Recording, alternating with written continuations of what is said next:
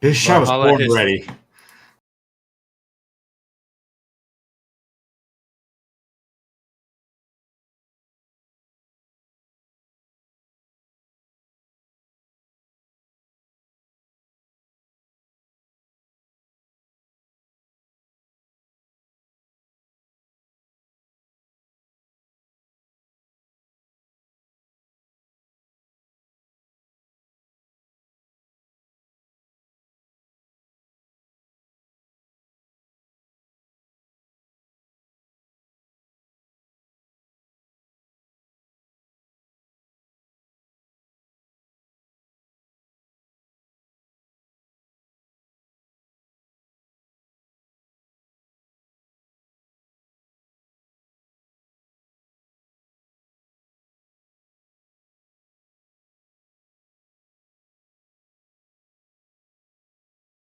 What's this all about? I'll show you mine if you show me yours. I'm like, whoa, this is not that type of stream.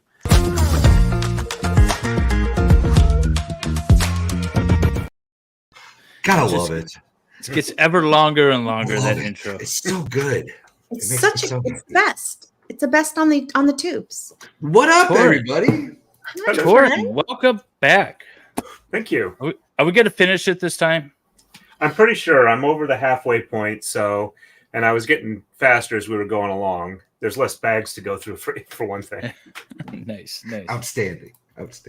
Awesome. I'm excited about my set, y'all. I'm really excited. I'm so excited for your set too. Let's see it. Look at this thing, y'all. It's the insect collection: butterfly, praying mantis, and a rhinoceros beetle. Love it. Oh, that's awesome. The rhinoceros beetle is cool looking in real life, by the way. Have you seen one of those? Probably somewhere along the lines. They're big. Happy birthday, Valhalla. Thanks, Farrell. Appreciate you. Is it your actual birthday? No, it's July or something, right? Yeah, my birthday's in July. Way far away. All right, Torin, remind us what you are building again. I am building the Himji. Wrong one. Wrong one. Castle, and it's a 25 piece set, and I'm about a little over halfway through it. That's very cool. That thing's very cool. I have a wonderful gift from, well, I don't know if I should say the person's name because I don't know if they go by that. Yeah. But anyway, I got this in the mail, the Statue of Liberty, and I'm very excited to build this. This thing's going to be cool. But there are no numbered boxes. It's just loose pieces in a box. So this is going to be a disaster of a build. It's going to be a good time. That's going to be fun. I'm excited.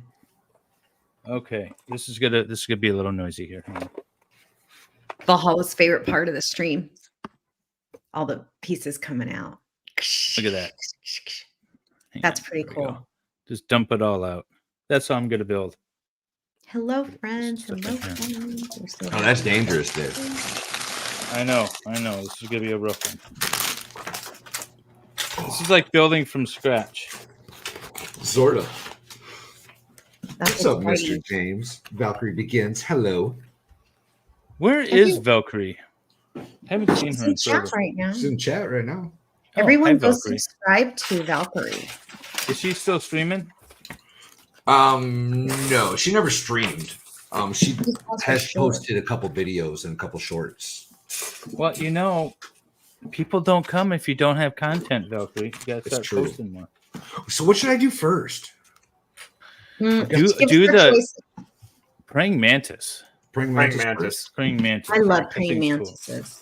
Cool.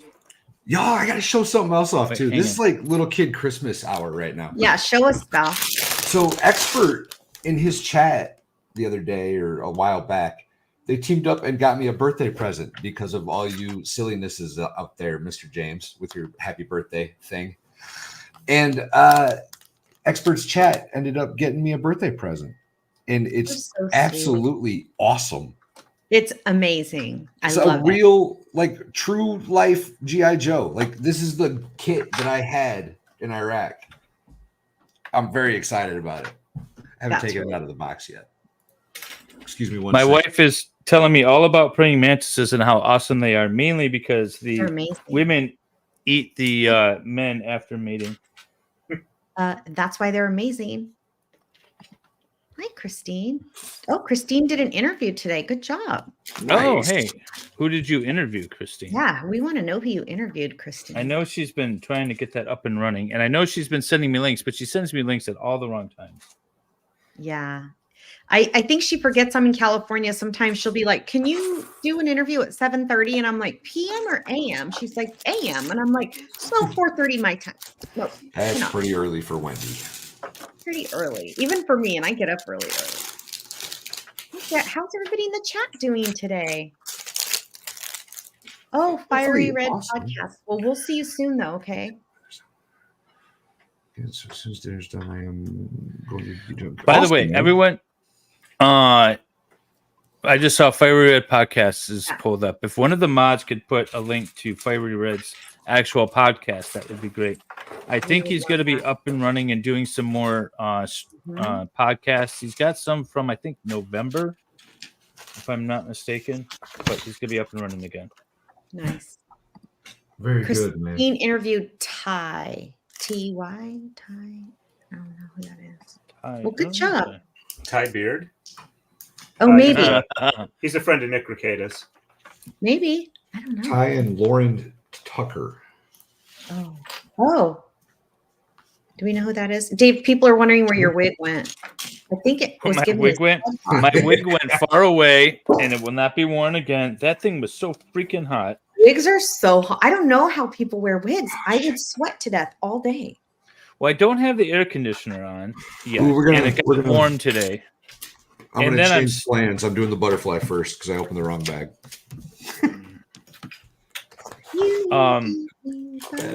I am terribly confused on what am I supposed to be doing right now. Yeah, we like that dual cam view too. That's really cool. Yeah, I know. Valhalla and I talked about doing that, and we did it.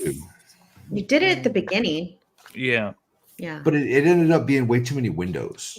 Yeah, that's the thing. It's so many windows. Yeah. If we've all got it going, it gets to be a lot.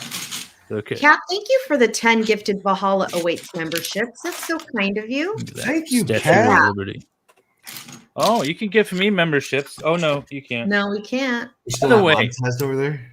Well, this is the Lego Law channel. So if you're watching over on my side, this is a brand new channel. The only thing I really have on here is some Zachariah Anderson stuff and Lego. So we need his link is a few more in the top of my chat in the top pinned comment. Please go over there, hit the like on his stream, and give him a subscribe. I'm almost monetized on my new God of Law channel. Yeah. Are you? But I think I need more subs than I do on the Lego Law channel than I do on the other one. Like I only needed like 500 subs and then like 3,000 watch hours. On this channel, for some reason, I think it's making me get 1,000 subs. Weird. I had that happen to me. I didn't have the location set in from where I was in AdSense, and it wouldn't let me go for the lower level monetization. That might be it. Okay. Because I know that doesn't apply to all the countries in the world. Only a few. Sorry, Gwendolyn. Gwendolyn just found out her big brother may have broken his fingers at work tonight. Oh no! Uh-oh. Got a lot of happy birthdays for you, Valhalla. So Aaron Olivia says, mix your other streams so we can give you more hours. I'm not sure what that means. Like, how do you do that? She wants me to make sure other streams so we can give you more hours. Oh, she wants me to dual stream to my other channel. I'm trying to keep the Lego stuff here though. Yeah. It's okay. I'm not really worried about monetization. I know you guys are more worried than I am. We do worry about a lot of things more than you do, which is hilarious. I know. Did you see how I backed off of all the other stuff? I'm like, you know what? David can handle himself. Grown man. I'm a big boy. I know. I mean, it's nice though when people care that much. But on the other hand, if they care more than you do, then you have to babysit their feelings, and it's really hard sometimes. Yeah, I'm tired of babysitting you, Wendy. All right, so burn. You're so rude.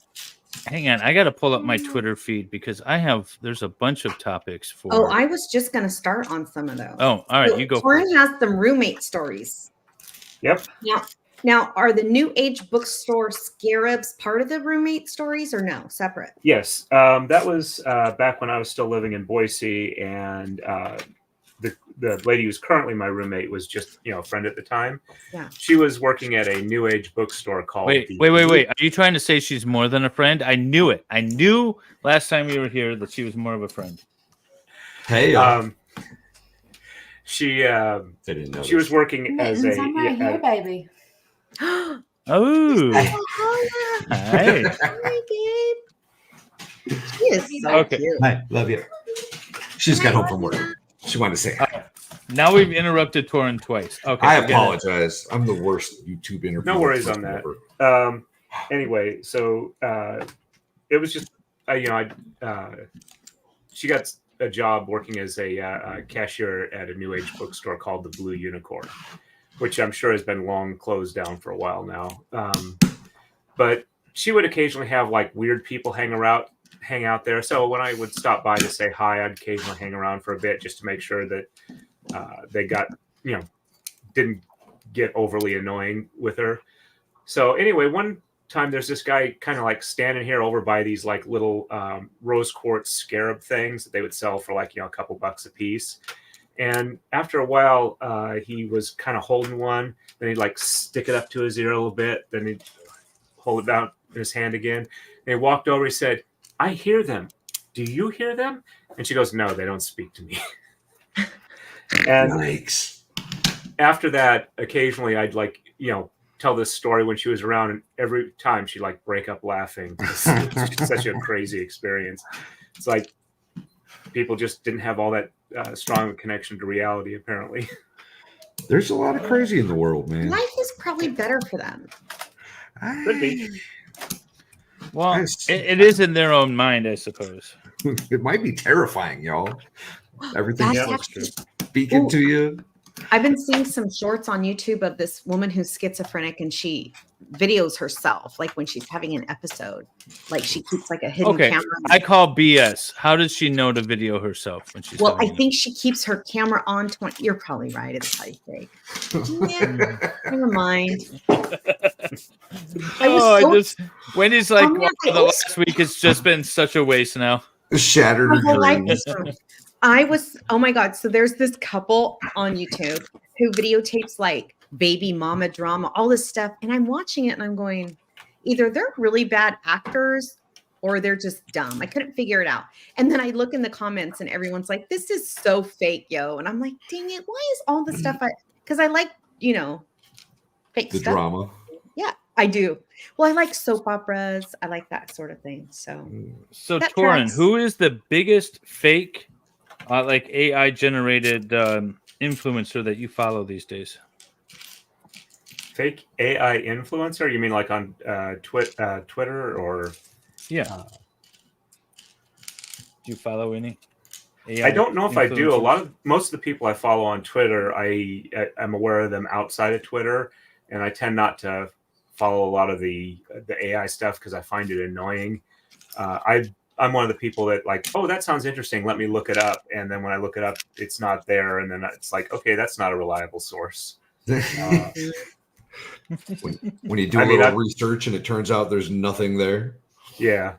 As a matter of fact, when I get ready to do like internet arguing, the way I approach it is like, okay, this is my position. Let me see if I can disprove it easily or find, quote unquote, debunking stories about it, because I don't like getting embarrassed that way. And it also gives me a chance to like harden up my position so I'm aware of it. Well, this is very much a lawyery thing to do. So when I draft motions or complaints or things like that, I always look to see what are going to be, if I was on the other end receiving this, what am I going to argue?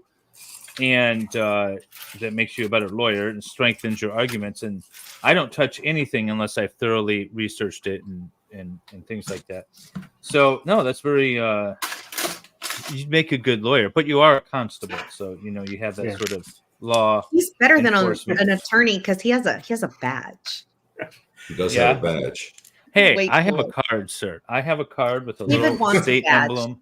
David, Nobody stop. cares He about your wants a card. badge. David Yeah, wants what the same roommate that I'm mentioning also had told me at one point in time that nobody is going to speak up if they think they're wrong on something. Like, hey Joe, I think blue is an absolutely wrong color for your house, but you should paint your house blue. So Yeah, that's okay. Fair, yep. That makes sense. That's funny. Are you going to tell us? That's very true, right? Because they're not going to speak up like that. Yep. You going to tell us about the time warp in Virginia and the portal to hell, Torin? Yeah. So again, same wait. roommate. Portal to hell. Okay, Wait, so what? I see why this roommate's hanging around with you a lot. You get a lot of stories out of her. Mm-hmm. Yep.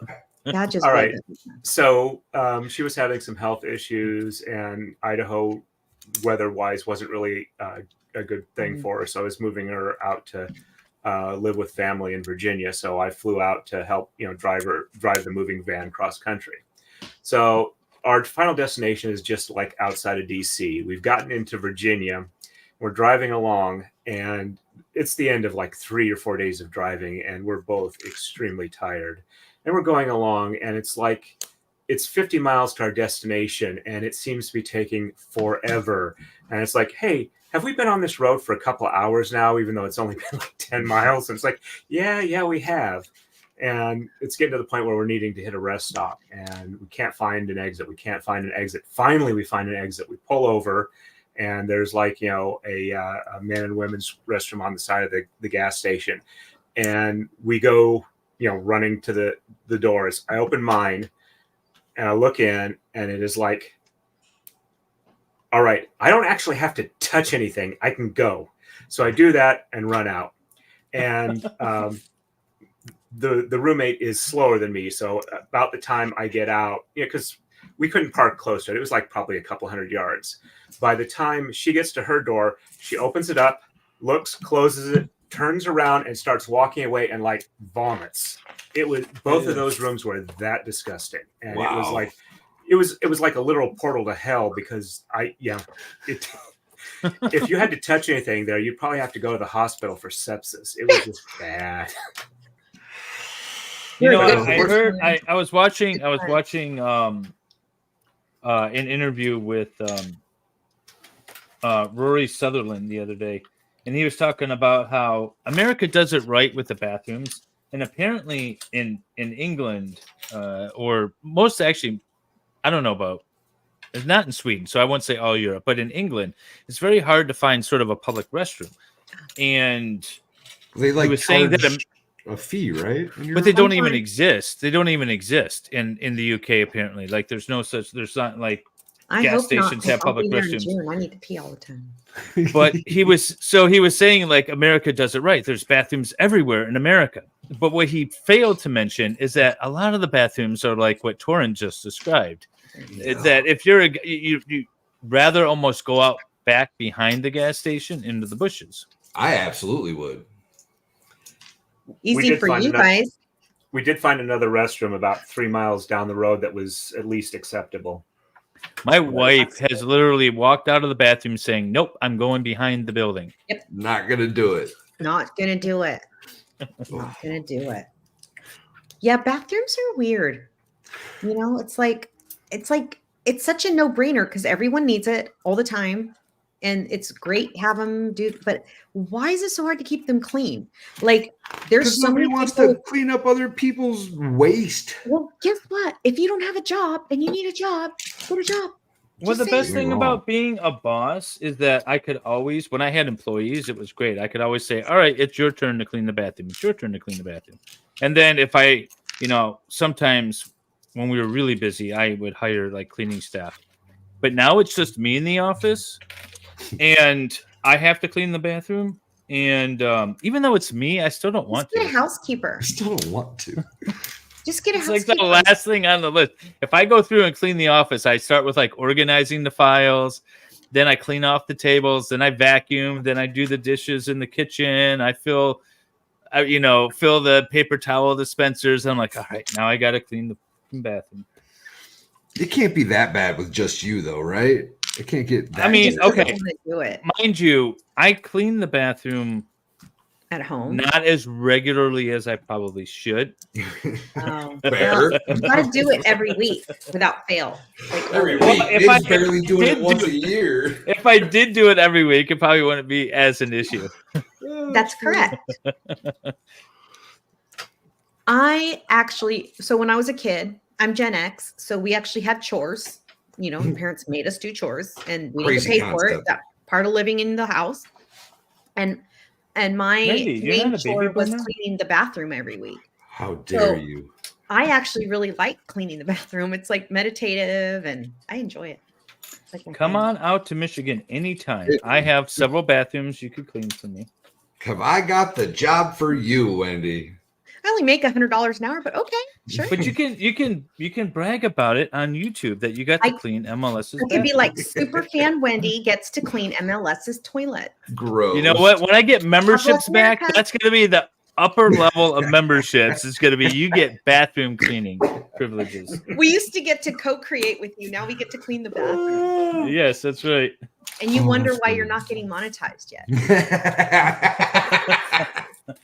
Burn. Hi, Levy. What's Hello, up, everyone Levy? that's coming in. Hey, J. Libby. Wolf Kinder's coming Lady in. Eileen. Armstrong? Is this Eileen or Eileen, right? Is that how you pronounce that? I think so. You're asking me? Or Elin? No. God, no. Not asking. Elin? I don't know. Tell us. Tell You know, us. not all these pieces are taken apart, so I'm like disassembling it a lot as Oh, I'm that's building. good. And if whoever sent this to me is in the chat, I don't know. I didn't put your name out there because I don't know. Yeah, I if you want me haven't to share seen your her name. yet. I don't think so. But pop in and say hi so I can thank you publicly. Eileen. Eileen. Eileen. I like Is that- that. Is that Irish? Eileen. Pretty. Very pretty. I can't Hi, remember if the Bill. person who sent this to me. It's a different name than in, I think so, Yeah. because if I see it in the chat, I think I'll know. It is Island in the stream. That is One of the what fun things about being in the historical group I was in is a lot of people pick persona names that are from Ireland, and so you got to learn how to spell words like it's so hard Siobhan. to say. I went to school with the Siobhan. Siobhan. Yeah, it's crazy how these spell. All right, Torrent. So if a gentleman suitor wanted to get some strange, would joining one of those activities, those groups, be a good way to do it? It never really worked out for me. Outstanding. Smart answer. I've heard people that do that, but I think it tends more to be like if you're comfortable with those types of things, you tend to find the people that are comfortable with that as well. And I just happen to be there mainly for the history and building friendships. So that's kind of what I ran across. So I don't know if that's helpful or not, but We can No, announce just wondering, that because on stage. I found that to be quite the situation doing Civil War reenacting. Really? But maybe it was also given my age, like I was, ages 16 through 22 is when I did it. So, you're of that age and you're hanging out with the ladies that are that age. And Nobody but you does that at 16. Quit acting like it's a thing. Like there was other 16-year-old girls You're the around old- doing it. The joke's on us, though. Oh, I'm sure he's getting a picture. the joke's on us, though, because he's the only one that was getting any at 16 because he was the only guy in the whole group. Problem was all the women were 60.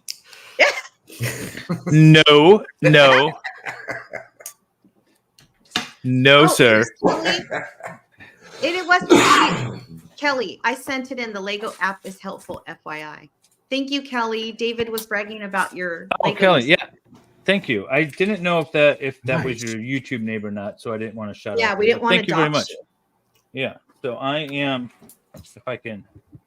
Look at her This is, mask. this though. is Kelly's set that she sent to me that I'm Yay, building. Kelly. I don't know Just if you very can see it. cool.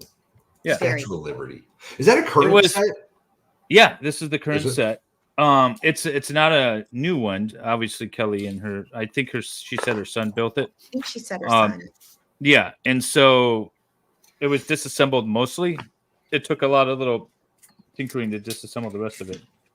Small I didn't price to want Valhalla to accuse me of cheating. or Cheating. anything. Hey, Logan.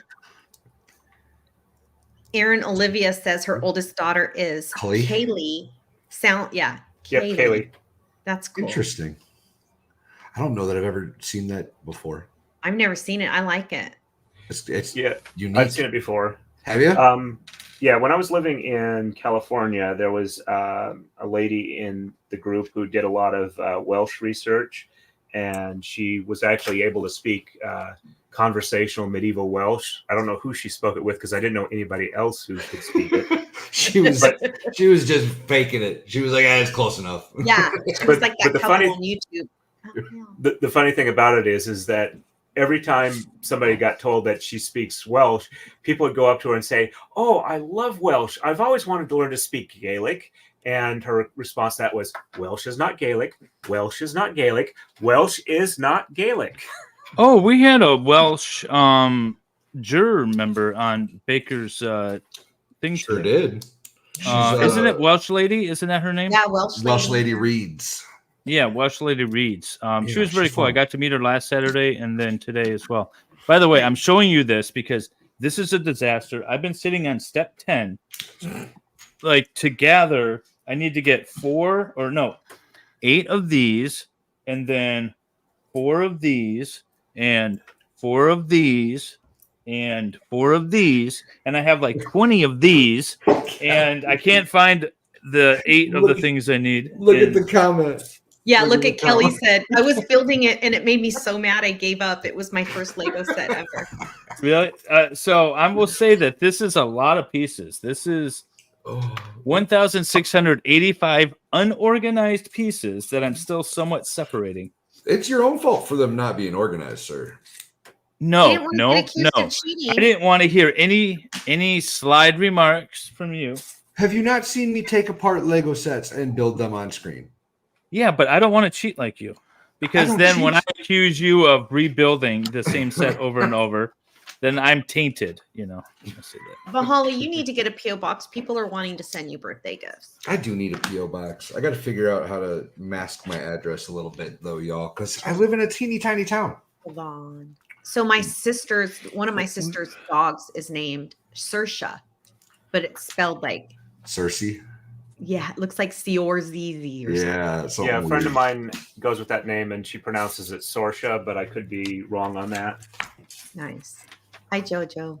Speaking of addresses, Valhalla, we've already discussed this. Just use the expert's address. You're fine. That's what I should. There you go. Should just put in the experts. You might keep all your gifts though, but you might. It depends on if there's something he wants. Right. I do that. I'll buy people gifts and then I'll be like, oh, but I want it. So I just keep it. This is really a gift for me now. It is now. Torin, look at this. I think this is the flame.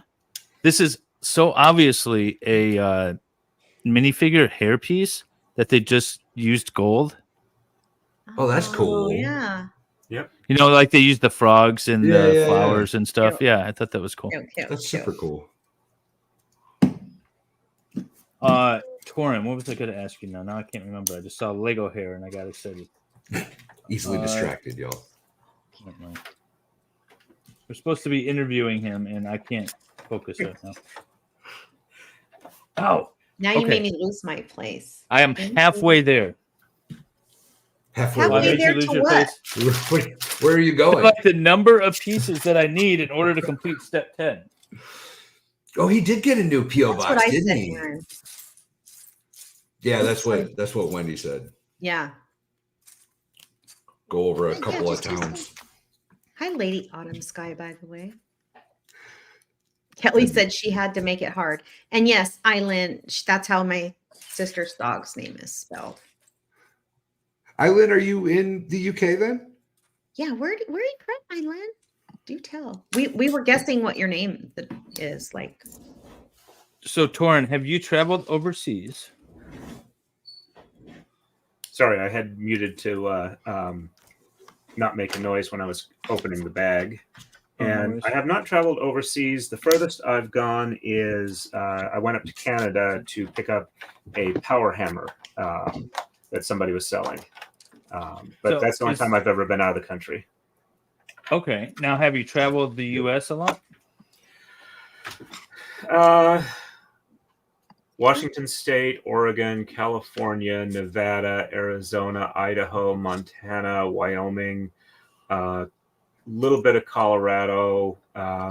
Mostly just drove through further east for a lot of their stuff, but then like Illinois, Wisconsin, Indiana, Ohio, and then a couple of states around here. I think Massachusetts the furthest on the East Coast. I've been north, and I've been south to Georgia, but that's about it. Georgia, that's a place I try to avoid. My wife is a snobby Swede, and she looks down upon us Americans, and specifically says that Americans don't travel. They refuse to go overseas. And one of the arguments that I've always had, and in fact, there's a British YouTuber that has the same argument. 30 countries around us.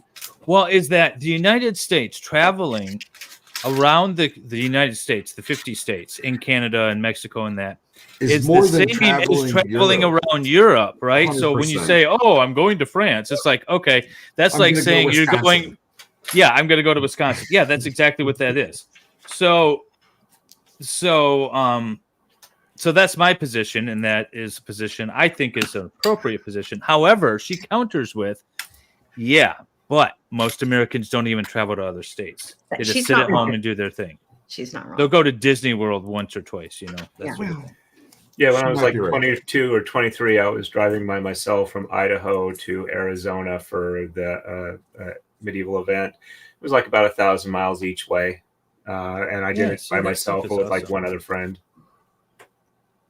I remember going to Civil War reenactments, and I would, you'd get there on Friday nights, and sometimes it was like a couple 100 miles you had to drive or whatever. So it's after work, it's late. I just sort of like crash on the side of the road in my seat. I just pull over and pass out. Sometimes I like turn the heat on, and then I had a ragtop Jeep Wrangler. So I turned the heat up until it was blasting, and then I'd kill the engine, and I'd fall asleep. And then when I got cold, it woke me up again. I got back on the road. Those sort of things, those are fun little adventures when you're young. Pull truck stop, 20-minute nap. Yeah, those are good. Yeah. I'd realized I'd met the high-level crazy traveling for events when I went to that same event when I was living north of Philadelphia. And due to the I think it was Priceline, where you pick your days but you don't pick your time. So I was trying to do it for a weekend event. I did Friday and Sunday, and I left from Philly area about like 11:30 on Friday, and my flight out from Phoenix coming back was like about 4 a.m. on Sunday. So I was out there for maybe about 30 hours. It was not fun. Oh, I haven't done it since then. But, getting there is the adventure, not once you're there, right? So that sounds like a crazy person talking. Yeah. Like if I want to go to the beach, I don't want to spend 3 days driving to the beach. I want to go to the beach.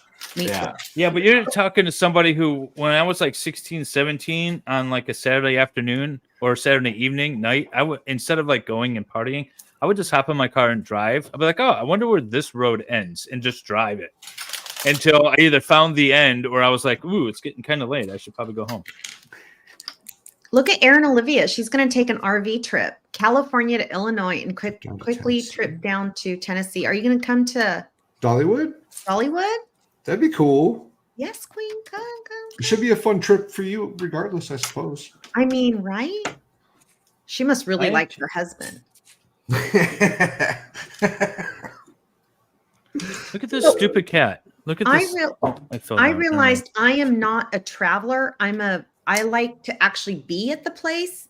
My mom likes the traveling. Like she enjoys all of the layovers and the changeovers and all. No. I want to be at my event or my destination. I hate flying with a passion. If I'm going to fly, I just want to get on the plane, go, and be done with it. But if I'm driving, I'll take all the time I need. It's a lot of fun. No. Aaron is coming. Outstanding. Yeah. Awesome. Oh, awesome. Oh, I guess I got to go. You have to go now. I love it how David's only going like for certain reasons. None of them included me. Not one. No. One of them does include me. Yeah. Oh, did he include you? He didn't include me. Only said Baker. You know what, Speaking David? I'm done. Well, because I was asked, like, hey, are you going? And I was like, yeah, I'm going to go because I want to see, like, Baker and Valhalla and whatever. And Wendy's like chiming in. She's like, I didn't see my name mentioned. How rude. Got in trouble. Oh, I'm done. I'm not even going to talk to him. Super I'm not even going to talk to him. fan over. Right? He is not that into me, Farrell. If I'm Farrell hanging was up. going I'm driving. By the way, Wendy, I'm driving. I'm hanging a hammock off of a tree in Valhalla's yard. And You're hanging then a what? A hammock. Oh, God. Why'd you say it all weird the first time? Hammock. Hammock? It's not havoc. You're not. No, you're not it's from. an M. Well, you There's are from no Michigan, I I guess. do, Ben. I need a teleporter. Yeah, that's what I'm doing. So if you want to visit me, you can come find me on Valhalla's land with the goats. With the I don't goat. want to get How shot. high do I have to hang it so the goats don't get at me?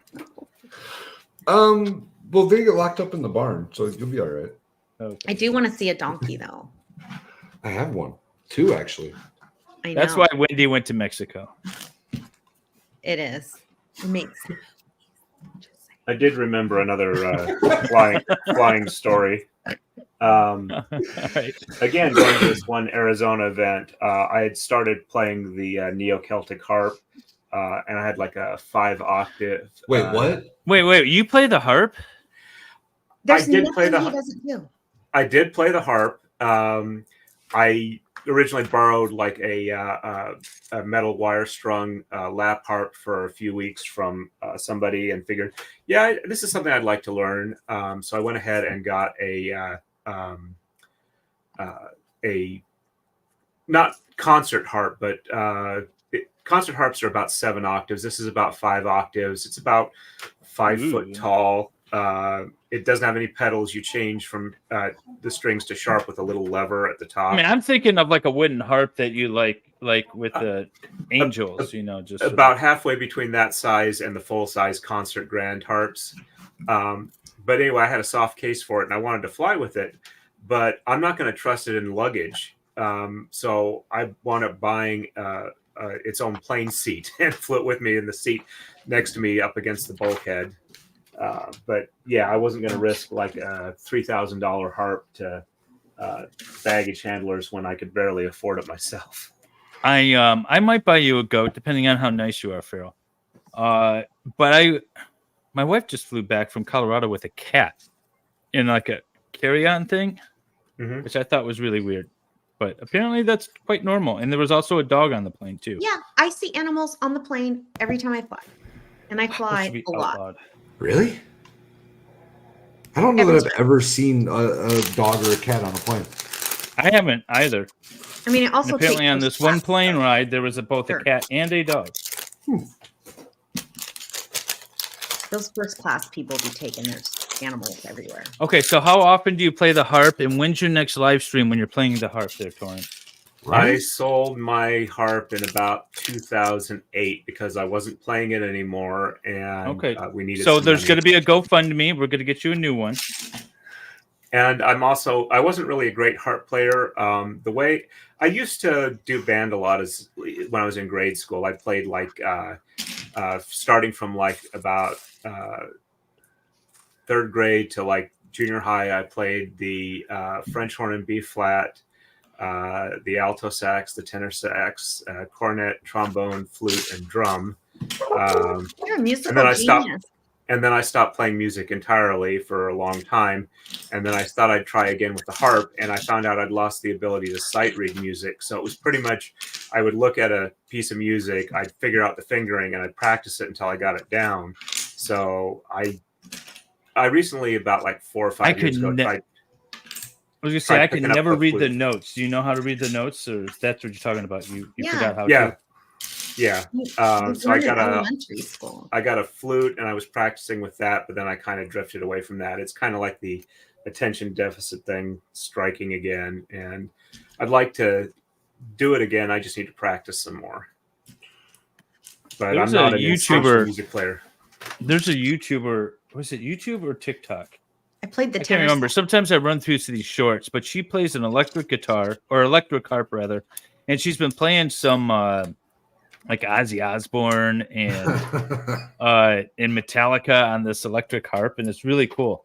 And apparently, because there's no way to muffle the strings, she threads ribbon through the strings and like sticks paper and stuff in there to muffle it a bit to hit the notes right. It's actually kind of interesting. This is the nerdiest stream we've ever done. One time at band camp, Farrell says. Well, that's not very nerdy if you know where that comes from. That's dirty. It's dirty. I've been to band camp. It's almost as bad as Mexico. I went to art camp. You did? I did. Wow. Twice. I did. Twice. I did. I had summer camp, but it was like a day camp. That's cool. Did you like go away and like stay overnight kind of art camp? Yeah, for like a week or two. Nice. Yeah, it was at a big university, and we went and stayed in their dorms, and it was really awesome. That's cool. What kind of art did you do? Physical art, painting, drawing, sculpting. Oh, not like fine art. Fine art. No. Well, yeah, I guess, but not like performance art. That's what I'm thinking. Yeah, not performance art, fine art. My bad. Brain farted. You put on quite a performance today, Valhalla. Torin, did you watch his performance today on Baker's mock trial? No, I didn't. He was in character. I thought I did okay. You did. Okay. I thought you were. I tuned out after. I needed a nap. I had a rough night. A lot of alto sax players today. I played the tenor sax, and I played the flute. So, what was your favorite, Torin? What was your favorite part about playing the trombone? The fact that you get to hit the people in front of you. They frown on that. I actually didn't like playing trombone a lot because I had a really hard time getting the positions. And my band teacher at the time had perfect pitch, so I got yelled at a lot for that. Yeah. But I was going to say, I liked it because the finger positions on the keys for like the other instruments, I could never remember. But the trombone, I remember that all the time. Oh, that's cool. You played trombone, David? I did. How's your embouchure? What? Your embouchure. I don't know what that is. Torin, what were you saying? Sorry. The thing I liked was the fact it would slide easily. But yeah, I played a lot of ones, and it gave my fingers a break. Embouchure is how you hold your mouth. When I started trying flute again, I actually wound up having a friend 3D print a lip exerciser to build up the lip strength so that you can hold the right position, because otherwise your lips get very tired trying to play the flute. It's your embouchure. How you control your mouth while you're playing a woodwind instrument or a brass instrument is your embouchure. Well, I have heard no complaints. That's all I'm saying. Well, there you go. There's actually a couple of unlisted videos on my channel of me practicing flute. A friend of mine played as well, and he was willing to give me a few comments for how to improve it. I don't know if there'd be a copyright music issue or something like that, but I wasn't monetized at the time, and it was unlisted. So, so you are a constable engineer that likes to visit hellscape bathrooms. He's a musical genius. In multiple musical instruments, and does this really cool Japanese art braiding. Nice, Renee. In a nutshell. Yeah, okay. Yeah. Oh, and you have like a crazy roommate that takes you on these wild ventures. Yep. All right. I dig it.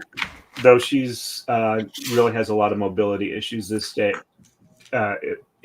today because of she's broken her neck from getting thrown off a horse, though it didn't result in paralysis. She also managed to accidentally give herself heavy metal poisonings doing poison A enameling. So that's the main reason she's living with us, is she can't afford to live at a decent place on just the disability income. Doing what? Now, this is 2 streams in a row where I have said something and then it led to like this whole downer of an answer. It's because you're called what we know, Debbie Downer. Apparently. Well, she did say when she found out that she had heavy metal poisoning that she had to give me the call that she got tested and I should get myself tested. Because that is a good call to make. No man ever wants that call from a woman. But the thing is with cloisonne enameling, the coloring agents in the glass are usually toxic heavy metals. Like the most common ones we deal with are like cadmium, barium, lead, arsenic, and antimony. And they're friendly. Those are friendly chemicals. Yeah, so she made this absolutely wonderful plique jour butterfly, where it's essentially a butterfly frame like stained glass, and you got metal around the edges and colored glass in the middle. And she made that by like putting it on a sheet of mica and then melting it and then peeling the mica off and grinding it and then putting it in the kiln and like flipping it back and forth until it got fire polished. And to do that, you have to have your head fairly close to it. And that's how she got the heavy metal poisoning. I haven't actually done that technique. And I haven't done any enameling for a while now. But when I do it actively, I get tested once a year for heavy metal concentrations. So on a lighter note, I do not want to tell Valhalla that I have been spending the last 20 minutes looking for all the pieces for step 10, and just to learn that, in fact, it's not this color I'm looking for, but this color. Outstanding. That sucks. That a boy. No wonder she sent it to you. She was like, screw this. I'm over it. God. I keep finding like these ones that I've been looking for. And I'm like, I'm seeing all of this color. Oh, wait a minute. That's what I was. Oh, it's Levy's birthday today, everybody. Say happy birthday. Happy birthday, Levy. Happy birthday, baby. So, Torin, are you going to tell us about your wife's ex's joint banking account? Right. So just after I started dating my wife, she was still going through. Wait. If for people who weren't here last time, explain that situation. Okay. So I was actually, I forgot to do this part of it last time around. So I was invited to go to a medieval event with a roommate at the time where I had just moved out to this part of Pennsylvania. And some friends were letting me stay with them until I could get my own place. So we got invited to go to an event. And our instructions were to go to the turnpike exit. So we're living around Easton at the time, and the closest turnpike exit is in Quakertown. So we're driving along, and it's like, oh, well, what do we do after we hit the turnpike exit? It's like, I don't know. So we call up this person that gave the invitation, and he lives in Philly. He lives in Philly, so he didn't know what it was. So he handed the phone to a friend of his who was fairly local to give me the directions. And so it's like, okay, we're going to hit the turnpike exit. Where do we go once we get on the turnpike? And the answer was, no, you need to get off the turnpike. It's like, well, that's the closest we can get to the turnpike. So if that's where we get off, where do we go from there? And the lady who was giving me the directions is the lady that I met at the event and wound up deciding, hey, she's nice. I'd like to go on a date with her. And this is the lady who became Mrs. Torin. So after we started dating, I knew she was going through a divorce because she'd let me know, like she was talking about it with our mutual friend, that she was having a rough time because her ex was being annoying. Her soon-to-be ex was annoying. So after a little bit of dating, I decided I wanted to, call her up and schedule, a time to get together. And she had told me that, she's getting divorced. She's still living with her soon-to-be ex. So I call up and he answers the phone. And I say, hi, this is, so-and-so. I'd like to talk to, the future Mrs. Torin. And he goes, this is her husband. And I go, yes, I know. Can I talk to her, please? And so he hands the phone over. And she let me know that he was like pissed for days. Good. But anyway, so as the divorce is getting finalized, they've got, it's essentially finalized and they're trying to, get things taken care of. And this was before we got married, but like only a couple of months before. And he had not closed down their joint checking account. And she'd asked him multiple times. It's finally like, okay, you got some time? Why don't you drive me over to this bank? And she was working night shift at the time. I was working day shift. And during the daytime, she was tired. She needed to take care of it. So I picked her up and drove her so she didn't have to worry about driving. So she gets to the bank and she goes in to close down the account. And the bank attendant wants to know, what, there's some money in here. What do you want to do? And she says, well, this is his other account. Let's transfer it over to there. That way it's closed down. She's not taking any money out. And while I'm parked in the parking lot, I see that he has, because I've seen what he looks like at this point. I see his car pull up and he goes in. I go, ooh, that's interesting. But I figure it's a bank and she doesn't need me like rushing in to be protective. And apparently, good call. Apparently he went in and was trying to withdraw money from the account, and they tell him it's being closed. It's been closed. And he was like raising a stink. He yelled at her. He yelled at the bank manager, and finally he left and drove off on his own.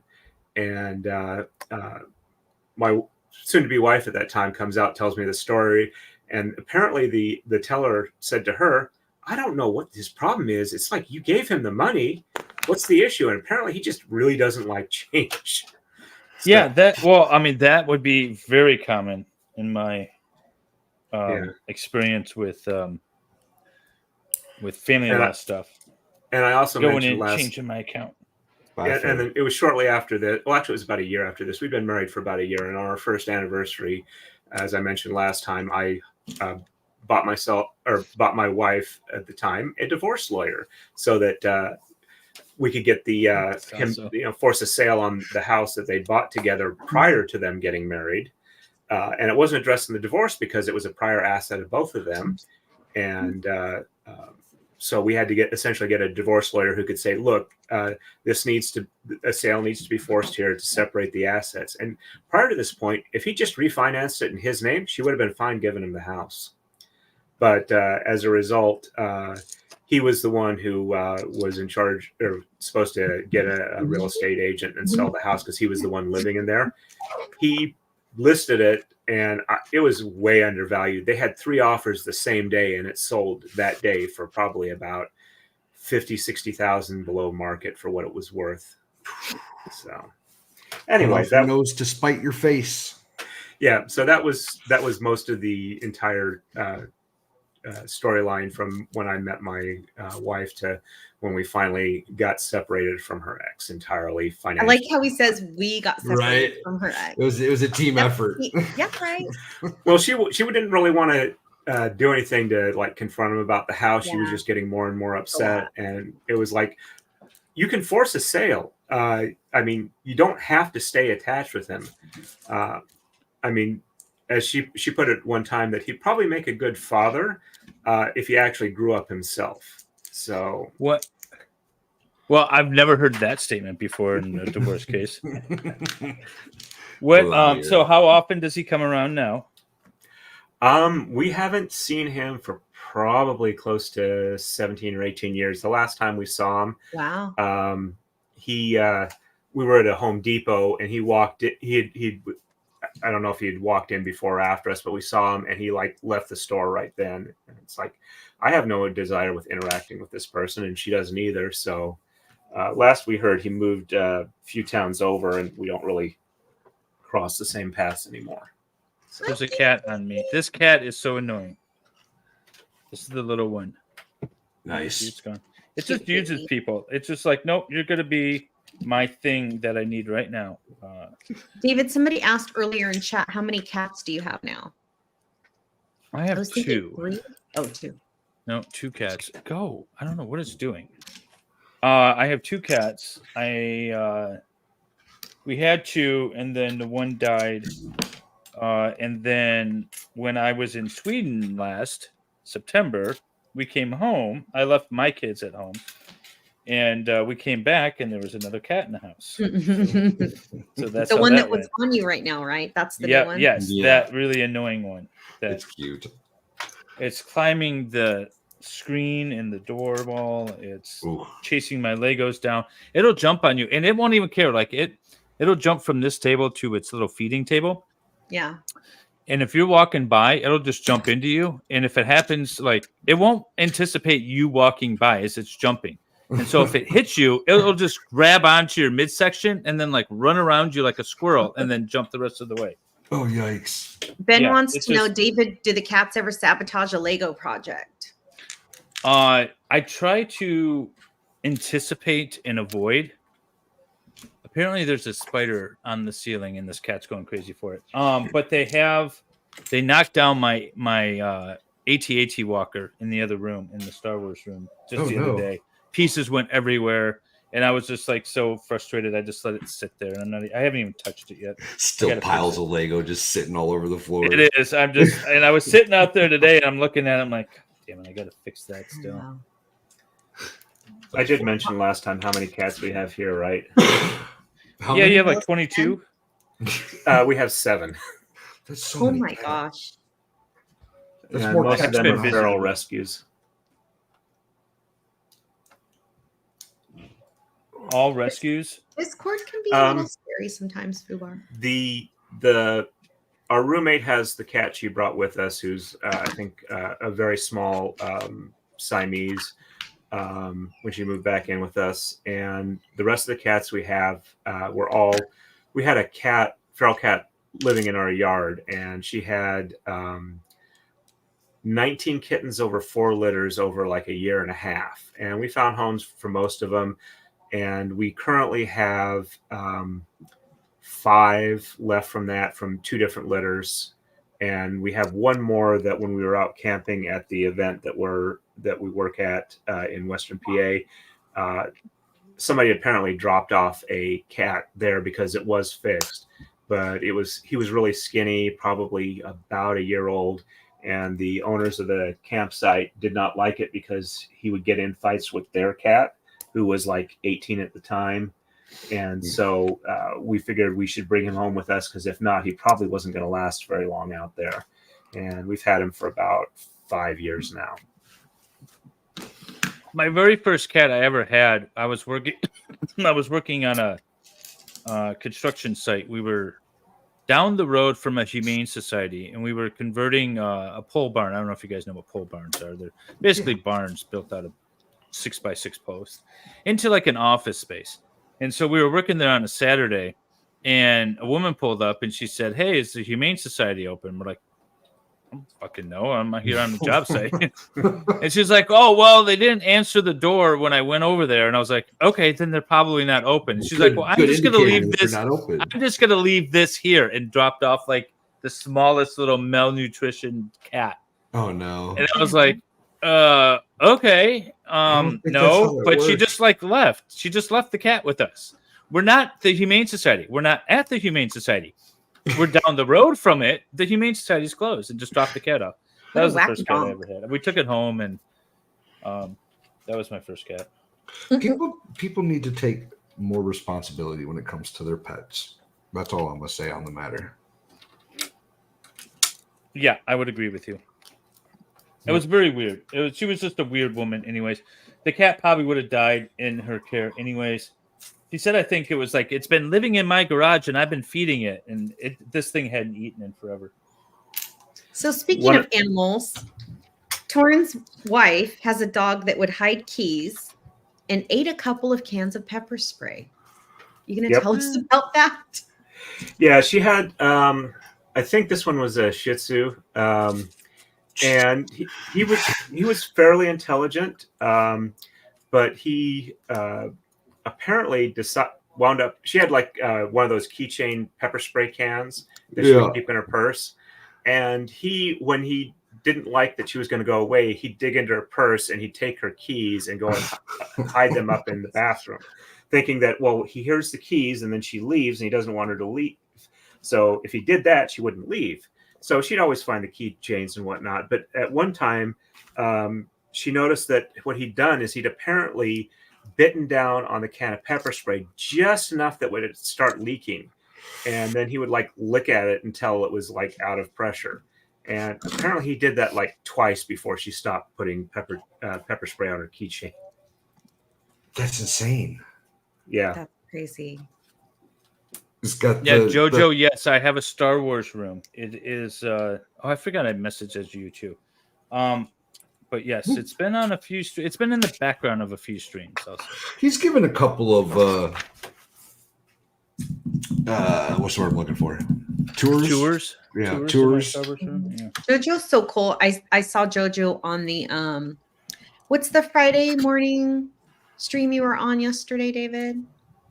What's it called? Laid Back News or something? Laid Back Law. Yeah, Laid Back Law. Eric And Huntley. Jojo was in the Eric. chat, and they were like, "Hey, are you guys streaming on Saturday?" I'm like, "Yes, we are." Oh, okay. Eric Yeah. Huntley's I like I'm off Eric. that, I like though. this set that Eric Huntley's put together lately. It's been nice. That was a good show on Friday. I liked it. Yeah, I like him. Yeah, He's interesting to talk to. Although I'm going Yeah, to I quit I watching if you're suggested on him. again. Yeah, I Norm? saw that. You suggested we get Norm on for Lego. Yeah, I saw you in the chat. Yep.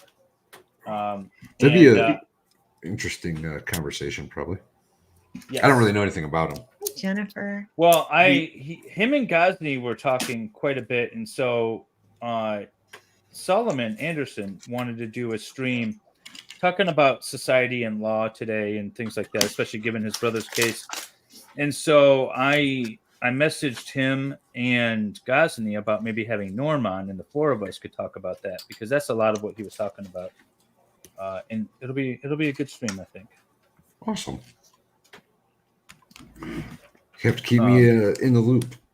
Will do. And then, yeah, if he wants to come and build Legos with us, for sure. That'd be super cool. Yeah. Oh, now I gotta find out. I like Jennifer said, "Hi everyone. Hope you're having a great build night. I sent my husband and adult sons off to an amusement park for birthday playtime, and I'm with 3-month-old and 3 cats. So much for quiet. So much for quiet, Yeah. girl. My Although, you know what? I used to love when my kids were that little and I had like the house to myself. I would just sort of sit in the rocking chair and just hold them. I'd watch TV all night long and just rock them. cute. I like before they can talk. I really love babies, like real babies.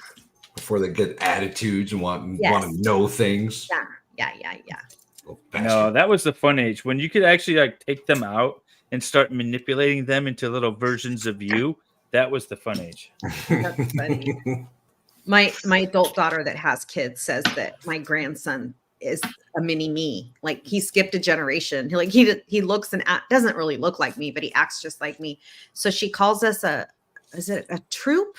There's like a brand, or I don't know what you call it, of monkeys, like a species of monkeys that are so loud that it hurts your ears, like when they Howler talk. monkeys. Yeah, howler. And she said they're called a troop. Like that's what they're called. A And troop so of she calls us monkeys. her troop because we're so loud. We're pretty loud in this house. Now, Torin, you I don't like have it. any kids, correct? No.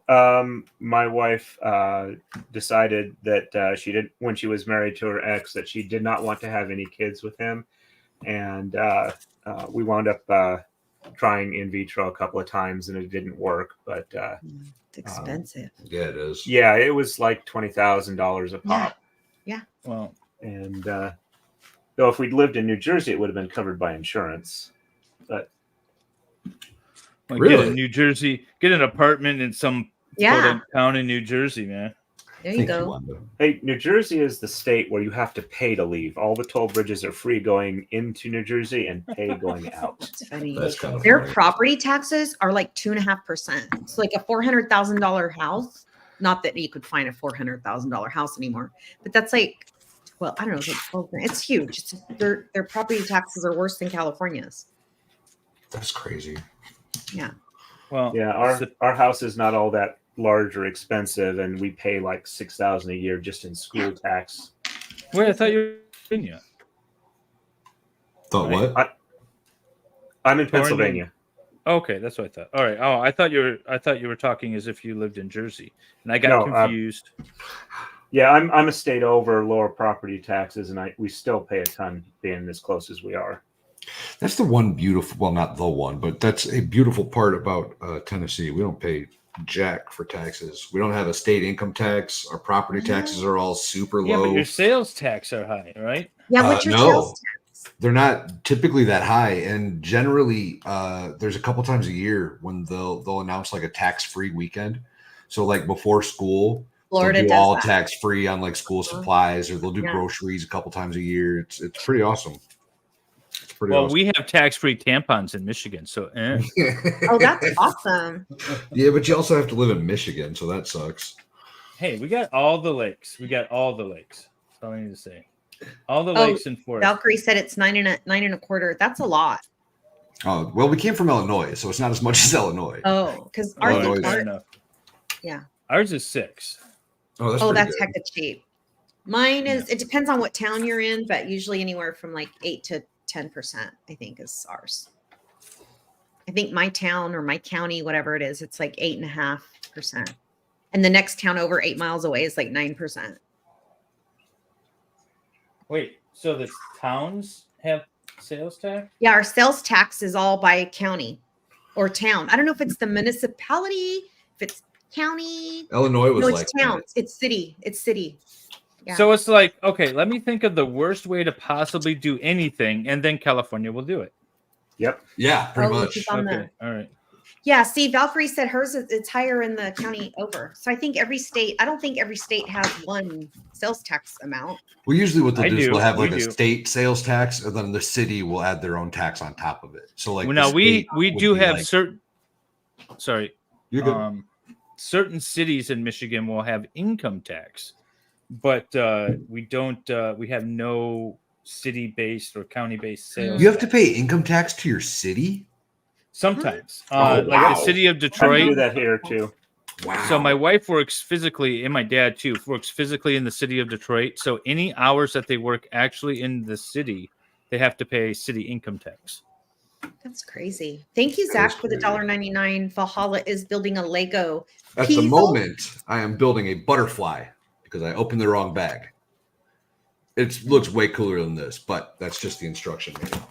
Thank you We- for the super I am chat. building the Statue of Liberty, and I am struggling because I've got a box full of random parts.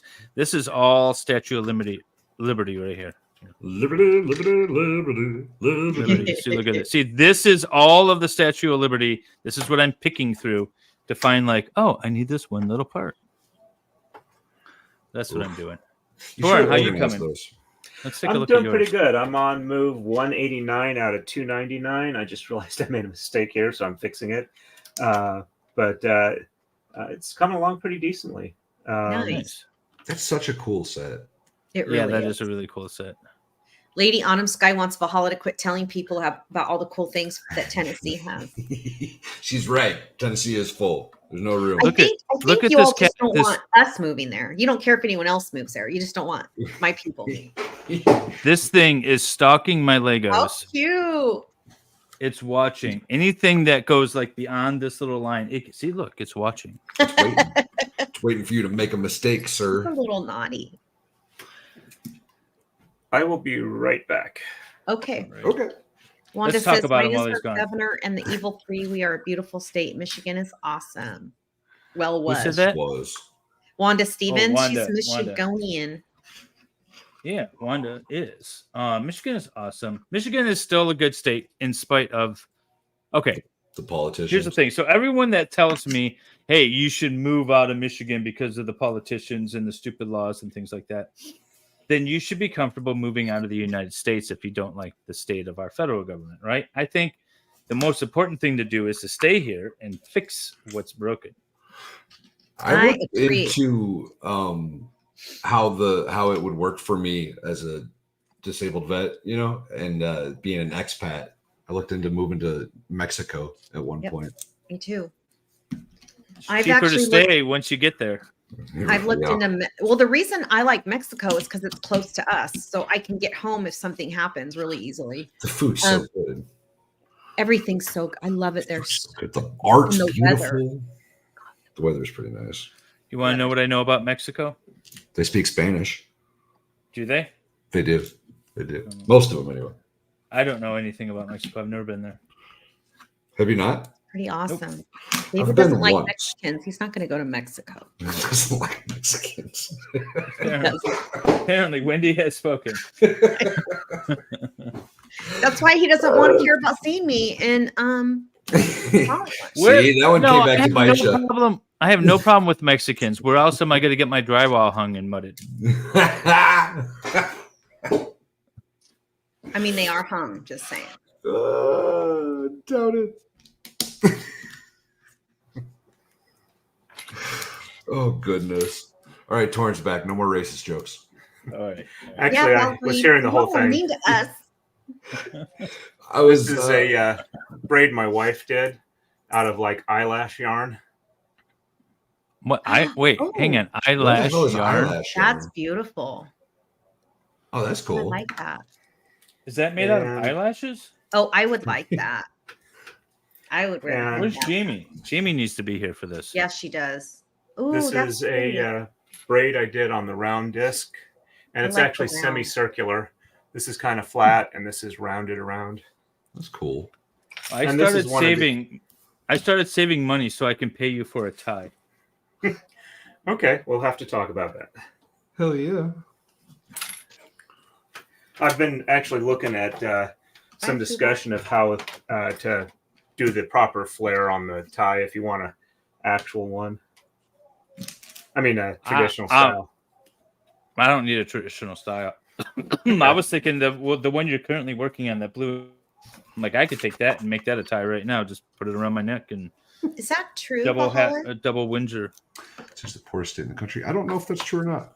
What's It's that? probably not too far off. Not the richest one. We know that, but I would assume that the per capita is probably pretty low here for the most part. I would have thought like West Virginia or Ohio. Well, that would be the West Virginia probably would be up there, I would guess, and possibly Alabama or Mississippi, one of them.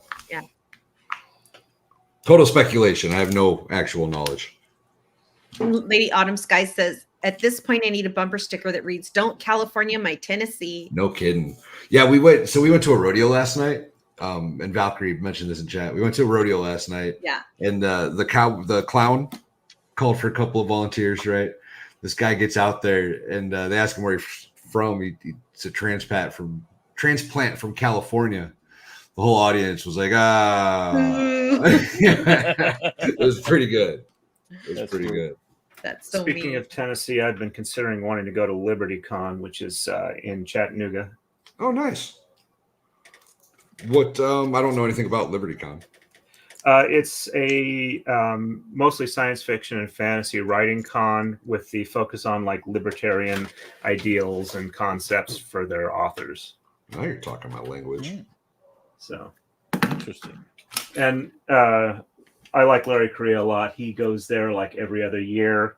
And the years that he doesn't, he goes to Dragon Con in Atlanta. Do you do a lot of the conventions? I've done one since 2008, I think. Oh, those are The one I rookie went to numbers. in We got to get Yeah, your the one numbers I up, went- man. Yeah. The one I went to in 2008, I was invited by one of the organizers because they were going to have some of the Mythbusters extras on there. And I discussed on a internet provider that we were both on how their investigating the myth of hammers shattering and exploding, which was originally just chipping, that they were busting it. And it's like, I know this is wrong. I work with metal. So I went ahead and did a thing where I hardened like high carbon tool steel in what they call super quench, which is a super fast quench. And I set up like a camera and a motor to like hammer it on an anvil and set up a camcorder to record where it would like chip pieces off of that. Thank you, I am Dave. He is a pretty decent author. And I got the video set up and he said, oh, hey, I would like you to come to this convention as a guest and present this to them or whatever as part of a panel thing. So we go out there and we're told that we're guests. So we check in and we wanted to go to the guest waiting area so that we could, essentially the green room, so we could get a chance to see what we needed to do. Right. And it was like, no, get out, go. You are not allowed in here. And it's like, okay. And so we go to where they have the panel thing is when it finally rolls around. There were like 4 or 5 of us that were supposed to be guests on that panel. Nope. All they did was like a roadshow type thing. We weren't allowed to present any of the stuff we were doing. So it was an extremely miserable experience for me. I'm so mad. So you went there with the intent of myth busting the Mythbusters, and then they wouldn't let you bust them, huh? Well, also 3 days before the convention, they had a follow-up thing where they did, they busted the myth of hammers exploding, but that wasn't the original thing. The original thing was they'd gotten a letter saying you should wear safety glasses when you use a hardened metal hammer on like an anvil, because otherwise you're likely to possibly chip something off and maybe get in your eye, which is entirely reasonable. That does happen. But no, they busted it because the hammers wouldn't explode. Sorry, I'm very still annoyed about it, and the fact I went to a convention. That's rude. Adam Savage has a treat our YouTube channel Torin now. like You should that. go over there and tell him what's up.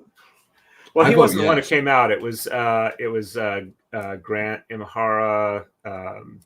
And the other two. He. I also liked his stuff on the Star Trek Adventures Continues YouTube stuff. That was pretty good too. But yeah, he passed away a while back. David Wanda Stevens said she'll donate and push for donations to get you a tie from Torin. Oh, all right. We're have to risk for that. We're gonna GoFundMe this tie because I think if I'm not mistaken, Torin says it costs about $3,000. Yeah, that's what he said. Yeah, for a braid for the amount of time and materials that go into it, $3,000 is the ballpark for most of what I do. So Cindy Lewoot says, according to the U.S. Census Bureau, these states have the highest percent of poverty in the country: Mississippi, Louisiana, West Virginia, New Mexico, Arkansas, Kentucky, Alabama, Oklahoma, Texas, and New York. Oh, interesting. No, New York. I can see New York. Yeah, New York. Don't tell New Yorkers that though. They don't know. Where's Joe when you need him? Yeah, right. He's Jersey, right? Now he is. Yeah. Yeah. Mississippi. He fled like all the smart ones. Mm-hmm. Speaking of Joe, when he was going over his relativity thing, when I was in high school physics class, I consider one of my better understanding and teaching moments was where I was able to explain how relativity worked to a classmate who wasn't getting it without using any math at all. You just throw a ball in a train, right? Well, I was explaining it with you basically have to take the concept of the speed of light in a vacuum is the absolute speed limit. So if you're traveling, but we don't know that to be true. Yeah, admittedly, but we haven't been able to find any evidence otherwise. I mean, if we that's find how science works. Yep. If you find new evidence, you change your viewpoint or you change your theories. But so as you know, say you're going along at near light speed, your sense of time comes from chemical reactions.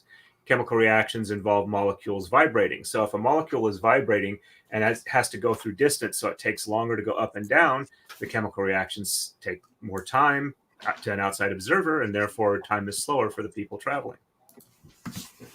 I went into more details, but that was the basic concept behind it. I just love the idea about how we don't know how fast speed of light actually is because it's impossible for us to measure. And I just love that idea because everyone's like, oh, the speed of light is this, and you can't do that. And now that they've discovered that you can actually make light stop traveling in a certain crystal and things like that, it's messing with Einstein quite a bit. It's a lot of fun. Well, when they always specify that, speed of light in a vacuum, because in other materials it travels slower speeds. But if you can take a particle and have it travel faster than light travels in that medium, it gives off a blue glow called Cherenkov radiation. And you can see that in nuclear power plants and they're like water containment chambers. And also that is why when you travel at light speed in Star Wars, they got it right when it was blue. Completely speculative, sir. Don't think so. Gatlinburg is the #1 wedding destination. That's really cool. Gatlinburg? It's beautiful out there. Yeah, but up in the mountains. I kind of wish that I had made a longer trip for my Tennessee so I could go I told you to. You guys. When are you getting down there, Wendy? I get there Wednesday night and I leave Saturday like midday or late morning. And Valhalla's like, if you stay another night, Valkyrie wants to take you dancing. I'm like, oh yeah, I'm going to do it. So I went back on after I already paid an extra $300 because I accidentally canceled my first flight. It was going to be an extra $1,000 to leave just 24 hours later. $1,000. I was like, that's why I drive. Yeah. It's a long drive from It's a California, long though, drive. man. Well, I don't. Yeah, and Well, she just lives in the wrong state, period. So That's Live the, in the that is best the problem. I love my state. Boo. So, Torin, what are your I love thoughts how on all these Star people Wars? who've never been to my state hate it. I've been to your state. Have you? I have. I went to Fort. What's the one down in Victorville? Bakersville? Down there? Army Fort base? Irwin? Yeah, Irwin. I think it was Fort Irwin for Fort- National Training Center. Yeah. Went there for a month, sat in the desert and sweated my And nuts off. Victorville's disgusting. It was Sorry, gross. Victorville. It was very gross. It's, And no, then it's like the and then armpit I of rented California. a car and drove all the way to LAX and got there after like security was closed for the night, but before I could get in to, Yeah. catch a new Yeah. ticket. So we ended up sleeping in the lobby of LAX. That's crazy. I like the original trilogy. The prequels, I was kind of like, I can take them or leave them. I watched the first of the sequel trilogy, and didn't even bother with the second one when I heard some of the reviews on whatnot with it. And when I heard about the Holdo maneuver, where you can just take out giant ships with a small craft going with a jump to hyperspace, it's like, well, why even bother? Because you can take out anything with those now. Yeah, So- I know. Why do we have plasma cannons? I will say that there's been some shit. However, at the end of the day, it's still Star Wars. That's my position. Jennifer Jensen said, "Did any of you see the video about filming light traveling camera at 70 million FPS or some insane speed?" I have not. Nope, have not. No. Guess we're going to Sounds have a interesting. movie night. David, you haven't done any Wow. movie stuff or TV stuff for a while on your Discord, have you? I haven't, because I've been like busy with real life stuff. No, and real so, life. I know, but it doesn't mean like we can't do it. It's just it needs to be scheduled. By the way, we have a. Ooh, I I like think that. Valhalla's going to win today. That's beautiful. You're going fast, Betty. Well, Valhalla intentionally bought a smaller set. I don't I'm know. gonna say. I don't know if it was an intentionally smaller set. It was a set that I liked and wanted, so I bought it. And you're like, ooh, it's only 200 pieces. Looking good, Torn. Oh, wow. You Good. that's a lot. Good job. Oh yeah. This is 1100. David, let's see your progress. How are you doing, David? I think I've got Okay, more pieces so than you do. I have this. This is the Cute. base of the Statue of Liberty. It's coming Love along, it. and now I'm putting on little triangles. Yeah, Cute. David, take that. Hmm. Miss Valhalla wanted a butterfly. She sure did. I went back and rewatched and re-edited Oh, our good. head-to-head Yay. competition. That was fun to watch. Did you watch it? I did. I watched most of it at least. It was a good time. Okay, 4 years and keep fast enough. Okay. Yeah, I bet. What's Gavin? What are you saying, Gavin? Hi, Wanda. I love you too. What's she saying, Gavin? Does she mean like a town? I Not love sure. you, I'm not Gavin. sure. I've never heard of that one. I am gonna take a bio break between each of my 3 sets. Yeah. So I'll be right Go back. ahead, Dave. Oh, see, it's another thing he's got going on. He gets to take breaks in between his sets because he gets too many. Speaking of, Oh. trying. Is that Since your I new? switched, since I switched to the Soda Stream, Yeah. I'm kind of going that Star Wars Girl route and adding Mios now. Love it. Nice. I drink Mios in my iced tea too. I love the Mios. I make a Arnold Palmer with mine. I mix lemonade with iced tea. That was just me throwing the lid on the ground. David is an amazing lawyer. Yeah, He has Hartman. to It's focus. beautiful. I Yes. do love living here. I mean, I literally can go snow skiing, water skiing in one day. Can you? Yeah, I sure Mm. can. And I can go to the beach and go get a tan too. Actually, the water's too cold, but the beaches are pretty. No, the beaches aren't that Well, great. My favorite gonna say. beaches so far in the United States are in Florida in the Destin area. Oh my God, those beaches where Brandy Churchwell is. I love those beaches. They're just stunning. Just stunning. Torin, I feel like, goes to the beach like just about every day. Am I right? I'm not really close to any beaches. I've only been to the ocean in California like once or twice.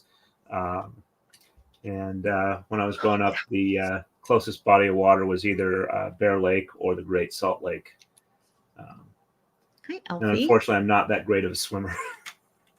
The Great Salt Lake I love the water. is a stinky lake. Yes, it is. Does it smell like sulfur? Yes. Gross. Well, it kind of. It's a weird smell, and there's a lot of bugs like living on the surface of the water. It's not a place you want to go swimming. It's hard to sink, though. That's true. Hey. Hey, little man. Good night. Hi. Bye. Good night. Hi. Hello. Hello. I usually are mute you? you if I wanted to talk. Say I'm well, thank you. How are you? Good Hey, night. speaking of birthdays, I'm gonna have my birthday next week. Yeah, you need a birthday. Yeah, how old are you gonna be? 14. 14. 14. All right. That seems about right. He's a little small for his age. Hi. Okay, good night, love you. Good night. Sweet dreams. Hey. Hey, sorry. Oh, he doesn't like I have lipstick on. He don't want me to kiss him. Oh, no one took bets on your lipstick color this time. I know, right? Everyone's saying goodnight to you, baby. 7. So that is my 8. almost 4-year-old grandson. Woohoo. 10, 11. Got to count 13, 14. Ooh, I found 14 of them. There's so many like little detail things. I could see why this build is a little frustrating. I can't it would be so much easier if things were in the bags, but even then I still think like this would be frustrating. A bit of a frustrating build. Torin, did you get Cerberus from the animal shelter? Did I say that No, correctly? Cerberus, as in the three-headed dog that guards the realm of Hades. Yes. And we call him that because Cerberus, or actually Kerberos in Greek, because they don't have a soft C sound, at least in ancient Greek, is actually like a translation for spot. And since he has a spot on his back, we figured that would be a good name for him. That's cute. But no, he was the cat we rescued from where we were camping because he was poor, scraggly, and he needed a place that he would be safe at. And he wasn't chipped, but he was fixed when we got him. And he was a very, very good cat because we have like a 5.5-hour drive from there to our house. Yeah. And he went the whole time in his cat carrier, and he did not use the bathroom once until we got home. And when we got home, we let him out to use the cat box, and he went right away. Cute.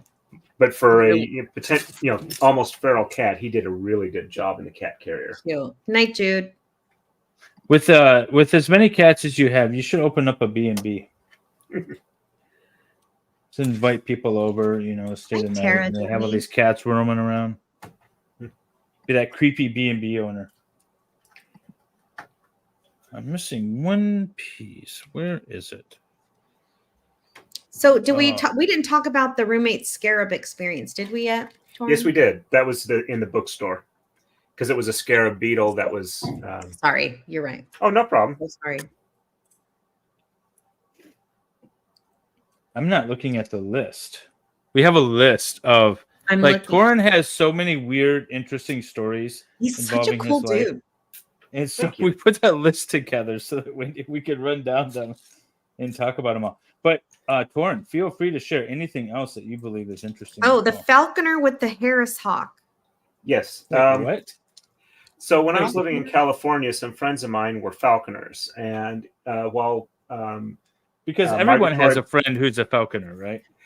Well, migratory birds of prey are regulated, and I mean, even having one feather is like I think a $10,000 fine due to the Migratory Bird Act or something. Unless you're native. Yeah. So I had a couple of friends that were falconers in the Bay Area, and when you start out doing falconry, you start out with either a kestrel or a Harris hawk. Yeah, Cerberus is the only one that doesn't try and chew the threads on my That's cool. Tokadai or Mardai. So anyway, the two birds you start out with are the American kestrel and a red-tailed hawk. The red-tailed hawk, because they are very durable and it's hard to accidentally kill them, because you have to, when you catch one to start training with it, you're responsible for them eating, and they have a very narrow range normally that they're healthy. They lose too little and they'll pass away. They get too much and they have other problems. So part of that, you have to have a scale and whatnot. But anyway, and the kestrel is because they're so common that if one of them passes away, because as they're learning, it's not a major danger to the population. So anyway, the friend of mine went from an apprentice falconer to a master falconer so he could start having more birds. And a friend of his who had a Harris hawk was moving out of the area and couldn't take the bird with him. Is a Harris hawk and a red-tailed hawk the same thing? No, a Harris hawk is a different species of hawk.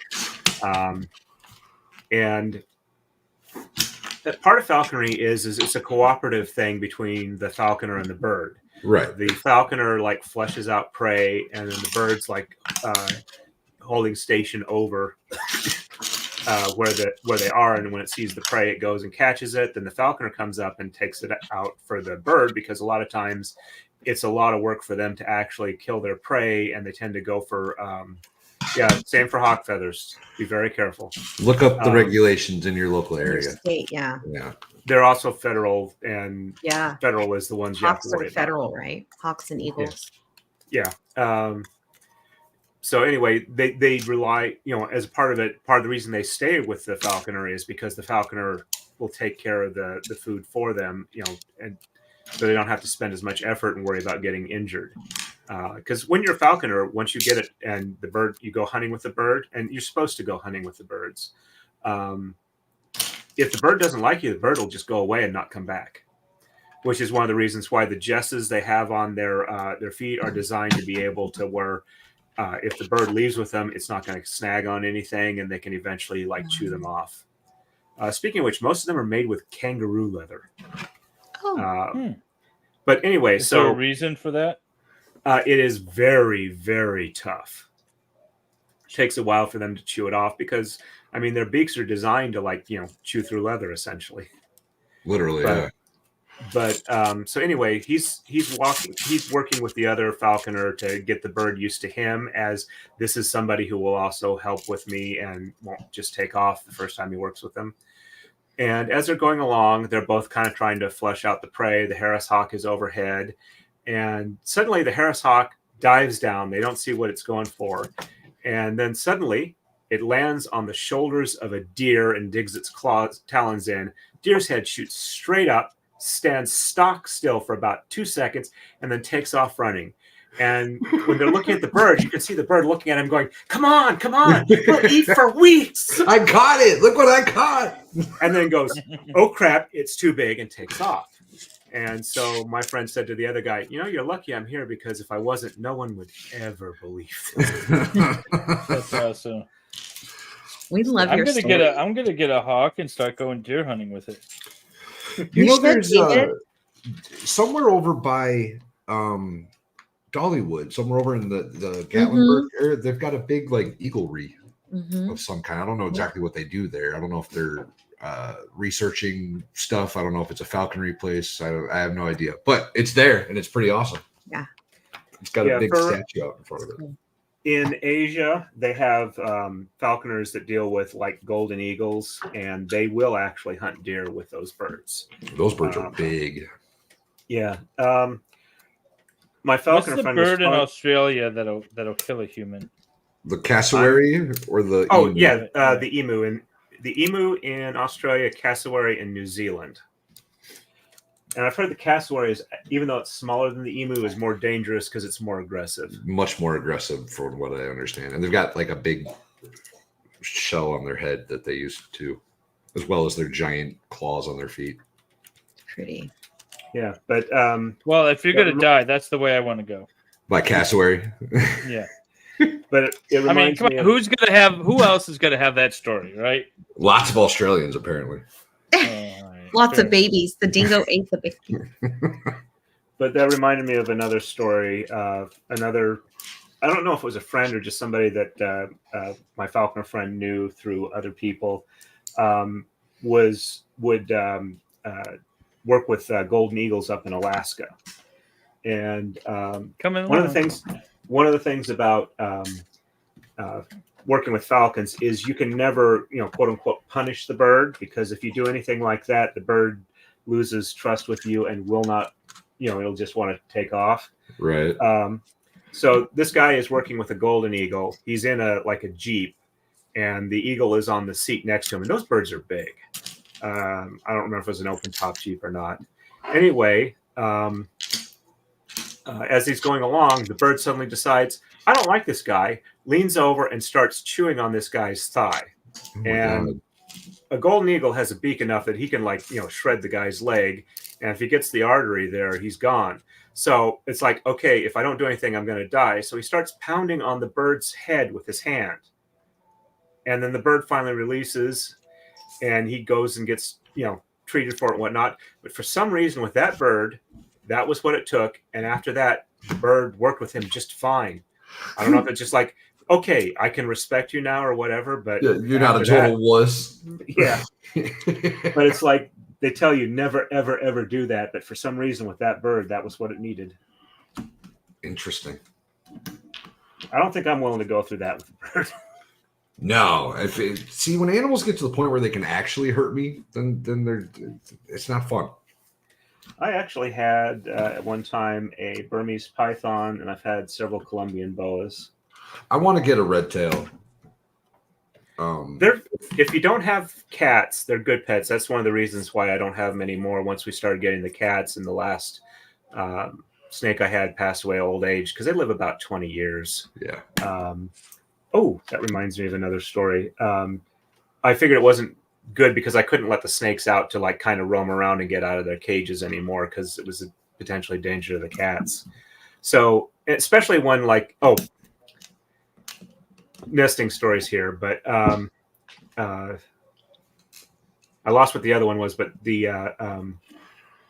had my wife agreed to babysit a friend's teacup poodle that was 5 pounds and would be about that big, and he would the little dog would bark at the snakes in the cages. We had a plexiglass front on it, and the boa would go up against the glass with its nose and then go like this, trying to get through the. So yeah, we were not going to risk letting that one out. Yeah, we'll risk having them out when we had any small animals around here. And I completely forgot where the other story was going as far as the snakes. And oh yes, now I remember where that one went. Right after I'd gotten engaged to my wife and we were going to fly out and visit my family, I had a small albino boa that I was getting my wife used to. And so she's holding it, and apparently for whatever reason, it wasn't liking it. And it kind of spun its head around and hit her on the side of the face, right about here. And I mean, it didn't latch on or anything like that. But, I put him back in the cage. And it turned out that apparently the teeth had hit the side of her face, didn't hit anything in the eye. And so after we go out to visit my folks, we're out there, and then we realized that there were a couple of small bumps here. And she was worried about how my parents would react to her anyway, because she'd never met them before. She had teeth. And while we're out there, yeah, she had a couple of small teeth pop out of. Oh my God! Oh, so for those that don't know, pythons, they're constrictors, right? Boas, same thing. Their teeth are designed in such a way that once they grab a hold of you, they're not supposed to let go very easily, right? Their teeth are all hooked to the rear. Yeah, backward facing. Right. So when they get a hold of you, if they get too big of a bite, they can get stuck there. And if you pry them off, it can get problematic for the snake. You're right, Ben. That does sound like one big. Well, because that's what I care about is the snake in that situation. Well, you would if you were a snake owner. You don't want to hurt your snake that you're, trying to keep as a pet. No, not me. An animal, even if it's a pet of mine, if it screws up, and I don't. I'm like old school. I'm like, if the dog bites you, you shoot it. That's like what, right? Yep. Isn't that what you're Well, saying? yeah. That's it. No, I'm you with don't you on that tolerate one. that. Yeah. You don't I'm tolerate with you on the dog thing, but the snake's a little different, right? Because it's such just a primitive animal. Like if you get bit by a snake, generally speaking, it's your own fault. Same with the dog, though, right? No, I disagree.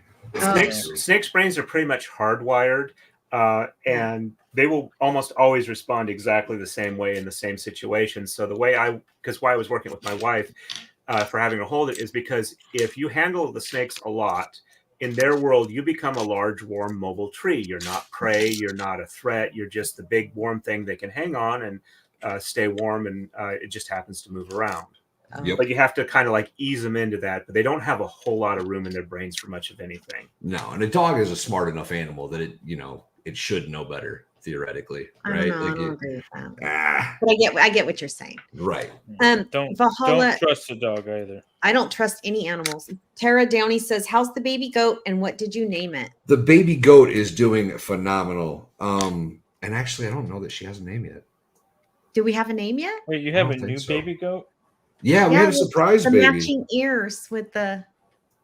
She started out real little. She started out kind of. I was a little worried about her, but she's put on some weight. She's getting active. She's starting to follow mom out of the pen now when we go to let him out. So she's been coming out the last few days and running around with the whole herd, keeping up pretty good. She's good. Is this the baby goat that I'm supposed to bring back from Tennessee for Farrell? I don't know. I don't think Farrell cares which one. She just wants some goats. Valkyrie says her Her name name is is Little Little Baby. Baby. Aw. There you go. Oops. Snakes are evil. It's in the Bible. It's true. I don't think they're evil. I think they're fascinating. I Don't saw name it an Hollywood interesting video. The squirrel was attacking this snake, and I couldn't figure out why. The snake had another squirrel coiled up, and the squirrel was attacking the snake and finally got the other squirrel out, and then they both took off up the tree. Well, that's But I pretty thought that was kind impressive. of cool. Yeah. Yeah, actually, it really was. And this snake was biting the squirrel, and the squirrel was like, "Yeah, screw you," and kept going at it. Let go of my friend. Yeah, that's exactly what it was. It was really cool. It went on for like 20 minutes. It was a long video. That's We're pretty up to neat. bag 10. All There right. you go. Of course, the missing is Constitution has a balanced budget every year. Hi, everybody. Rise. The balanced budget thing is accurate. I know that. Nice. I like Yeah. your Well, avatar. That's the one thing. I wish the federal government had a balanced budget provision. I can't believe it doesn't. What a ridiculous concept. I know. You don't have to balance the budget Why would because you? that's dangerous to the society in which Who we has have to- created. Who has to pay their bills anyway? We can just pass it on to the next generation. Wouldn't that be nice? I wish I could pass off my bills to my kids. The government's doing it for us. Don't worry about it. Theoretically, wouldn't that be credit cards, except for the fact that most estates you can't like force the debts on the kids. Thank Yeah, I God. don't- No, but you get it taken out of the estate before it goes on to the kids. Yeah. That's why I have a living revocable trust and everything's in an LLC. So nobody There you will be, go. there's no probating my stuff. New. That's why you want a good estate planning attorney, which I am not. I have a great estate planning attorney. I love her. Her name's Andrea. I've never met her in person, but she's pretty cool. She's a Nigerian princess, y'all. I know. Yeah, exactly what it Well, is. send me that $5,000. Send me that $5,000 retainer again. I lost it. About ready for another monthly installment. Right. Where is? Oh, it's so hard to find these pieces. Without There this she being is. Any organized. We've been waiting for you, Hi, John. Jung. Where have you been all day? I feel What- like what you've the been heck? missing. It's not like it's a work day. Where you been all day? Was she in? Yeah. I think she might have been in. Oh, I don't know. no. I've seen I her don't think today. she was. I feel like I said hi to her earlier. Maybe she was. Maybe in she Jody's came stream. into the trial earlier. Mrs. Torin says hello back. She did listen to BTS Serendipity, like you asked, and she's not really into. Oh, the birthday date is tomorrow night Oh, okay. because she got called in to work overtime today, and she's not happy because it went from like 5 people working to it's just her and one other person who's also an annoying coworker. But she did listen to the song Serendipity. It was nice. She thought it was very well done, but she's not really into music that much. But she did think it was definitely a very good song that was well done. But she's And probably now not going to the listen only to So it. now thing we that have will another- pop up in her social media Yeah. accounts will be. I went down that rabbit hole with It was the Jung work a day. while ago. Jung did have to work today. Oh no. I have too much Little Big in my YouTube feed to worry about that. Now there you go. Okay. Get there. All right. I was like, I have all this K-pop coming up in my YouTube and Facebook and Twitter and everything Yeah, else. it keeps popping up on my YouTube feed now on my shorts. Mhm. I sent Jung one video one time, and now I keep getting the. I mean, Yep. I actually really like BTS. It's a black hole that sucks you in. It does.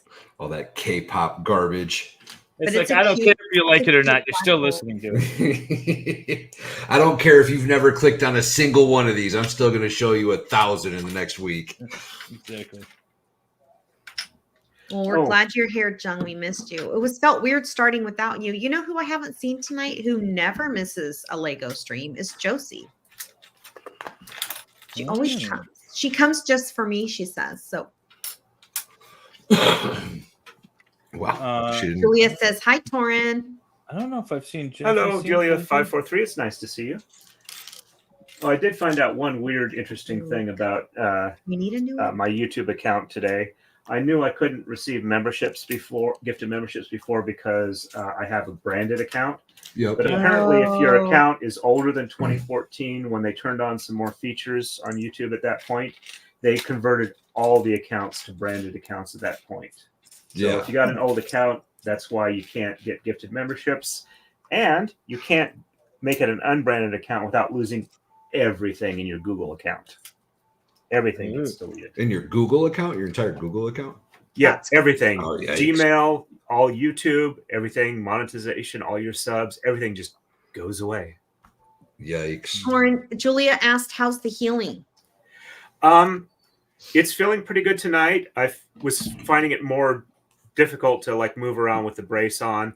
I'm taking ibuprofen and I'm scheduled for an MRI sometime in the next 5 to 15 days.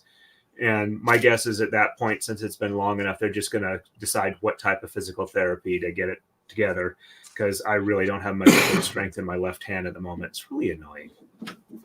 But And fortunately, yet- with Lego, I'm using my right hand. Well, I was gonna say, and of course, he's still here because he is a man of his word and he's a trooper and shows up. Well, also the last stream, I still did it with the same wrist. Oh. Just a couple of weeks closer to the injury. Yeah, I was gonna Ooh. say you Oh. had fallen just a week before or something, right? Mm-hmm.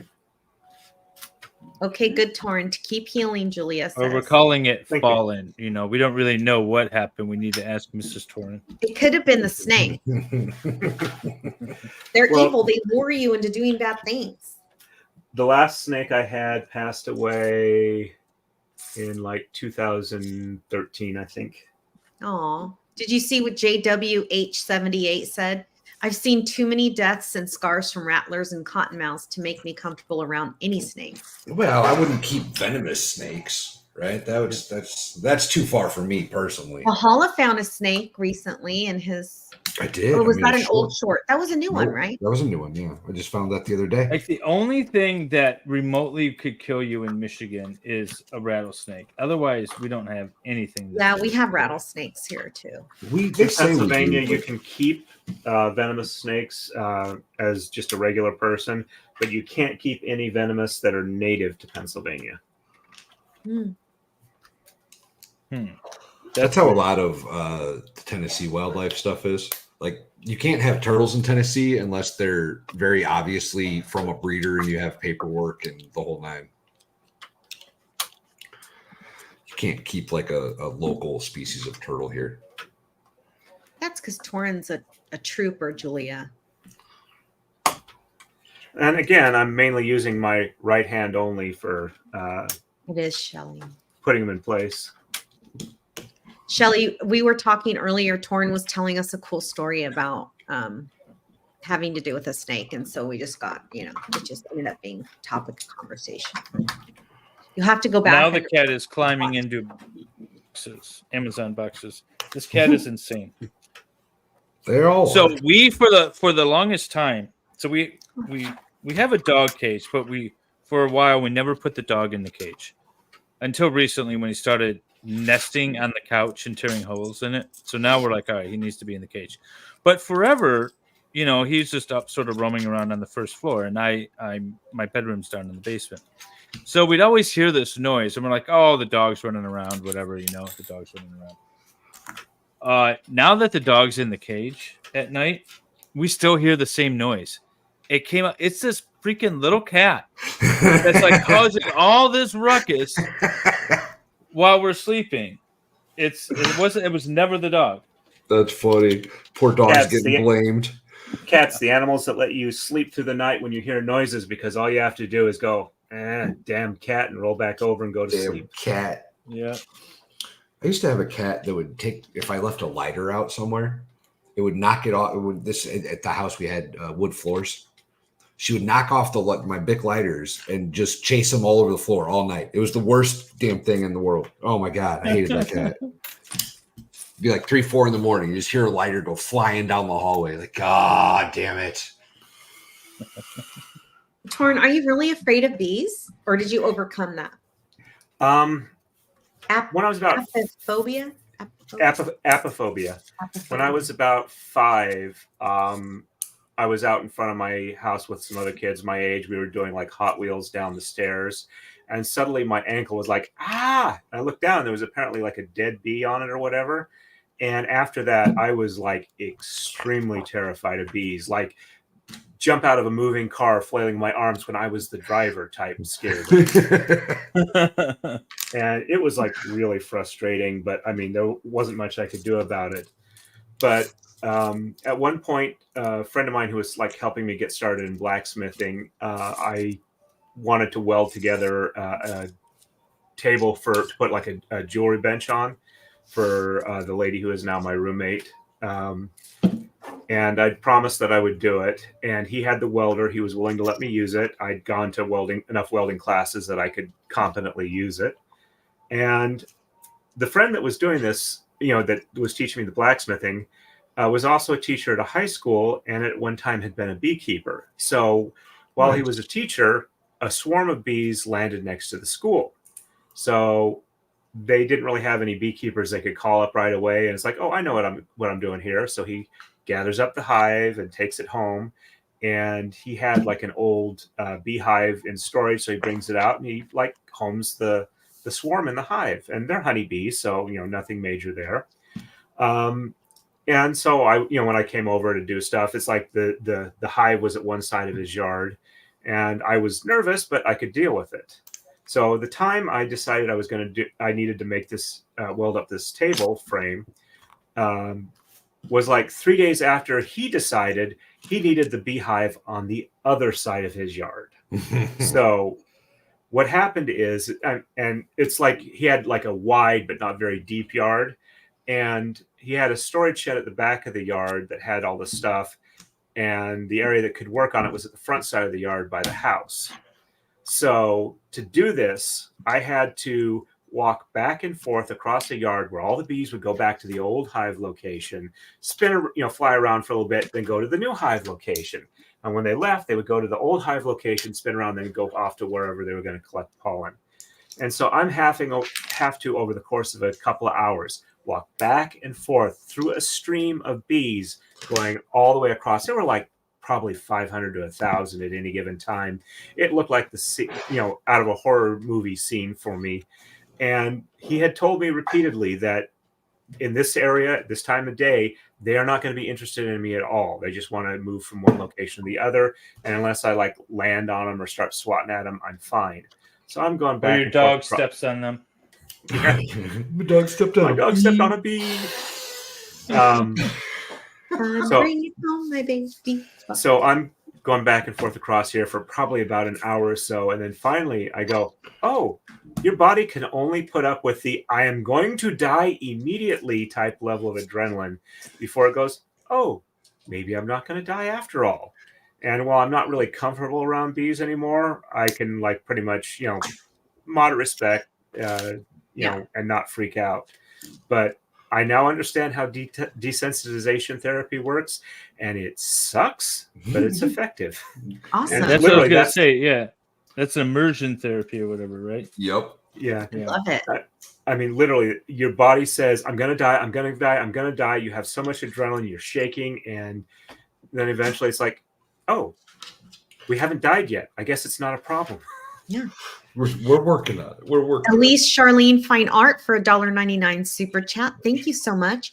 And she says, MLS, did you have to start another channel? I did have to start another channel. I have 2 channels. This is one of them. So I don't know if you're obviously watching over on Valhalla. On Valhalla, yeah. This channel is posted in the pinned comments. There's a link to his stream that he's streaming now. And this is the Lego Law one, and then my other one is MLS God of Law, and you could check out that channel. It's literally MLS God of Law. You could find that one as well, and that's where I'm doing a lot of my other like law related, not so much Lego related streams. And I noticed that the other day I was looking for one of the streams, and I accidentally, out of habit, typed in MLS making law, or I did making law simple or something, and it still came up. The new channel came up. So oh really? Well, because it's in my comments is that this is still making law simple. Okay, cool. Yeah. So yeah, it still So you shows should up be able if to he's find it. looking for it. Yeah. Thank you for the super chat, Elise. That's very Yes, kind. thank you very much. Yellow jackets are the worst. I was going to say a friend of my dad's in my backyard. once decided that he was going to keep a beehive. And so he ordered the beehive and it came in, and then he ordered the bees. And apparently they were sent through USPS. Oh my God. He got a call from the post office. And it was like, yeah, is this so-and-so? He's like, yes, okay, this is your post office. Your bees are here. Come get them, please. Can you imagine working there and having Oh, I would die. it'd be horrible. I created a pollinator garden in my backyard. Nice. And so I have bees everywhere, and a butterfly flew in yesterday. It was so cool. First one this season. Yeah, I'm really excited. I want bees at some point. And I thought I got lucky too. Adrian Angevine, did you hear about the Utah cat that went missing, and a week later they got a call from a vet in Cali? Cat was found in a box, returned to Amazon. Wow. What? Well, I can believe it because my freaking cat was just in the Amazon box that's going back. Somebody just boxed it up and shipped it and failed to notice their cat was in it. That was a lie. They were just trying to get rid of their cat. That's probably the truth, right? So I thought I got lucky, right? Like last year, 2 years ago now, I think, I've got a tree that's, I don't know, maybe 60 feet away from my side door on the house. And it's got a hollow in it and a beehive set up in there. And I thought it was awesome, right? Like, yes, sweet. But as soon as they split, I'll try to harvest it and get it all ready to go. And they didn't make it through the winter. I was really disappointed. But if anybody ever sets another beehive in there, like if the bees ever get in there again, I'm going to try to insulate the tree or something, wrap blankets around it. Why don't you just get a beehive? They're not that much money, I don't think. The hive itself. Well, yeah, I mean, I would have to get a hive. I would probably just build it though. I worked. I did. I don't know if you all know. I used to do construction, and I did. Oh, thank you for subscribing, Ellis. Fine Arts to both my channels. But thank you. Yeah, thank you. We were doing this job at this farm, and the guy had a bunch of beehives, and he would sell the honey. And I don't know why. Valhalla, do you like honey? Do you put honey on toast and stuff? Not on toast, but I'll use it like when I'm cooking, like when I make pulled pork or something. I'll use actual like honey. in marinades. So I like toasting bread and then drizzling honey on it, and then I let it sit for a minute, and it's like this crispy honey. Yeah, it's really good. And so, but I bought a whole honeycomb. They come in these pre-made beeswax honeycomb things. They come in frames, and that's what you put it in the beehives. Right. And so they put all their honey in there, and then the guy sells them. And so so I had this whole honeycomb, and I was just, for some reason in my mind, I thought I could just bite into it like I did a piece of toast. And that's not how it works with real beehives, because you have all that wax, and it's not crystallized. It's just like running down your face. I don't know what I was thinking. Just taking this big old bite into this honeycomb. Horrible idea, Dave. Horrible. It was really bad. My I camera was is doing sticky that. the rest of the day. The yellow jackets. So if you guys aren't familiar with those at all, they're a ground hornet that's extremely aggressive. And the problem with them is you can't see their nests until you've disturbed them. So then they come out of the ground, out of these holes in the ground, just very, very angry, and will just sting the crap out of you. You know what else about those things, though? What? Wasp killer doesn't kill them. Bee killer doesn't kill them. There's special can. I know, because I went through every can of kill a bug spray that I had, and nothing touched them. Maybe just don't kill them. Let them be. Let them be. They're dangerous though, because some of these nests can get huge. Oh, yeah. Yeah. So around here, right, when I first moved in, there was a bunch of nests because it was very densely wooded and just kind of, I needed to clean it up the property when I got here, right? The goats, when I'm walking the goats, will stumble on a nest. Oh, and that's really it's bad. So for the first 2 years that they were out and they'd stumble on a nest, they'd get stung and then they'd all run to the barn, right? But they're getting tagged up the whole time they're running to the barn for 100 feet sometimes. So they'd get back to the barn and they'd have all these little swollen welts all over them from the stings, and they'd just be traumatized because they just got messed up. Yeah. Now, once they hear the bzzz coming, they take off immediately. Immediately. They have learned. I wonder if that's how my son got attacked one time. I thought he stepped on a beehive. I wonder if he stepped on a wasp thing, because it was on the ground. Probably. And I had to call 911. I was freaked. His whole head he got stung 30 times in the head. Oh, that's probably wasp. Yeah, that's probably exactly what that was. Ooh. Oh yeah, then I'm anti. Then yeah, kill him. I mean, unalive them. Yeah, see, those words Robertson said, had a friend step in one as a kid, over 50 stings, hospital for 2. See, that probably is what my poor son did.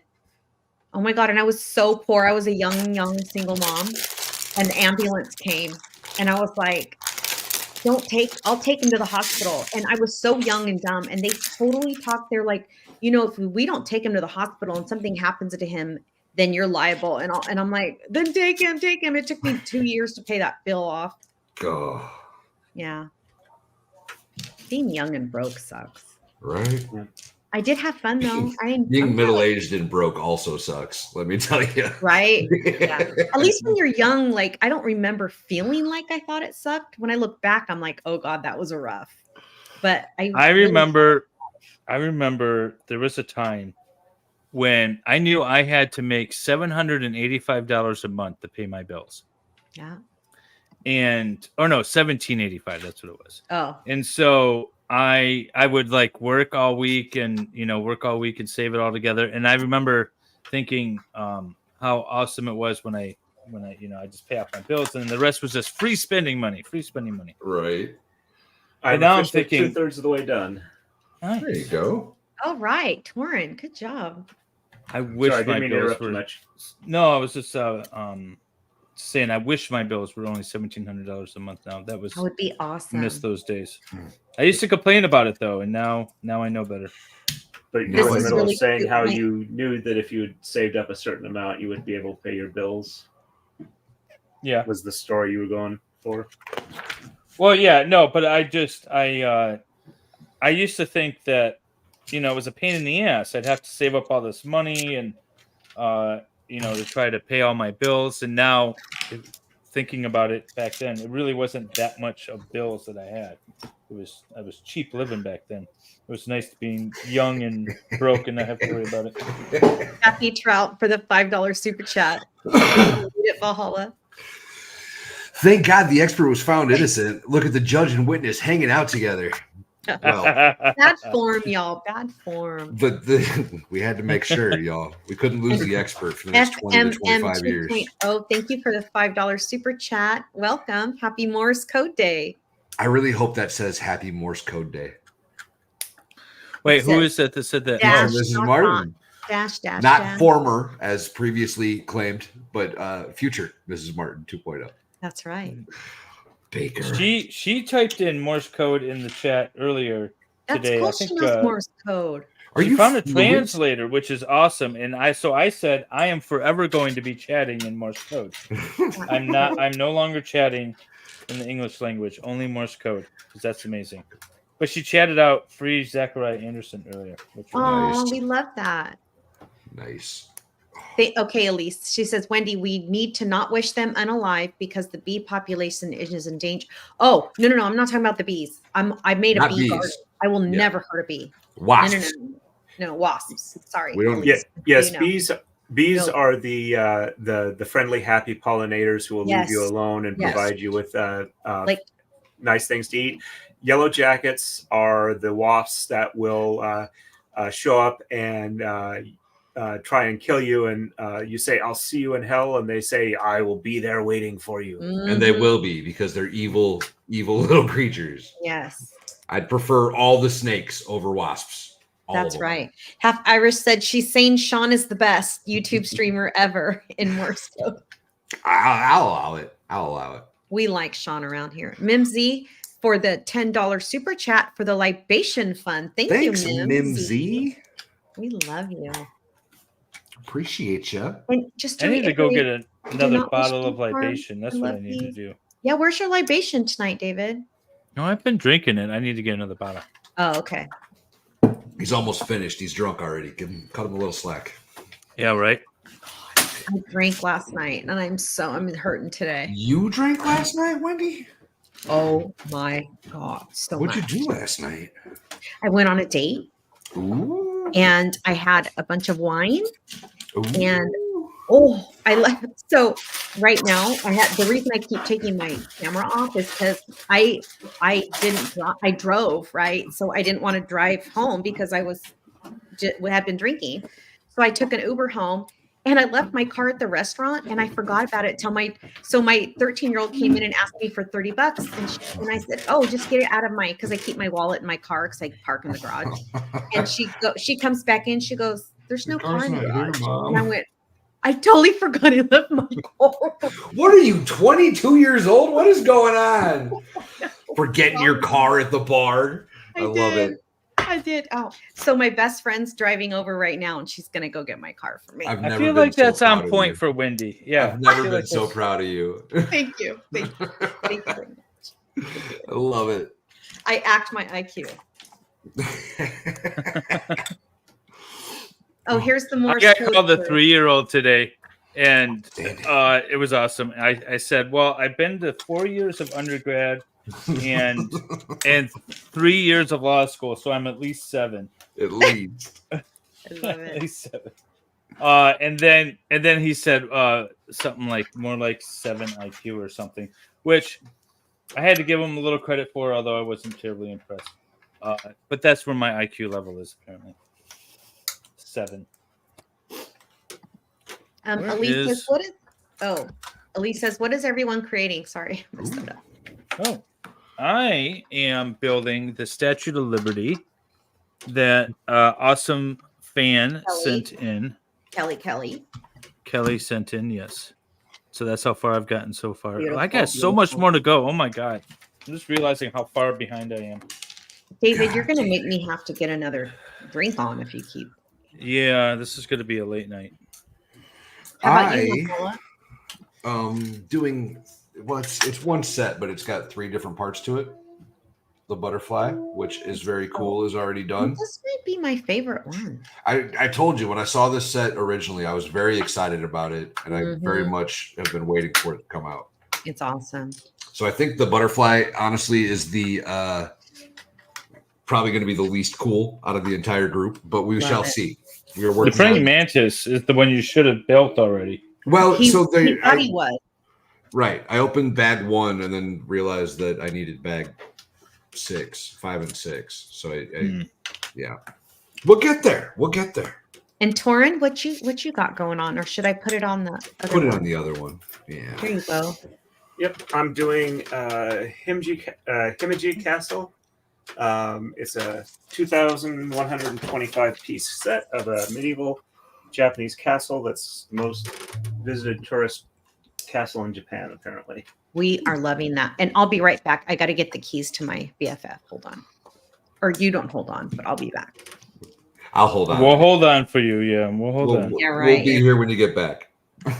I know.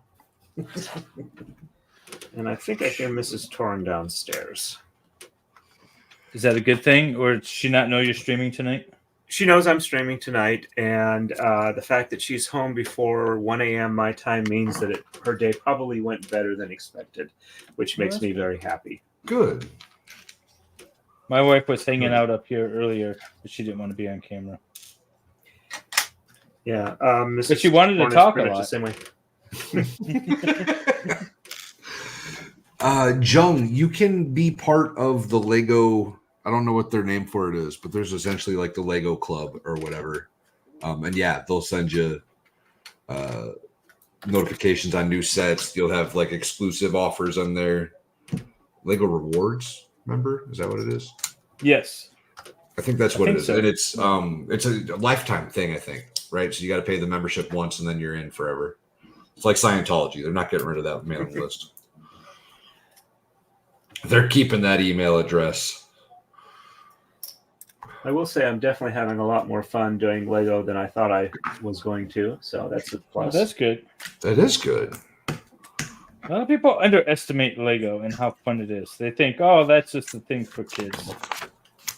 It exercises your mind, and it's a lot of fun.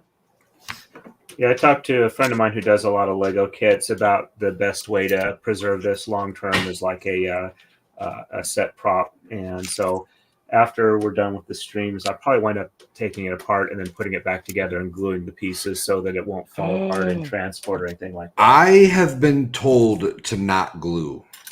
Okay. Well, if you do glue, I will say this. If you do glue, don't use anything that don't use the chemical. There's a particular glue that actually fuses the plastic together. Which is what you would want for plastic Lego sets, right? You want to use that glue, but the problem, from what I've been told from the Lego Master Shorts that I watch, is that when you glue, you have to be really careful, right? Because if you get one little tiny piece either on your finger or on the Lego, it basically ruins the whole set. You'll have your fingerprint in the Lego for the rest of eternity. It'll also like frost it if you use too much and the vapor from it gets on it. I'm familiar with that. I use that glue for putting together the weights for braiding. Because I use that type of plastic. Yeah. I was going to research it a bit, but my guess is I would probably wind up using a slow set epoxy and do like, one little dab on the inside of each one, just enough so that it's not going to like fall apart easily. If like a large piece comes off, I can put it back. I'm not going to worry about like, everything getting rock solid. But there's a guy that I watch on YouTube that does these huge sets that he actually takes around to different events. He might actually work for Lego now that I'm thinking about it itself, but he glues them together and he uses that glue that we were just talking about to make sure that everything. The slow setting epoxy or the one? That the slow setting epoxy, but then you can also hit it with a spray and an activator that once you get everything set, then you hit it with that and it instantly activates. And so you don't have to worry about it. It sounds like he's actually using a super glue because a lot of those have activators that are plastic safe. So you can use like little dabs of super glue and then hit it with the activator, and then it'll set, and you don't have to worry about it. Yeah, he talks about a particular brand. I don't remember what it is exactly. It's probably the Tester's like model car glue, right? It might be. But I tend to do a lot of research when I get into things. It's part of like where my wife says that I'm weird because for a guy, I read the directions first for just about everything. Yeah, we're built different. I'd love to see Valhalla try to put something together from IKEA. I've never been to IKEA. We've talked about that before, I think. Yeah, but you've never been, so you need to go. That's the first thing. Step one of the equation. Yes. And then and then do a live stream of you trying to assemble something from IKEA without the directions, because you're a man. You don't need directions. Are you man shaming me, Dave? No, not shaming. Just addressing, I guess. It's not true. I usually look at the directions. I just don't always follow them all the way through. You take a glance. You're like, oh, I got a general idea. Okay, cool. This makes sense. I can make that work. That's what my son does. It's like I looked at the picture on the box. Yeah, so what if I skipped a step or two? No big deal. Yeah.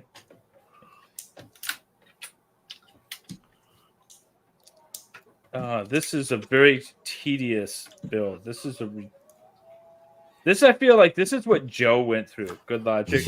Like a very tedious build like this. Also while being on his deathbed. Yeah, well, that too. Oh my God, what's happening? I will say that when I saw the Lego count on the set you were building, it's like, wow, I think you're even more ambitious than I was because I'm already like about halfway through my set when you were starting. Yeah, well, I'm going to finish this tonight. We'll wait for you, Dave. We'll wait for you. Actually, I'm up for it if you are. Well, how many pieces did your set have? Mine was 2125. Dave, how many? He was is a yours? lot more than me. Mine's 1685. Oh, mine's 1111. I'm not that far off. Still a lot less than ours.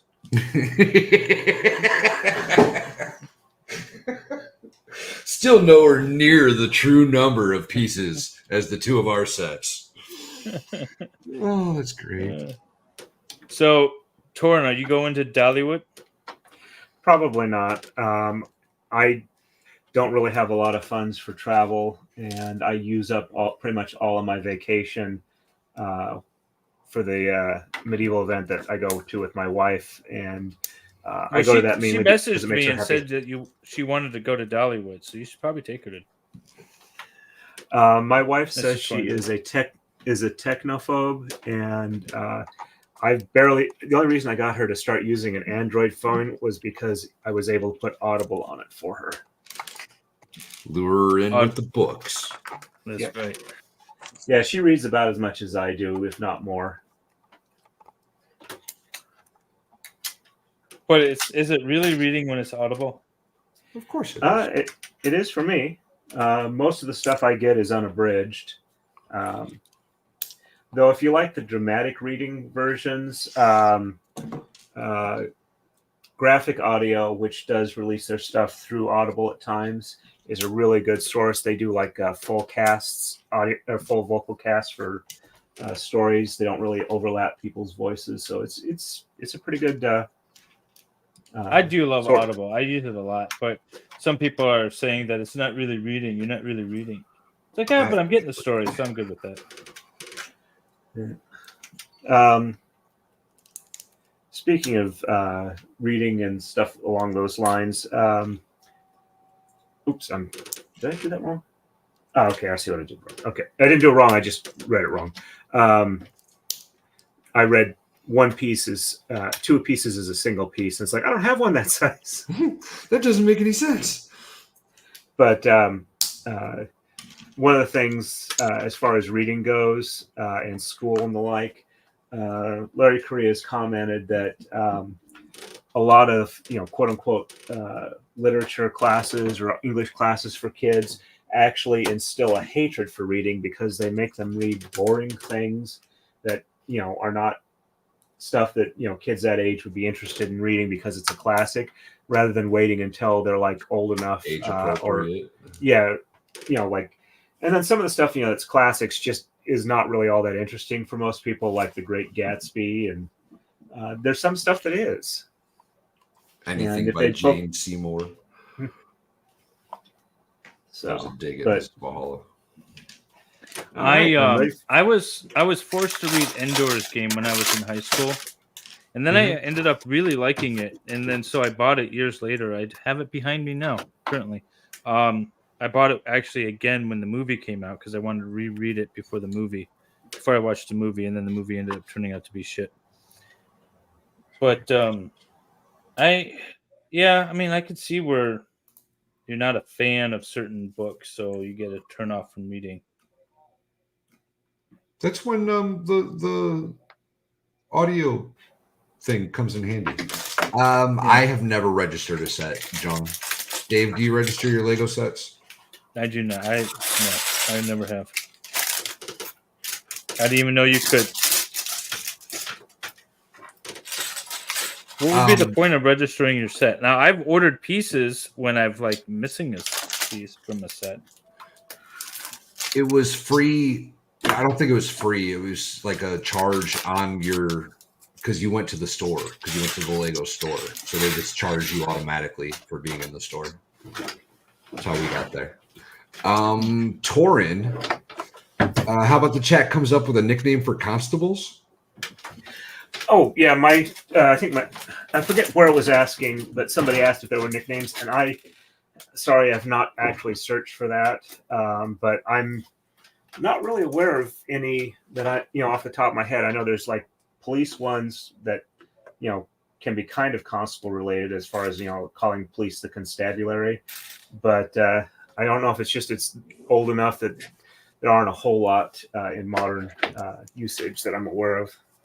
Well, when I was first telling my wife that we were going to interview you and that I heard that you were a constable, I'm like, I think he's English because he's a constable, but I didn't hear an accent when I was watching his live stream, so I don't know what's up.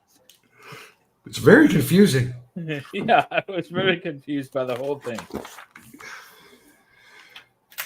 So, but apparently Pennsylvania has constables, which I feel like if there's a state that's going to have constables, Pennsylvania, Massachusetts, those would be the states. New England, it would have to be New England. It would have to be. Julia543 says, "Hey, Valhalla, please tell Torin that Jen and Leo, the cat, say hi and will be on replay, and that Marmar is in Dave's chat and says hi." Thank you very much.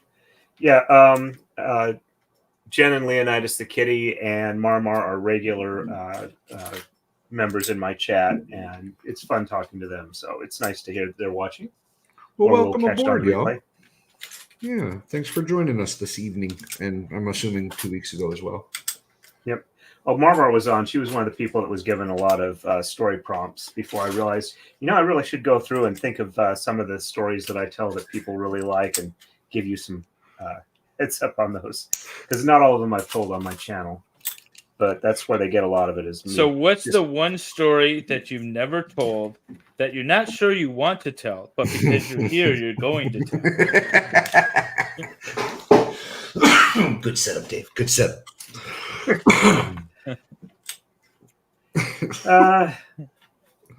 Well, I guess I can tell it.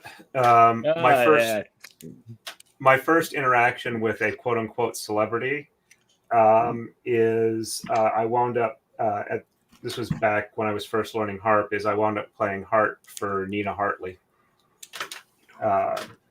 Anita Hartley? Isn't she a Nina porn Hartley? star? Yes, she is. Nice. Apparently, she had gotten in some legal trouble with. Why like do you know that? Out of all, I knew you were going to ask me that. With she's a corn star. Apparently, I wasn't aware. Yeah, I was a lot younger. I was living in California at the time, and she was doing a fundraiser for legal fees, lawyers' expenses. She'd been in a show in Canada or whatever, and they got busted for, indecency or whatnot. And they were having to fight it in the courts. And so she was doing a fundraiser for her and the other people. And while I was there, one of her staff people, whatever, that was helping run the fundraiser, said that he knew somebody who was looking for a harp. And I was friends with some harp makers in the area. And it's like, well, I happen to know of one for sale. I could, bring it to somewhere if you guys want to, check it out. And he said, well, we're doing another event over at this place. And so while she was doing her spiel or whatever, I was playing harp in the background. So that's how I got to play harp for a porn star. That's Yes, really I cool. What's her name again? How do you spell it? Nina Hartley. Yep. She's super famous. Like she's well. I grew up in California, so I mean, porn stars are like normal stars to us. We don't care. So wait, were you playing during a filming? No, No, Okay. it was a public thing where they were doing fundraising for the legal fees. It would have been cooler if you were doing it during a filming. Yes, because porn movies are so romantic. I mean, corn movies are so romantic. They can be. Some of them have great storylines. Wendy, don't be so judgmental. I mean, I have to follow the storyline, or else I can't get into it. Yeah, Exactly.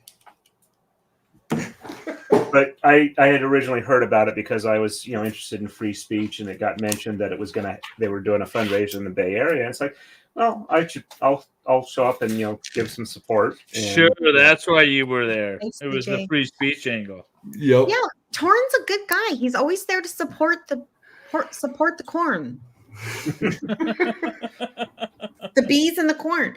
DJ Radis says Valhalla saw you were streaming, came to hit the like to show support. Heading back to the experts. Thank you so much. Thanks, buddy. Appreciate you. Appreciate ya. DJ Radis. Those types of movies have casting. DJ couches. Radis. He's the one that remixes all the music, right? Yeah. He's been doing awesome stuff. Been making all kinds of awesome remix techno electro music stuff. Hilarious. Nice. Hilarious. One good. I believe I heard some of his stuff, I don't know, a while ago on The Expert, I think. Have you guys seen I don't know if I put it on Fedorovsky's? here. Have you seen Fedorovsky's new video? I have not. No, I have not. I'm obsessed.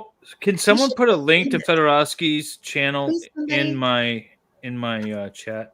Because I need to resubscribe to a bunch of people. Oh, right.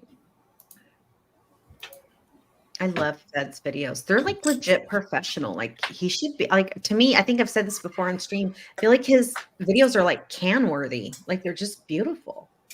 I have a brick that's almost about to fall inside because I didn't get it on. And there we go. It's rescued. That's funny. That's funny. Because there's an open space inside, and if it had fallen, I'd have to like take part of it apart. But Torin, why did God create machinists?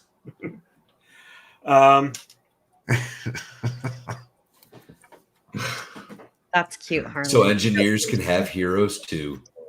Cute. That's funny. Ooh, Renee Ward has an autograph from Ginger Lynn. I'm assuming she's another corn star. Yep. Yeah, right, Mimsy? I looked up her picture. She's kind of old now.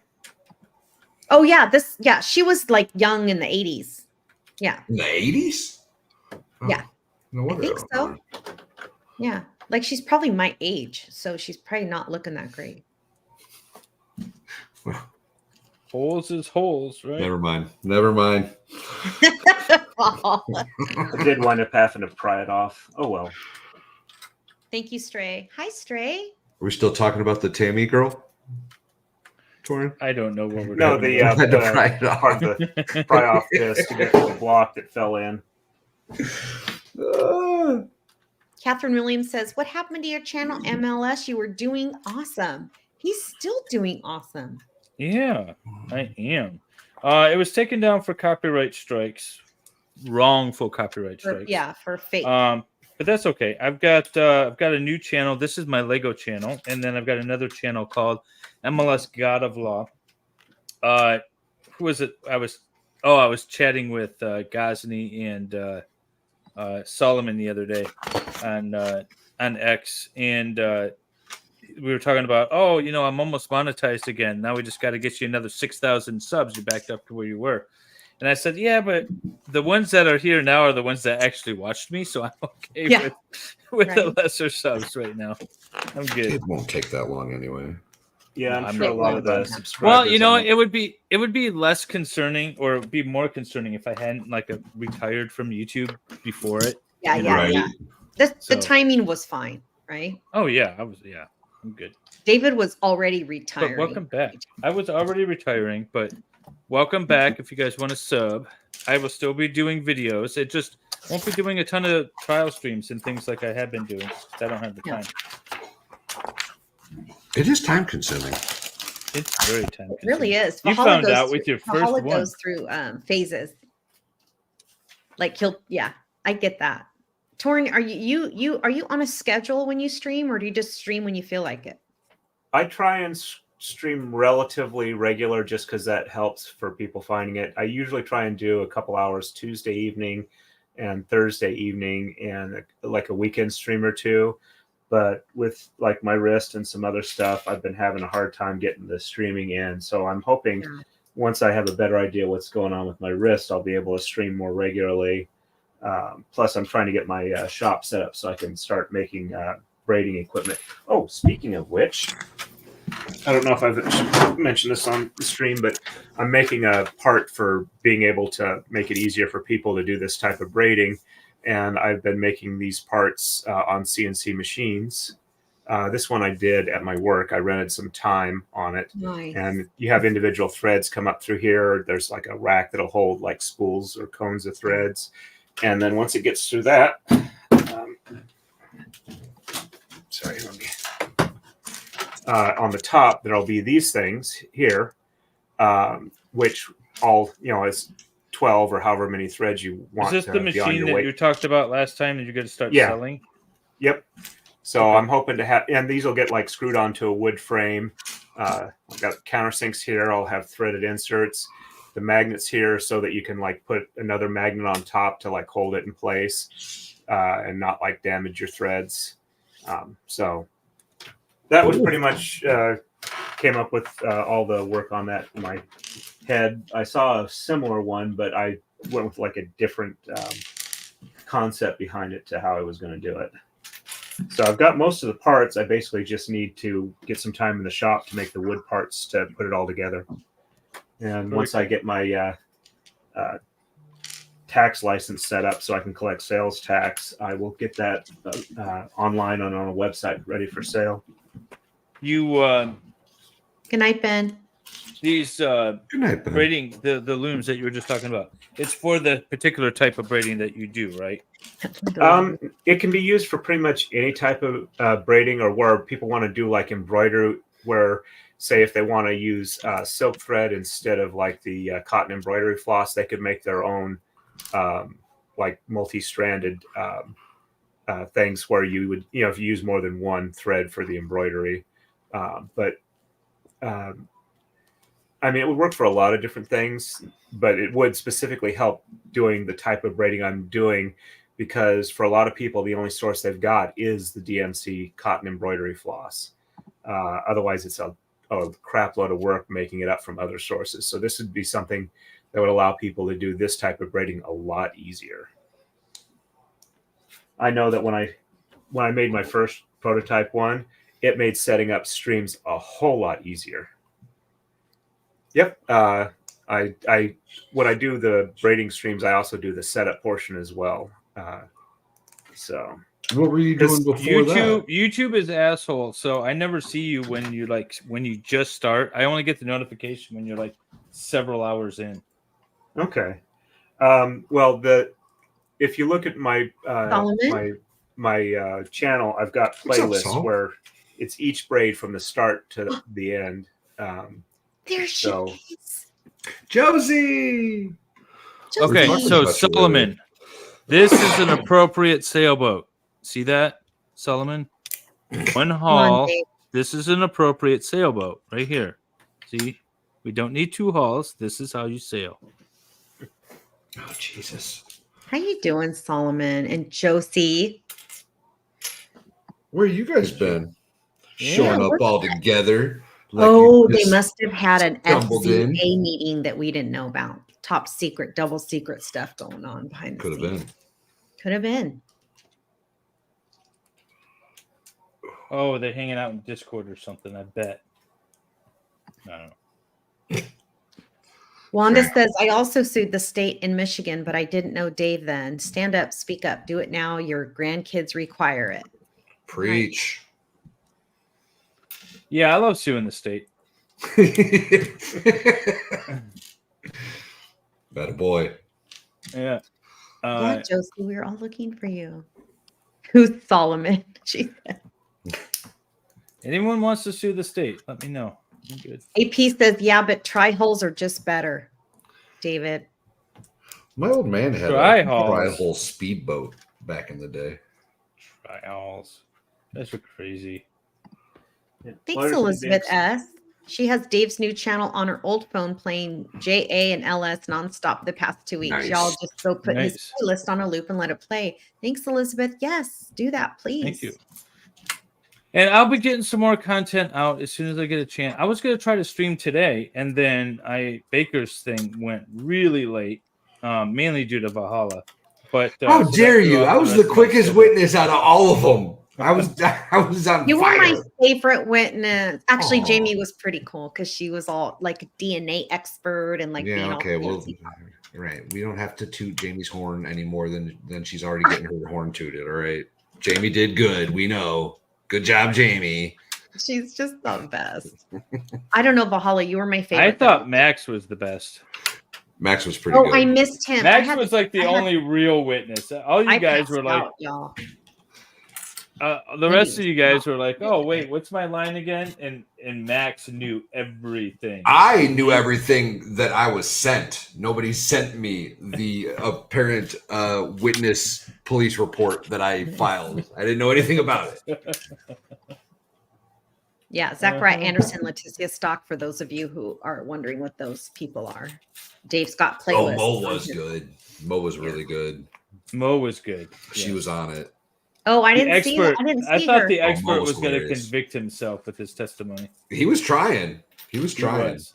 I think he got acquitted despite himself. Yes, he Good did. night, Tara.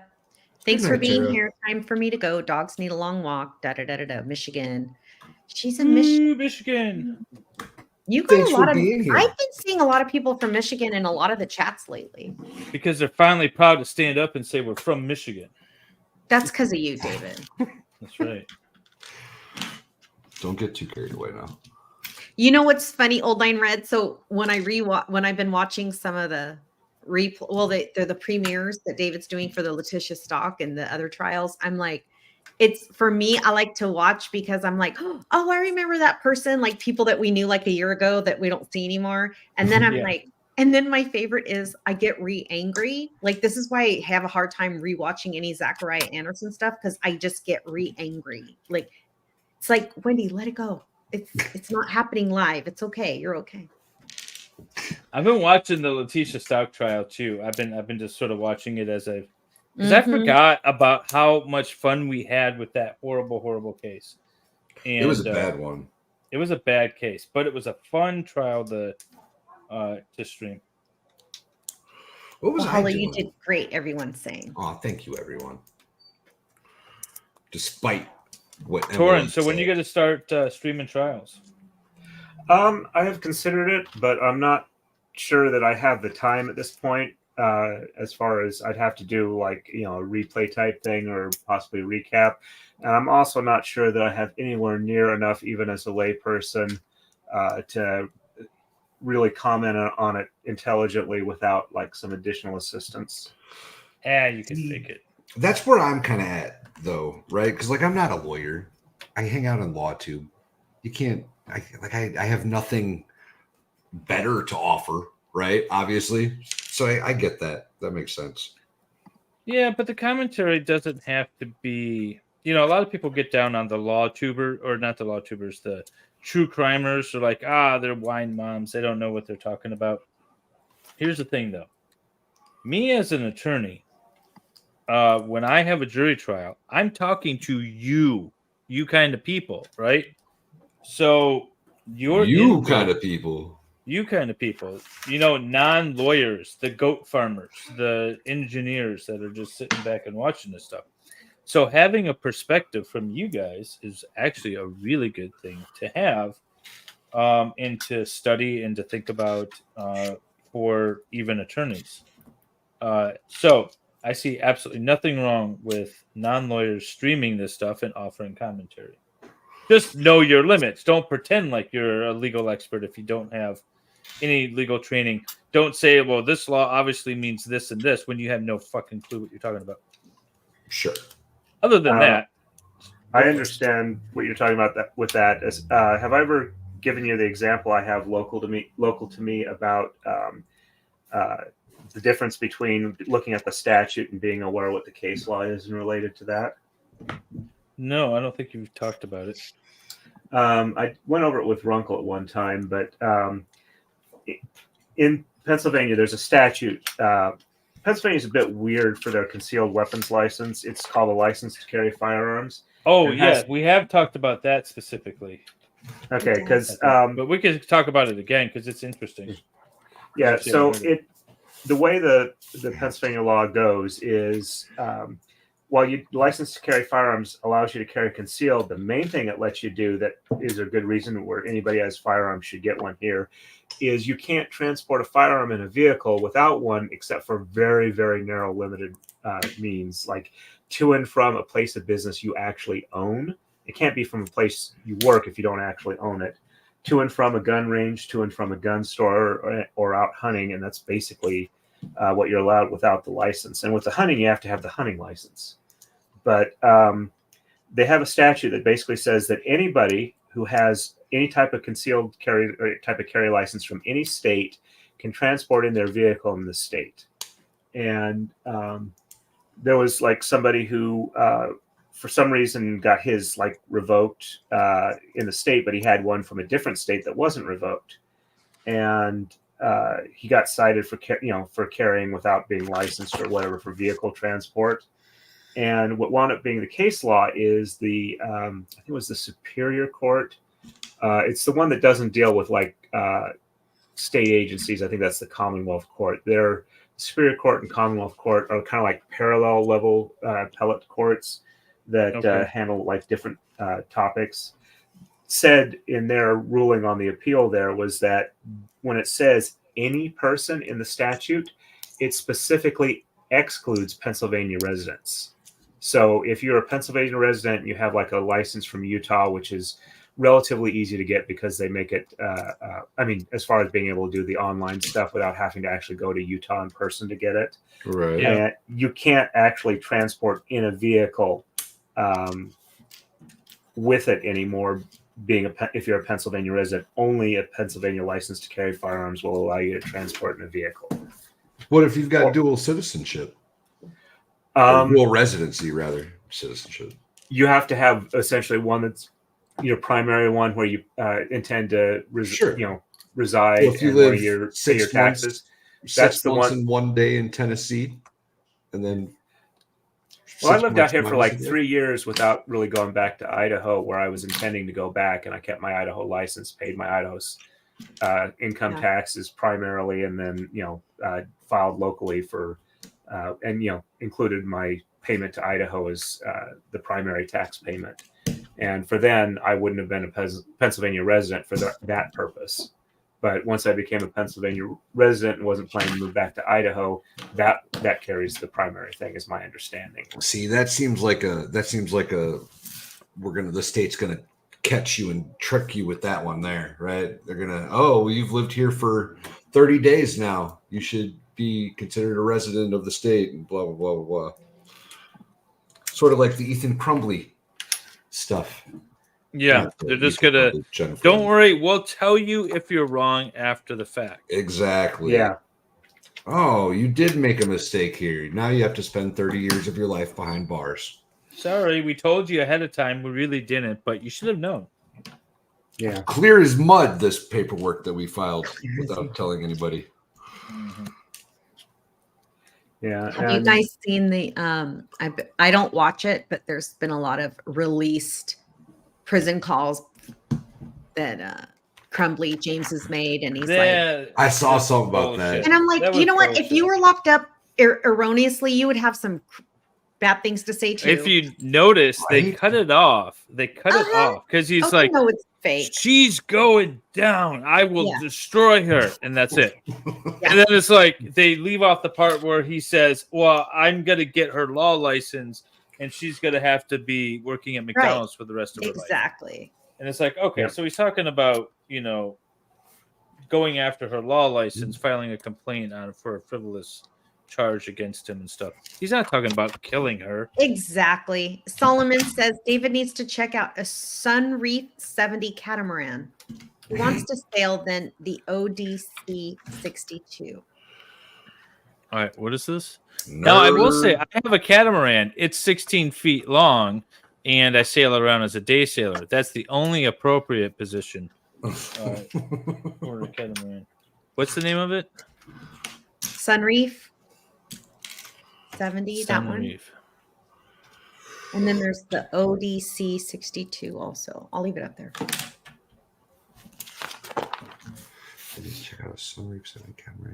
There's so many people talking about being born and from Michigan right now. Gwendolyn, Old Line Reds from Michigan. How many of you are still in Michigan? That's the real question.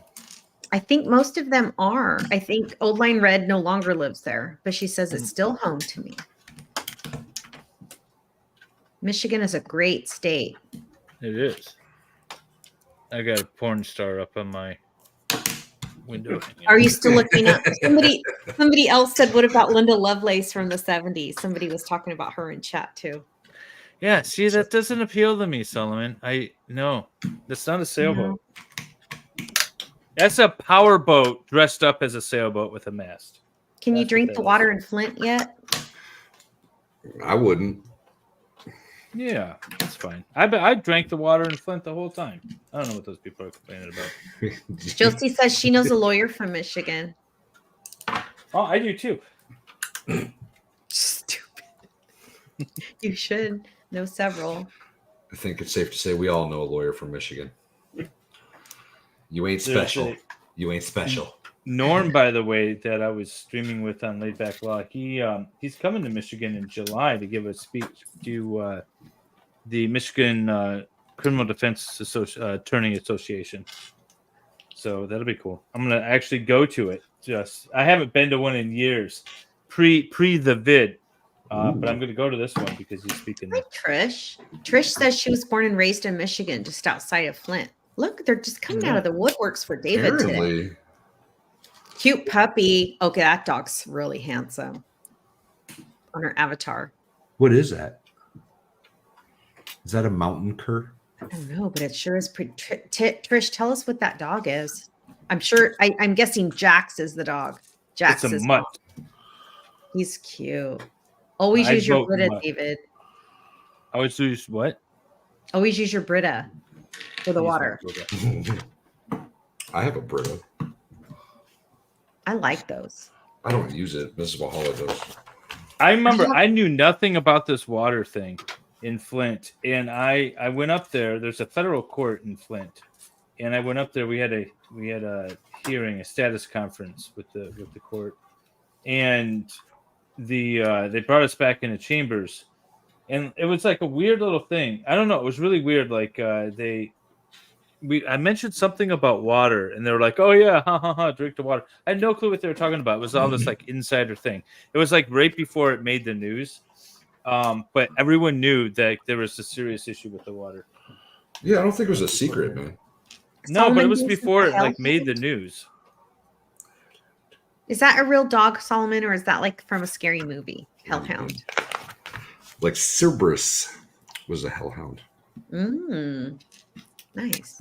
I feel like that's from a myth. Yeah. Yep. The Greek three-headed dog that guards Hades. Cerberus. I'm very ignorant on all of those things. I'm surprised you didn't know that, Dave. I don't know. I feel like I've seen a three-headed dog somewhere in like Harry Potter. Is that what you're talking about? That's a different three-headed dog. That one's name was Fluffy. Yep. Oh yeah. Well, that doesn't sound very scary. And you know this name because you're infatuated with the books or the movies? Books. So. Books. The safer answer. I actually tried to not watch the movies until all of the books were out, but I don't think I quite made it. I think I gave up right before the last book came out. I read some of the books. I stopped at like the last two before it was done. My issue with Harry Potter mainly was that it always seemed to me like Harry was kind of whiny and didn't actually do a whole lot, and it was mostly his friends that were doing the work that helped him out. But, yeah, he wasn't very skilled, was he? Even at the end. Oh, I don't know if you watched the last movie, but even at the end, it was like, I don't feel like you're doing a whole lot here, Harry. Well, that was kind of part of the whole process, though, right? Was that he was the chosen one, whether or not he wanted to be, whether or not he was good enough, whether or not he was powerful enough or skilled enough or whatever the hell. He was I can relate to forced that. into that position. I can relate to that. Torin, Gwendolyn wants to know what move you're on now. I am on move 215 out of 299. Oh, so I think I'm making some pretty good progress. Yeah, you are. Oh, I should count where I'm at. I'm on move 37 of. Oh my god. what? 37 of. No, Not even to the end yet. David. 37 of 170. Holy shit, This man. might be another stream that 171. Steven doesn't finish his load. 171. There's a Outstanding. lot to this. Outstanding. Oh god, I'm not getting any Aw. sleep tonight. I'm a big Harry Potter fan. Yeah, David is not. Have you finishing. been to Universal Studios and tried some butterbeer? Does that require traveling? Yes. Yeah. Then no, I didn't do that. Also, Well, I hope that you and butterbeer Miss sounds Buffalo are absolutely at the same disgusting. time. It's really good. It's really good, but don't drink too much because you get an upset tummy. But it's really good. It sounds Valhalla, you horrible. can. I'll take you and Mrs. Valhalla to Universal Studios. Come visit me. Careful now. She might actually try to make me do that. I'm telling you, it'll be so much fun. We could do all the things. All the Lauren, things. have you been to Disney or Yeah. Universal? Yeah. Um, Disney. No, I haven't. I haven't actually been to Florida, and while I was in Southern California, it was only at the airport. I was mostly hanging around in Northern California. Where were you in Northern California? I know I asked you before. and Is I forgot. Kelly still in the chat? I haven't seen her.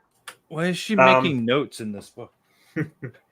Where I lived in Northern California is actually fairly easy to find. If you guys have ever seen the Dirty Harry movie where he jumps off of a railroad trestle onto a school bus and they have a fight in a quarry, I lived in an apartment complex they built in that quarry. It was in Larkspur, California, just south of Marin.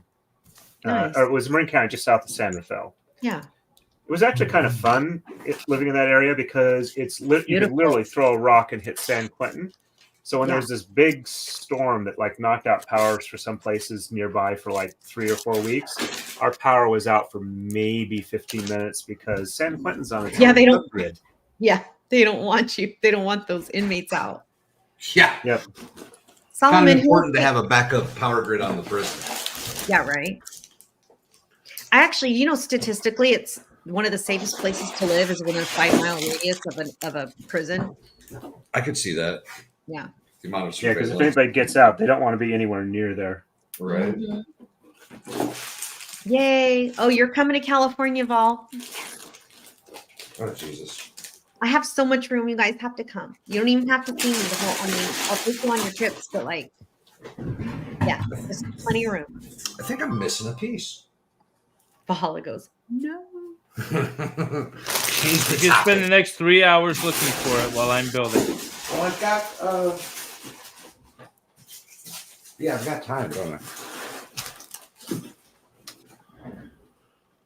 I think I am. I think I'm missing a piece. You got a lot of time between Torin and myself. I've still got a whole nother set to build, but I'm just about done with the second one, so I'm doing okay. You still haven't even started the praying mantis, right? Correct, but I'm about done with the beetle. But What kind of beetle is it? It's either a Goliath Is it a beetle dung or beetle? a rhinoceros beetle. Well, it might be I a feel like dung it's a beetle. dung beetle. It might be. As long as it's not a June bug. I don't think it says on here. Okay, now I gotta start with this. One of these. Oh, I gotta go 5 times. Oh, I need these red ones. I didn't realize that beetles are all cockroaches. Or No, cockroaches. cockroach. Cockroach is a type of beetle. I know. So that means like ladybugs are cockroaches. Okay. Okay. Oh, she It's did. like- Thanks, Julia. All right, I'm gonna go try to find this piece. I'll be All back. right. Trish did tell us what the dog was. Oh, here it is. He's a JR and Italian Greyhound mix. Okay. He's a mutt, like I said. Jack Russell. Jack Oh, Russell. Jack Russell. Cute. Well, we like him. He's handsome. I don't even like animals. He's a Jack Russell and a what? Yeah, they are. And a Greyhound mix, she said. I forgot now. I just made that up half Irish. I don't know if they really are, but I think they are cockroaches. Well, Yeah, Italian Greyhound. And a just Jack Russell. And probably something else too, she says. Torin knows the answer. I was about to say that ladybugs are cockroaches only if you defined all beetles as cockroaches. Yeah. But I do now that I know. well, I do know that in Florida they call their flying cockroaches palmetto bugs because nobody wants to say we've got large flying cockroaches all around. Right? That sounds fun. You guys have Cadia killers out there? Cicada killers? Yeah. I believe so. They're like wasps that take out cicada. Yeah. They're like gigantic wasps. They're like this big. They're huge, but they won't go after humans apparently. Oh, they can't not sting us. They bite. They can't bite us because they're too small or something like that. Their mouths are too small. They can only kill the cadias. The cicada thing reminded me that when I came out here, there were no cicadas, and the first one I saw, I was like, "Wow, that's some giant prehistoric bug." As my wife puts it, why are the trees screaming? Yeah. But that also reminded me that the first time I came out to that event in Western Pennsylvania, I've had migraines since I was like, early teenager. Me too. And so I came out here and I'm thinking, am I having a migraine? And it looks a little different. And that was when I realized that what I was looking at was a firefly because there are no fireflies in Idaho. Mm-hmm. And that was my first experience with one. My wife's friend, she lives in Sweden. Apparently, Sweden doesn't have fireflies, and so she was mesmerized by them. We have a park near us, and there's some like shaded trails where they're kind of in the woods, but not really. But they love to hang out there, and you walk through there, and they all blink at the same time. They sync up. It's really cool. Torin, can you show us what your box, what you're building again, please? Thank you. Absolutely. It's I think it's pronounced Himeji Castle, and it is the most popular medieval castle for tourists in Japan. And I figured it would fit perfectly once I've got it built to be like a prop or a set piece with my channel's theme. I agree. I think that'll be such a great part of your studio. You said it's a medieval castle? Oh, what am I building? Sorry. Yeah, what are you building? I am building the Statue of Liberty. This is the base so far. That's some pretty good progress. Yeah, that is. Not too bad. Josie, one of the fans sent David that. Yeah, set. Kelly did. Kelly did. I don't know if you can see it. Statue. Oh, there we go. That's what I'm building. I'm excited for this. And it was frustrating Kelly so much she sent it to David. Yeah, she quit on it, threw it in the box and sent it to me. He's like, no, thank you. And Valhalla is building some insects. Hence why we're talking about insects. Yeah, the June bugs. I only know about Josie, where have you been? That's what I want to know. Josie, where have you been? She said top secret. She didn't want to tell us. Something's up. Something's afoot. Mm-hmm. Well, They all came over together. They all came over together. They're up to something. Yeah. And I'm at move 219. Nice. Palmetto bugs, June bugs. He said that could not, or AP says nothing like a bug that can knock you out if it hits you. Ooh. Oh yeah, the Cadia. Oh my gosh, Polly. This is Rocket. He's a pug Dachshund. Look at this puppy. Can you all see his face? He's adorable. Oh, that looked like a human face for a second. He's cute. He's very good looking dog. I would get that. I like that. Did remember another story that at least it's kind of weird, but my wife will back me up on it because she was there with me. We It's were like driving. every alibi defendant. All right, go ahead. We were driving from Idaho to Pennsylvania. I'd flown out with her so that we could pick up stuff from my storage unit. Since I'd gotten married and was going to be living out here semi-permanently, at least until she gets tired of me. So what I'd decided, we were needing to make a pit stop in near Las Vegas, Nevada, to pick up a sword that I'd commissioned several years prior. And it's like, okay, this is going to be the best opportunity. So we're driving from Idaho down to southern Nevada, and we're near the Nevada-Utah border. We're taking, I think it was like Highway 93 or 95. And it's, this is like February or March, so it was cold, but it wasn't really snowy in the area we were going through. At the time, there wasn't like anything on the ground when we were starting at this point. And so we suddenly start getting a squall, and it's fairly high up in this area. So we're going along, we see a sign that says like about 7,000 feet. And since it's getting snowier, I'm keeping it nice and slow. I'm letting it coast. And when I'm letting it coast, we're picking up speed. So obviously I'm going downhill. And then I pass a sign that says 8,000 feet. And it's like, this is weird. And so I mentioned it to my wife, and we're going along. It's like, okay, look, my foot is off the gas. I'm not, no way it's accelerating. Cruise control's off. And we're picking up speed. The speedometer is going up. And so,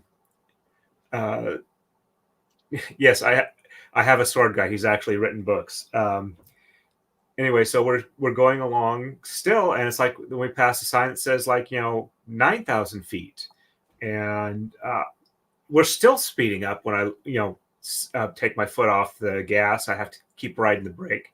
We finally top out at, I think it was, the pass was like 13,000 feet. It was a really tall pass, or like that. And then we finally get onto like an open area. The snow stops and there's snow on the ground. And it's like, that was the weirdest thing. It was like we were going downhill, but we just kept getting higher and higher up on in elevation. It was one of the freakiest things that I've ever had happen to me. And my wife was there for it. So it's like, I'm not going crazy. It's not just, I'm not remembering things right. And it was weird. Was it the wind, or was it possibly the elevation messing with the engine throttle?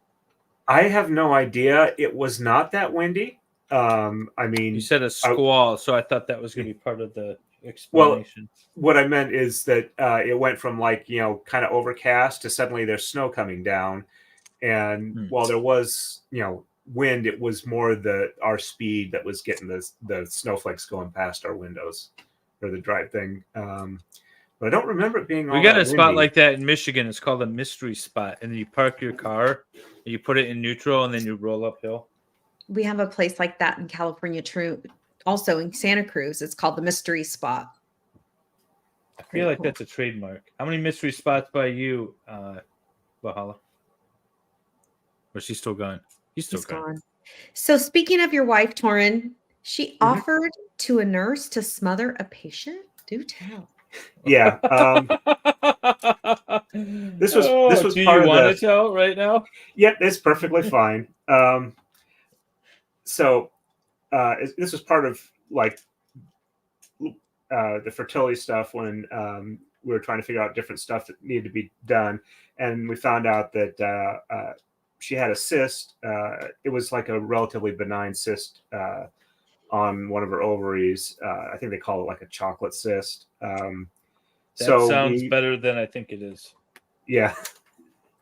So anyway, as part of it, they wanted to remove it because in general, it would be better if it was gone, because while it's a benign cyst, they may grow over time, and it's in a spot where you really don't want things growing there unexpectedly, especially if you're going to plan on having kids.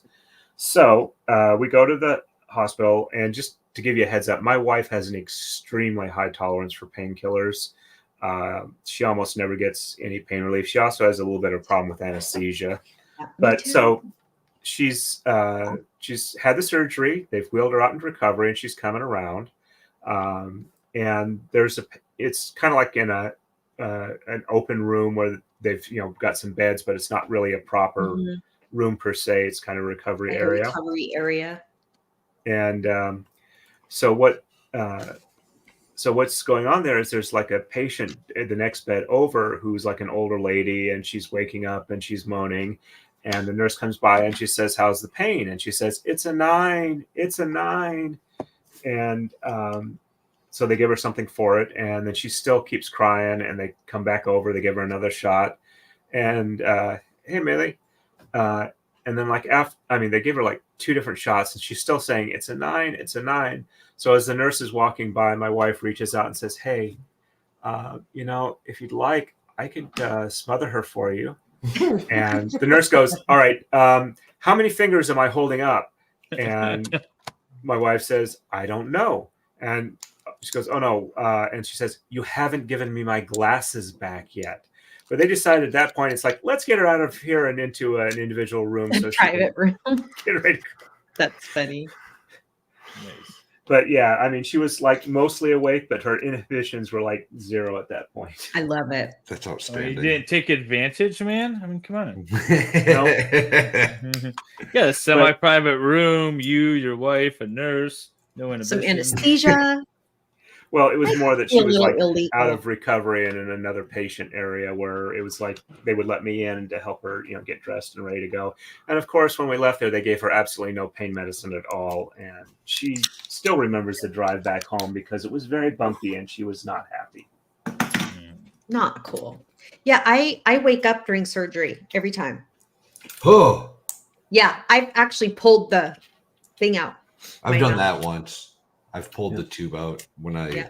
What the hell was that for? I think when my appendix ruptured, maybe. I have never woken up, thank God. When they did the egg retrieval, they knock you out for that. And they gave her propofol for that, which is the Michael Jackson thing. And she says she absolutely loves that because she was like out like a light. 15 minutes later, she was back awake again.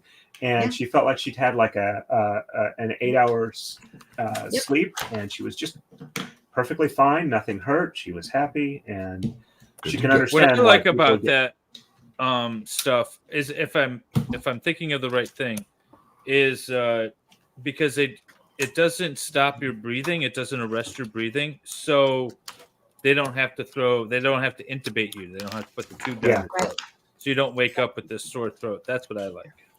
Yeah, that was some horse shit. I had to do all that searching, scrounging. Okay. I think we're done with number 2. No, I don't have the piece, so I had to make it as close to that as I could out of different colors. Well, I am on step 44 of 171. Oh, my baby Lord. David, did you have a question for Kelly? She's back. She said she was watching a storm chaser, and it looks like the town of Sulphur, Oklahoma. Ooh. Sulphur, Oklahoma? There's a cool storm chaser, by the way. He's LawTube adjacent because, LawTube adjacent. Lady Law's brother. Brother, yeah. Yeah, I pop on there. Again, someone else that I no longer subscribe to on my new channel that I need to find his channel again. Yeah. But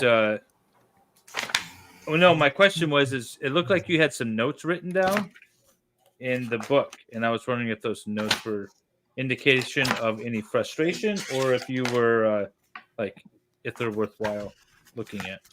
Yeah, he wanted to know about your notes, Kelly. You have notes in here. Oh shit. This is very tedious, Kelly. And I can tell you that if I wasn't live on stream right now, I probably would have walked away from this about 20 minutes ago. Been like, this is getting done a different day. Oh no. So tedious. Look at Janine. Is that you and your husband? Look what a nice looking couple you are. It's so funny because in chat you can't see the avatars well enough to really see the photos. But when I pull it up on screen, I'm like, oh, that's what so and so looks like, or that's cute. What do the notes say? Kelly says. They were like, I don't. Hang on. Oh, it's her son. Oh, cute. Was your son making those? Oh, Number God, 2. that looks good. Janine, you don't Wait. look old enough for that to be your son. Wait, let me go. Here you are. So there's 2 different versions of this. I can take these Wow. wings off and close these, so he's like not flying. That's Oh, really that's cool. Yeah, and I'm thinking of doing it because they His don't wing fell off. stay break on him. very well. See, there's like notes written Jesus here. Christ.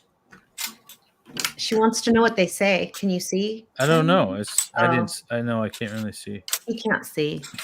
Did somebody just write over it, like on a piece of paper on top of it, as I a don't left know. impression? No. It's like a silver marker or something. I couldn't see. Yeah, you're funny. All right, let's try this. Where is? Aw. How do we like it closed, y'all? Let's see. I like it open.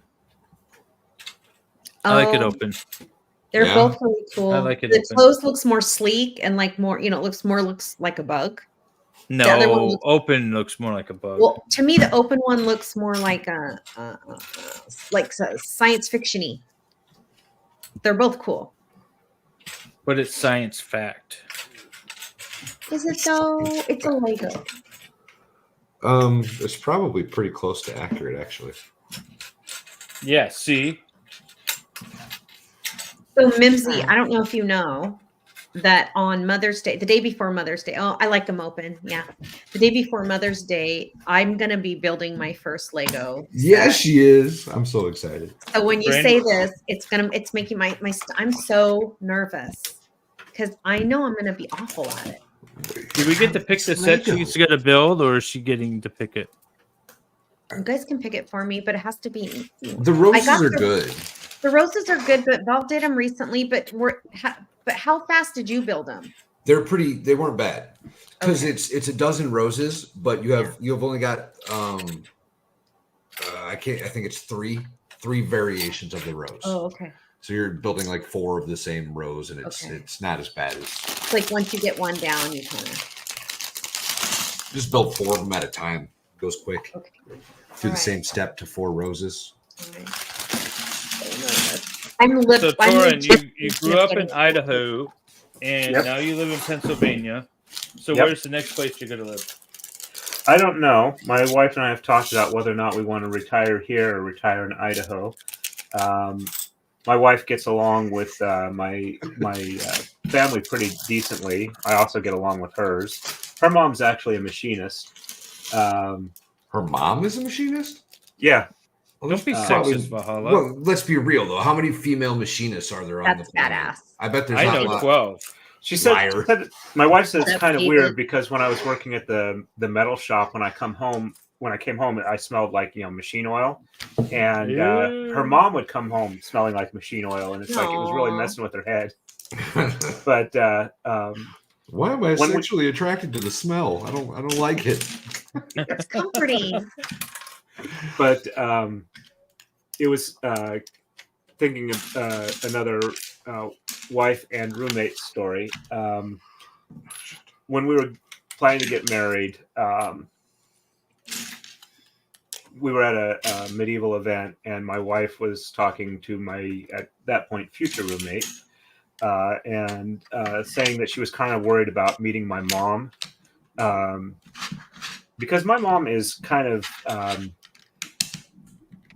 if somebody could weaponize niceness, she would be the one, but she doesn't because she's nice.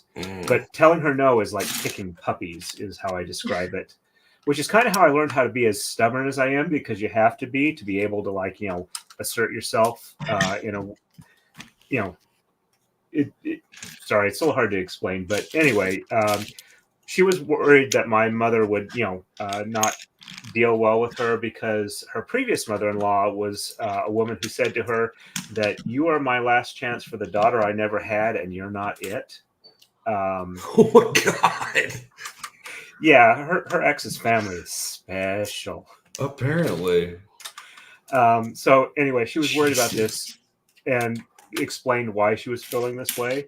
And my roommate told her that she had actually met my mom once or twice because we were working on a silversmithing project at my parents' place. And she said that I've met this woman, and her lips would dry up and blow away to dust before words like that would ever touch her mouth. So, classy. Yep. That's pretty good. I proposed to my wife in Sweden, and before I did so, I talked to her parents, and I was like, "Oh, I want to propose to your daughter," and her dad said, "Why?" And then her mom said, "No." I was like, "Well, I didn't do it anyways." Yeah, it was worth a try, I guess. But her mom's got a personality like me. You're like, it was a rhetorical question anyway. Yeah, it really was a rhetorical question. But yeah, I don't know. Her mom was like, "No." That's funny. She's gonna. We're gonna get to meet her in Dollywood, aren't we? No, she's not going to Dollywood. What? Oh, what the hell, man! I thought that I'm was going the to. point. I don't want to see you. I want to see her. Don't come without her. Right? All right. I'll talk to him. I'll bring him. She has to come. Why didn't you? Well, then I'm not hanging out in a hammock in Valhalla's backyard. Well, you can still do that if you want. I don't know if she's gonna want to do that, but no, I'll talk to him. I'll bring him. She's coming in next week. Oh, okay, Julia. So a couple of people have asked if we've heard from MG. So I'm like, is he okay? And then Julia just clarified that he's in the line of severe storms that's happening. Yeah, he was yesterday too. Okay. So has anyone heard from him? People are curious. I have He has been in my Discord posting a lot of stuff actually today. Okay. So he's at least posting stuff in my Discord. Well, that's good. Aw. Old Line Red says, as an only girl, all of my sisters-in-law are my sisters I never had, regardless of whether we see eye to eye all the time. Gosh, people. Right? Wasn't that how sisters I operate? love that. No, that's not the way it's supposed to be, damn it. Oh, he's streaming now, Janine. Okay, good. So he's fine. Okay. You're welcome, Julia. MG Law is streaming. Hi, Pam. Hi, Pam. How you doing, Pam? How you doing? This is a busy weekend for streaming. Yeah, it is. Last weekend was dead. This weekend, everyone's. Yeah, I had people begging for a stream Saturday last week, and tonight everyone's streaming. It's fun. That's how it goes sometimes. Mm-hmm. Yeah. Yeah, expert wanted me to come on his 6-hour stream at some point, and I'm like, not if it's on a Saturday. Yeah. Not if it's on this Saturday. Well, we stream on a lot of Saturdays. We do. We have been, that's for sure. We sure we have it. next week off. This is going to be a little bit more back to normal, where we have like every other week or sort of thing. Oh, did I tell you? I'll talk to you. Okay. Tell me later. Yeah. So everybody, our next, Torin is today, and obviously, and then we have Brandy Churchwell on the day before Mother's Day. I always forget which day that is. It's 2 weeks. Sure. 2 weeks for sure. And then we've got a couple of other people that are in the works. Okay. I heard from one of those people, which is what I was going to say. Yeah, I figured. Oh, he's shutting down now because of the thunder, MG. Ooh. Now y'all make me have to worry about MG. Dang it. He's all right. Come on, man. I suffered through a lightning storm, crazy-ass lightning storm in a treehouse. You can do it. David, remember when you fell out of the treehouse? That's a good time. I've done it a couple of times. My charger is back, by the way. Thank you, my bestie, who picked up my car for me. Yay! His name is George. My car. I love him. Oh, you name talking about your bestie. I name my cars. My bestie is not named George. That's what I was. Torin, what's your opinion on naming vehicles? Sometimes I can see it. I'm trying to remember. I think I had one named when I was younger, but I can't remember what it is at the moment for some reason. Well, when you're a teenager, when you're like 16, okay, I get that. I named my cars. When you're of My a certain age? age. When you're a grandmother. You know, I I've don't know if always, there's anything wrong with naming a car. I love my cars. Yeah, Especially if you, I take very good care. I love my cars. And I We wanted got George Connect for a long parts. time. The thing that George- bothers me is when people name body parts. I will Okay, name so- him George, and I will hug him and pet him and hold him. Hey, if Well, you're you hugging hope him and someone petting him, else you can is name him hugging whatever you him. want. Yeah. Yeah. Don't you want someone else to be hugging and petting him? That's just my thought. Yeah. That one. Yep, that one. No, the reason I all like I- him. mentioned that is I heard somebody that actually named something that, and it was Aw. like that was what ran through my head. And it's like, ooh, I need to run away. Ooh. And I will love him and pet him and stroke him. Ooh, look at I can hang it now. Sweet. Yeah, I don't think think I'm I could getting take to a the man statute, seriously if actually, he named finally his now. body parts. That's pretty cool. My car is Reggie. Reggie? The letters on the number plate are RDJ. Cute. That's good. All right, Laura, my girl, my girl. And Renee's horse Ooh. was named George. I had a beta fish named George for a really long time. How much do we want to bet that Valhalla has a vanity plate? I know. You You know don't think why he he does? wouldn't do that? Because it's too much identification. Yeah. Do you, Vaughn? Torin, what are your thoughts? Does Valhalla have a vanity plate? I don't know. I used to have one myself when I was living in Idaho. It's been many years past, but I had one that was Harp Man. Harpman? Yeah. Harpman. Oh, When I was cute. playing harp. That's good.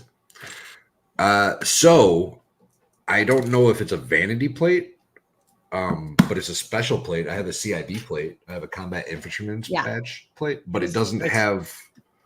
It doesn't say anything specific Right. on it. No. Yeah. Yeah, have- would say it's on the vanity. I have had. I used to have a '68 Nova, and Ooh, that was my first name with an S. cute. 68 on it, and that was the one vanity plate I've had. Love that. Yeah, that was I've a good one. never had a vanity plate. That was a sexy car, though, man. That car was Yeah, awesome. it is. Yeah, it is. One of my neighbors had one, and I almost went and asked them, "Are you going to ever sell that car?" And my dad goes, "Do you know how many people with that car get asked that every day? It's annoying." I'm like, rude. Rude. Yeah, I have a date with my dad tomorrow. I'm really excited. Nice. What Yeah, are you guys gonna do? we are going to go to a town near us and go watch. My dad actually my dad was a professional opera singer and a bodybuilder and a wrestler. Like he has all these really cool things about him. So he loves choral music, and so do I. So we're going to go to the university near us, and we're going to go watch a choral group sing. Nice. And yeah, my mom and my sister went to Chicago for a vacation, and so the old man's home Chicago. alone, and so they set us up on a date. Outstanding. Yeah, I'm excited. I love spending time with the old man. Let's see You if just this- call him the old man. Yeah. He's old. Now he's a boomer. My dad's a boomer for real. I feel It's like impressive that he was a professional wrestler.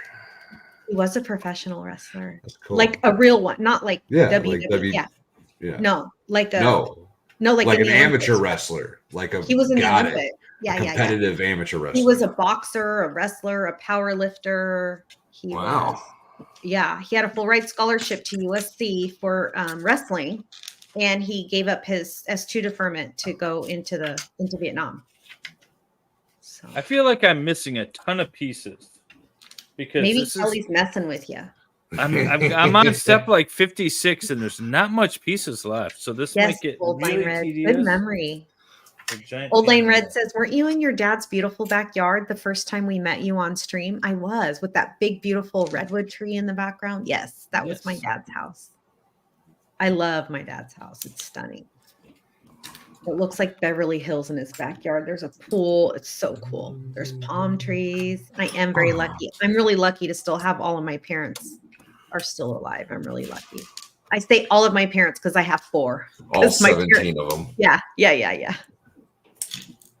So, Torin, are you going to be able to automate this process with your new, the weaving, with this? Is there a way to automate it, or no? Is it always going to have to be From what hand-done? I'm doing, not exactly. I mean, there are machines you can set up for that. That you could possibly design. The lady who kind of popularized this in the West made a modular mechanical braiding machine for braiding carbon fiber using similar techniques. But I'm thinking that any type of automation I do would kind of like steal the value from it. Yeah, why would you possibly want to automate that? It loses the entirety of the historical art aspect of it, right? To make money, Valhalla, to make money. But then it's not the same product. Well, I don't know. Then it's some cheap Americanized version of a classic Japanese art form. You could sell a lesser version of it. You could, but it's not the same. Well, he could have two products. He could have his automated product and then his original stuff. Yeah, that's what I mean. Oh, I'm sorry, Elise. Yeah, I'm very lucky. We're the same age, so I get it. Yeah. What did you do to Elise, Wendy? She said she's 54 and she does not have either of her parents anymore. A lot of people were saying that I'm lucky that my parents are all still here. Yeah. Yeah, I'm 55. My parents are around. I'd mentioned a bit more about their current status, but I don't want to bring down Dave's mood too much. Yeah, no sad stories, damn it.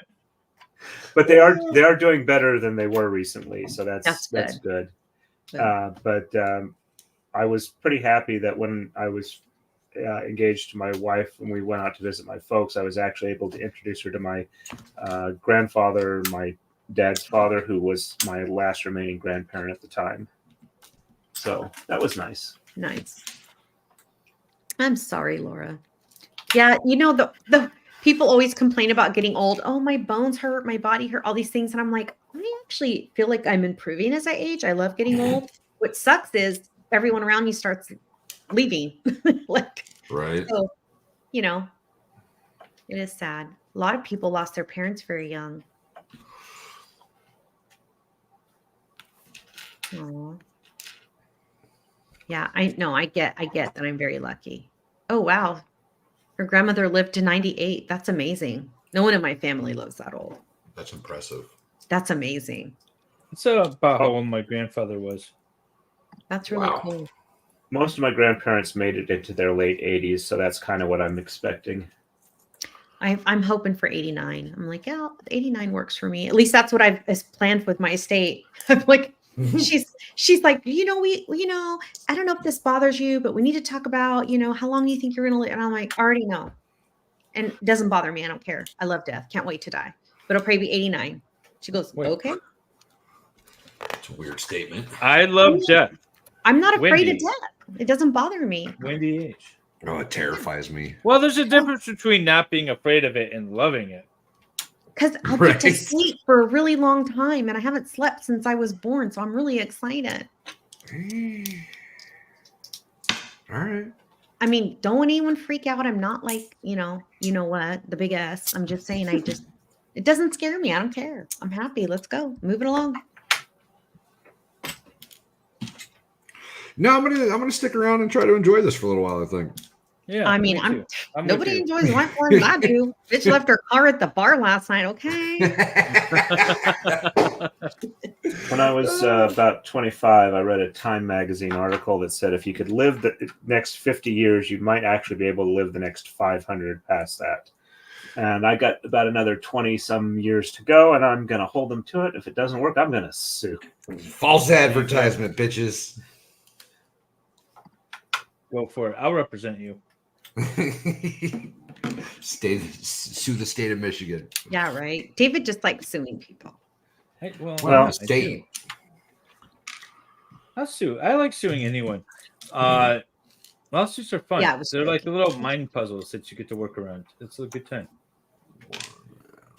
I mean, if you're a litigator, you should probably like litigation, right? Yeah, that's Right? fair. I'll give you that one. Shit.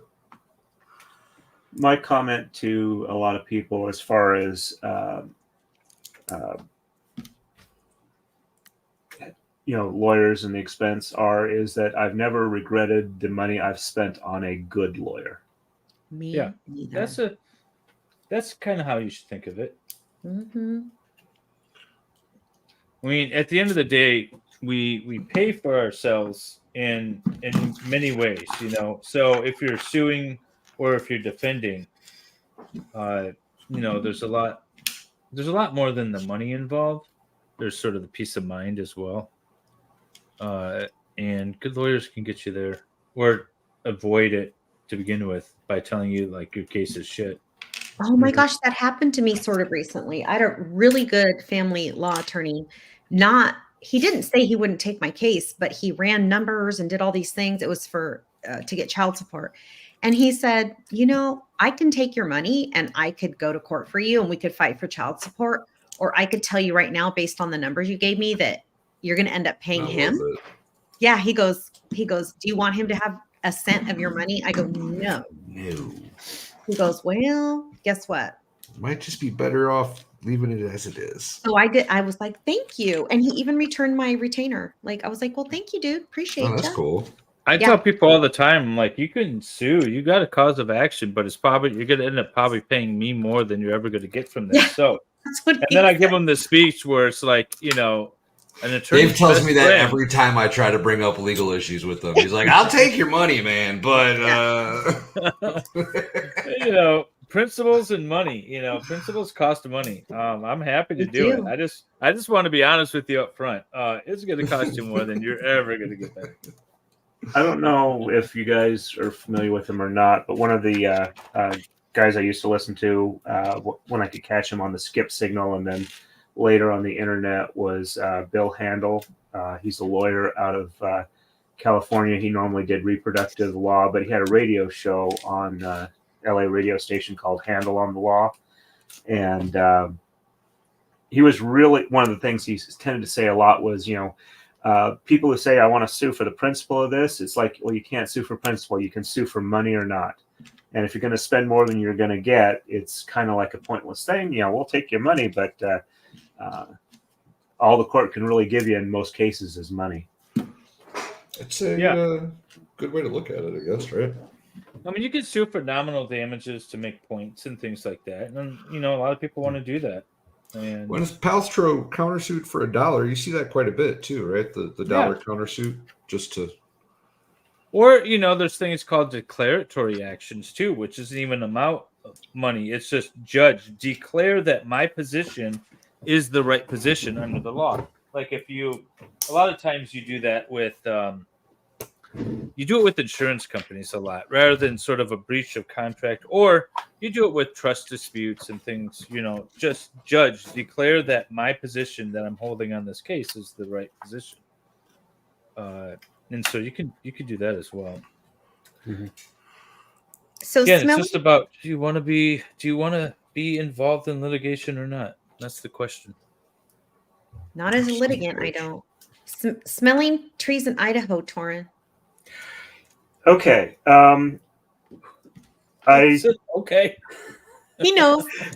If I have to, all right, we'll get there. Sorry, I'm just getting in the proper. By the way, I mindset have a feeling I know what he's going to say. Well, let me just tell you, I've been ziplining in Idaho, and they have trees that smell like things, like vanilla. Like the boy tree smells one way, and the girl tree smells like another thing, and it's really cool. Really? It gives tree hugging a whole new experience. Yeah, they're ponderosa really cool. pines, and since I was a Boy Scout out there, one of the things we did at Scout Camp is we'd take scouts. Other scouts out into the forest and say, smell the tree and tell me what you smell. And so that's where we learned that, a lot of the trees smell like vanilla. So first time out in Idaho, or actually this might have been the second time with my wife, and I'm taking her around a little bit, the areas close by to where I lived, like, within a 50 or 100 mile radius, because we had a rental car with unlimited rental and unlimited mileage. And as we're going around, it's like I stop at one spot and say, hey, come out here. And I want, take her over and say, smell this tree. It's like, what? Yeah, smell this tree. are you pulling a trick? No, I just want you to smell the tree. And it's like, is this something like candid camera? Is the rest of your family here going to like jump out and say, gotcha? It's like, no, please just smell the tree. Just smell the tree, lady. It's like, okay. And then she went, it smells like vanilla. And it's like, yeah, when I explained the background of that, it's like, I absolutely thought this was some sort of prank you were pulling. The trees actually smell like vanilla. Yeah, the guides told us smell the tree, and we all looked at each other like, is she high? Smell the tree. Smell the tree. It was really I don't know how to explain it. It felt really neat though. Like you're up hundreds of feet up in the air and they're like, smell this tree. And I'm like, okay. And it really did smell like vanilla. And that particular cool. what was that tree called? I believe it's the ponderosa pine. Yeah. And I think that's the female smells like vanilla. And the male of that tree smells like something else. And I forgot what it is, but it was really neat. That is pretty cool. Yeah, it is really cool. Go smell some trees. Right? Yeah, it did something to like it really felt neat. Like I was like, oh, is this what like people that meditate feel like? Like it was pretty neat. I just got in tune with nature. I did. I was like, oh my God, can I tell you, by the way, as fun as ziplining is, you have to hike to do the ziplining first. I do not enjoy that. Didn't want no part of that. 2 miles uphill. 2 miles. 2 miles. I was like, oh my, I'm so out of shape. But My it was leg- worth the ride. It was worth it because then you get to zip line down. The zip lining part was pretty exhilarating. I have to say I did like it. Yeah. I'm pretty much over all the adrenaline chasing stuff. I'm good. Yeah, but you've done enough for the rest of like you've Yeah, done more good. than the rest of us ever will. My dad doesn't like it either. He doesn't want anything to do with any. He doesn't even go on rides. He's like, nope. He was in the airborne, so he's like, nope, no, thank you. I went through airborne school. I jumped out of airplanes. I asked him one day, "You're afraid of heights. Why did you do airborne school?" He goes, I'm "It was terrified of heights. He goes, "It was an extra $10 a month or something, whatever it was in those days, It wasn't much back then. Nope, No. it sure wasn't. Okay, I think I need to go get a piece from the. From your stash. Yeah, I'm missing a small little block. How about tropical storms while camping, Torin? Okay. The event that we go to in Western Pennsylvania, this was either right before we got married or right after. So we camp in a 14-foot Mongolian-style yurt, or as it's actually referred to in Mongolian as a ger, G-E-R. That's awesome. Yeah, actually, yurt is the Turkish word for shack, and ger is the Mongolian word for home. Weird trivia things you learn being in a medieval group that focuses on Mongolia. Anyway, so I think this was like right after we got married. It's the first time that we were camping in my big tent together, and this was the year that hurricanes Bonnie and Clyde had dropped down to tropical storms and were coming up on the western side of the Appalachians. And they were not a whole lot of winds. I mean, it was windy, but not ridiculous level. And they were just dumping rain and rain and rain. And in the middle of the night, my wife gets up and says, I need to go to the porta privy. And it was miserable. It's like, okay, I got up, I grabbed the umbrella, I opened it up, and I walked her down to the porta privy, waited until she was done, and we walked back to the tent. And she said at that point, it's like, I don't think it was that time, but it was the next morning. It's like, I think I've realized that I made the right choice marrying you, because my ex-husband would have never done anything like this ever. Aww. So that made me feel really nice. I think she traded up big time, Torin. Well, our roommate has said that part of the reason we do so well as a couple is we each try to live up to what we think the other person deserves. I like that. So, Wait, say that again, please. She thinks that we do so well as a couple because we each try to live up to what we think that our partner deserves. Oh, I love that. So I do like that. That's great. Where did we go? Getting lost at night camping. Same general event, but it was a different year.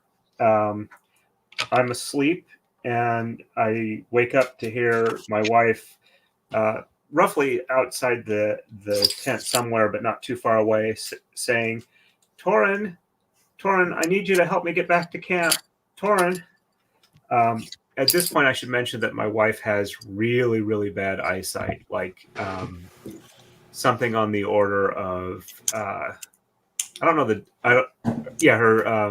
eyeglass prescription is like -10 diopters.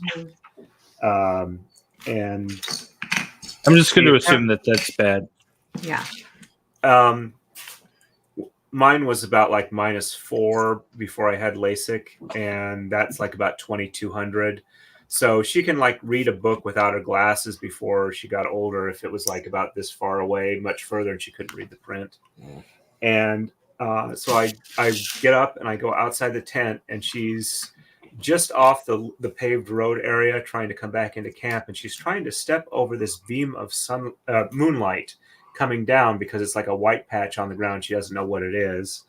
And so I had to like walk her back to our tent because she couldn't find it from the road. And we weren't that far. It was like maybe about 30 feet or something along those lines. But thank you, unbronzed Aussie Laura. Thank you. I like that. But yeah, it was like she keeps remembering that, and it's like at least I got up and went out and got her. I love that. Though we did have a few problems with our tent because I made like a wooden bed frame that we can kind of collapse down, and then we have air mattress we put on top of it, and then like a thin futon, because if you sleep on an air mattress and it's cold, it sucks the heat out of you. So you gotta have like I always put a duvet on the bottom. Yeah. So anyway, the thing is that we're not always on the most level ground, and so occasionally the mattress slides a little bit on top of the bed. So one night she gets up to use the bathroom, and as she gets up, the mattress is far enough over it flips me out of the bed, and I wake up mid-air on my way to the ground. And it's like I land, and it's like, okay, I'm all right. And she's saying, sorry. And I say, go ahead and go. I'm fine. I'll be all right. Yeah, it was like it was interesting waking up midair. So is she able to drive? Oh yeah, she can drive with her glasses. Oh, okay. She normally wears contacts. So she just decided to go a walkabout without her glasses. No, it was just kind of like, it's the middle of the night, I have to go, and it's just down a road. So as long as she's on the pavement, she can find it. She just couldn't get back into camp for some. Well, especially with that pesky moonlight tripping her up. Yeah. Right. Yeah. And also in the dark, my vision is way worse. Yeah. Half Irish said it's butterscotch. The other tree is butterscotch. Okay, that makes sense. Yeah. It's really cool. I smelled awesome. both. They took us to the other tree and it smelled like butterscotch. It was really cool. Oh, shit. I don't know if I've ever purposely smelled a tree, although I love the smell of cut wood. God, me too. Then you've absolutely smelled trees on purpose. Yeah, but I mean, I don't go like out to the forest and smell a tree. Well, I wouldn't have known to do it if the guide didn't tell us to do it. Have you ever smelled sassafras? No. I don't know that I have. It smells just like root beer. I was about to say, I smelled sassafras extract. Like in nature? Yeah. So there's I have a couple sassafras trees on the driveway, and it used to be the ingredient they used to make root beer. Yeah. But it turns out if you drink a whole lot of it, it gives you cancer or something. Yeah. So they changed the formula. But yeah, so make some sassafras tea, and it's basically just root beer. That's the flavor you get. Nice. Yeah. Ooh, mix it with some licorice, black licorice. That might be good. Some Jaeger. Ooh. I've never tried Jaeger. Well, if you like black licorice, that's all it is. I don't actually like black licorice. Who does? Black licorice is awesome. What is wrong with you all? People love it. Look, of course, David when they came out with licorice Altoids, my wife and I tried it, and our unanimous opinion between us was That is extremely vile. We are never going to do that ever again. You guys are weird. Licorice is the greatest. Black licorice, which is the only true licorice. If you guys eat the red stuff, it's not actual licorice. You guys are just eating red candy. But I'm okay with the red candy. You're not wrong, but I love me some red candy. Yeah, red candy's I pretty love tasty. red dye number, whatever. 54, whatever the hell it is. that stuff that's going to give you all cancer. Hey, I'm over here drinking sassafras tea. You think I give a shit? Right? Valhalla's goats pee on him. He doesn't care. Well, we could have gone without that statement. I don't think. Well, I mean, they do, but not often. It's just kind of part of the. I mean, once is enough. It's just kind of part of the experience, y'all. Yeah. What? Oh, this thing's David, cool. How are you doing, David? You look like you've come a long ways. I'm getting there. Looks can be deceiving. Oh wow. Ooh, that's really cute. It's getting there. It's the structure in the inside. I have 100 steps left. Oh my Lord. I've got like 28. I'm gonna go take a bio break. 60. Bio break. I'll be back. All right. I knew this was gonna take a while. You got 60 left, so now it's a race between Torin and myself. I love the smell of wood. Burning wood, freshly cut wood, IKEA wood. I don't care. I smell it all. I love it. IKEA wood. Yeah, I don't care. I'm like, I just like that smell. What is IKEA wood? That's like glue and plastic. Yeah. Okay. As long as we're on the same page there. Oh wait, I put that in the wrong side. Damn it.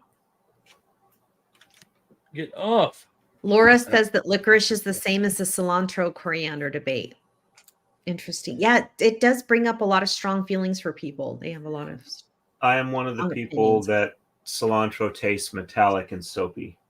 That's it's like a not genetic thing, right? Yep, it's genetics. It's not that it's super vile for me. I just don't particularly care for it. But let's see. Oh, cooking bacon. Yes, that's the best smell. You know what? I'm gonna cook some bacon right now. Please do. I'm hungry. I want some bacon. The other thing that get my brain to function on this again. Sorry, I'm looking at the. That's okay. The Lego stuff here. Trying to make sure Nolan says horses and leather smell great to her. I love the smell of leather. Leather is good. Horses smell. Sambuca is good if you like black licorice. I don't know what that is. Do you know what Sambuca is, David? Sambuca. It's an alcohol. Is that like the drink? Yeah, you can light it on fire and then take the shot. By the way, if you're gonna do that, let the shot glass cool down a touch before you take the shot. There we go. The other thing about the other alcohol that tastes a lot like licorice is ouzo. I don't know if I've had ouzo. It's a Greek drink, if I remember right. As far as the taste and smell type thing, apparently some people or asparagus will turn urine, give it a distinct smell, and some people can't smell it. And apparently, it's that they can't actually smell it. It smells whatever generates the odor is universal, but some people don't have the receptor to actually smell that particular smell. Interesting. Well, that brings up an interesting thing. How do we know? Like, I'm looking at something I'm looking at a green background, but it might not actually be green for you. We just collectively all refer to it as green, so you think it's green. Yeah, short of being able to record people's impressions and memories and passing it on to somebody else, there's no real way to tell. So we just kind of go on a universal thing. Which is just like the speed of light. We're just guessing. I just keep telling everyone I really weigh 120 pounds. It'll be true, because that would be great.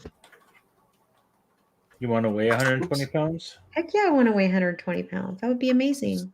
Is that a life goal for you? No, it's not a life goal for me. Obviously, it's not, because I'm not doing anything about it. No, that is not a life goal for me. All right, so this goes. How does this go? Like this? I have way too many other important things to accomplish in my life other than that. That's the thing. Like, people who are like is super in shape, I always think, I'm like, you know what? There's so many other things I'd rather be doing than focusing on that. And, hey, more power to you, but that's just Oh, not yeah. going to be me. Yeah. I'm certainly not going to criticize anyone for devoting their life to being in shape, but Not my first not my go-to. thing. Not my thing. Okay, so this is a that, and that is a this. And I think I'm figuring this is really tedious. This is where I feel like Kelly got frustrated. Yeah, she's like, this is why I sent it to you. Yeah. Trish says, I have vanilla extract macerating that needs to be strained.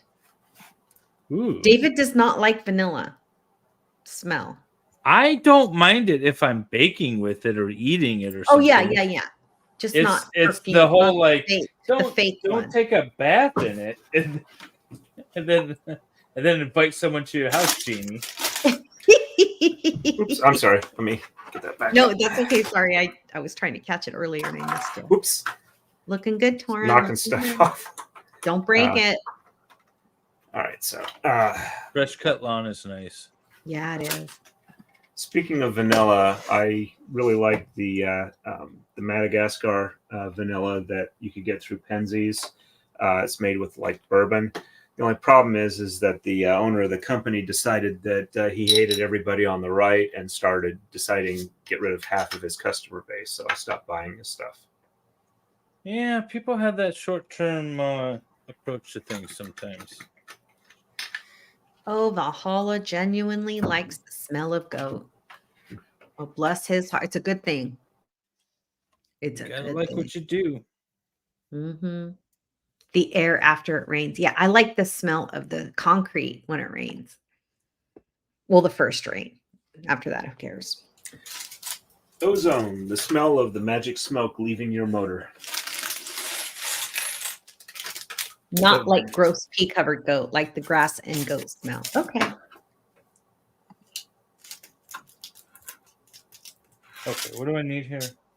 I'm on a loss. Okay. Whew. This is like a marathon. I'm trying to stay focused, and it's getting harder and harder. Yeah, and I couldn't remember if I took my last dose of my wake up medicine or not, so I'm going strictly on adrenaline here. I forgot you have your wake up medicine. Yeah, but I didn't want to take. If I'd taken one dose, I didn't want to take another one right away. If I had forgotten and actually had taken it, that would not be good. It won't hurt you one time. Well, it's fairly dose tolerant from my understanding, and you don't get a lot of side effects, but it does take up a lot of pathways in your liver while it's running. So that's why you're not supposed to drink. Yep. Okay, this goes like this. Awesome. This whole step, it took me like 5 minutes to find the pieces, and then it was literally just popping two pieces together and putting it up. This is very tedious. Thank you, Kelly, for sending this to me. Oh, I thought that was so sweet. Yes, it was awesome. Now that one goes that way. And then I need two of those. Okay. See, y'all, this is why you shouldn't send Lego to him. You should send Lego to me. Don't go smell like pee. How are they going to send you anything, Valhalla? Well, you just send it to Dave, and then Dave will send it to me. Oh, okay, that's happening. Wrong one. Sorry. This is a cool piece. Wow. It's the raised corner you get on buildings in Japan and China. I've got the Tranquil Garden has those pieces on the little thing, the little pagoda. Half Irish goats don't all smell like pee. The bucks will pee on themselves. The does won't, but then the buck rubs on the does, so then they get covered in peas and yada yada. Oh God! So once I build this thing, then I have to step back and I have to correct a design flaw. So even when I'm done, I'm not done. There's a design flaw in that this is the face of the Statue of Liberty, which, sorry, she has a nose and eyes and stuff. So So there's a way to correct it with all the pieces that I have. And so once I'm done building this, then I have to correct it. So I'm not done yet. Oh, is it starting to rain? I was really hoping, I opened all the doors, hoping that I would get a nice breeze tonight. Not so much. It's just like humid. The humidity is coming in and just sitting on me. Petrichor? I've never heard of that Petrichor. before. I never heard of that. So Mimsy says petrichor is what's called the smell of the first rain. I thought it was ozone that you smelled. No, that's just what the left wants you to think. Oh my God, you guys are so So it's Wendy's fault, you're saying? Yeah. everything's my fault. Look, I'm just a girl who left her car at a bar last night right now. Okay? Oh shit. Where does this go? Oh, At least my car was still there. There was a festival in my town, and they closed off all the main streets. Luckily, I parked on a side street because it's my town, so I knew where to park. Because it would have been towed last night had I not. Wow. At least I'm not doing any illegal things. I didn't drive drinking. I have Ubered home from the bar once, but that really probably is a part of the fact that I don't really drink. Yeah, David, you don't drink. I mean, I don't normally drink either. That's why I was like, I'm definitely not driving home. Yes, it's a gentle smell.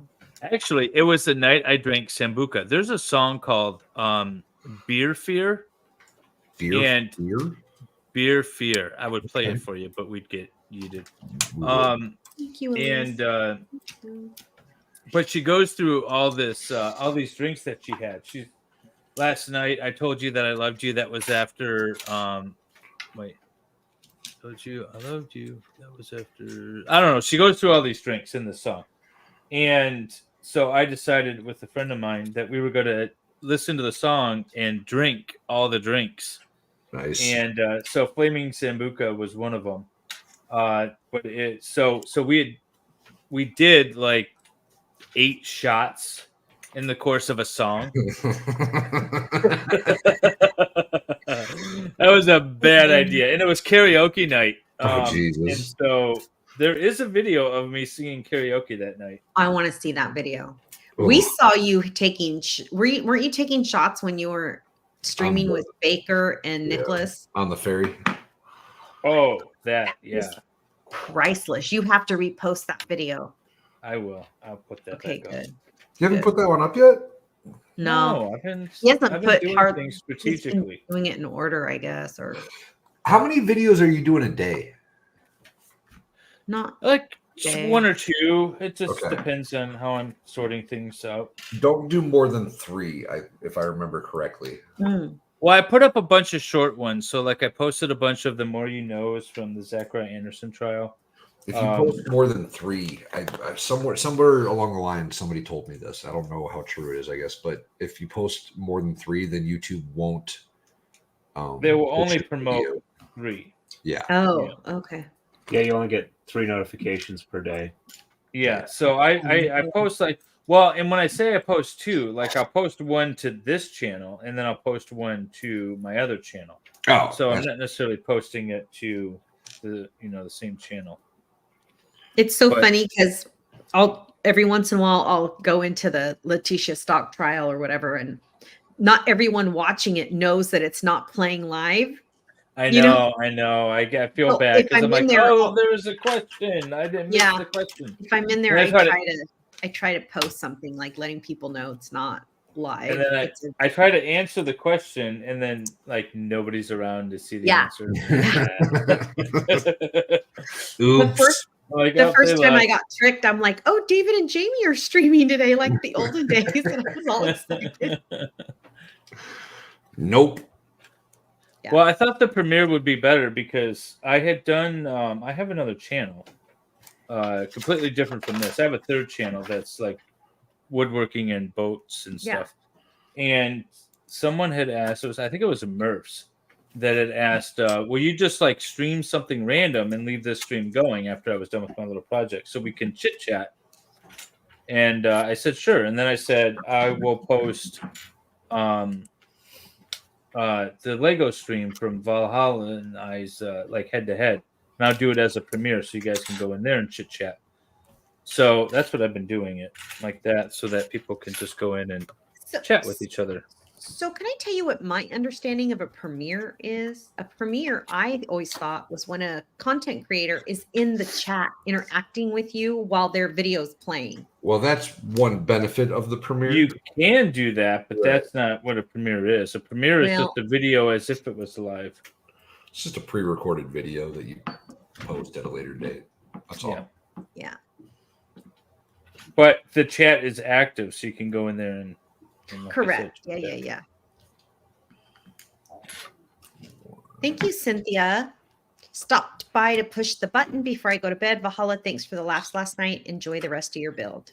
Absolutely. Last night was fun. Night. Last night was a lot. Where were you last night? Yeah, what was last night? What did I We miss? went. So me, Mrs. Valhalla, Volstorm, and Diva went to a rodeo.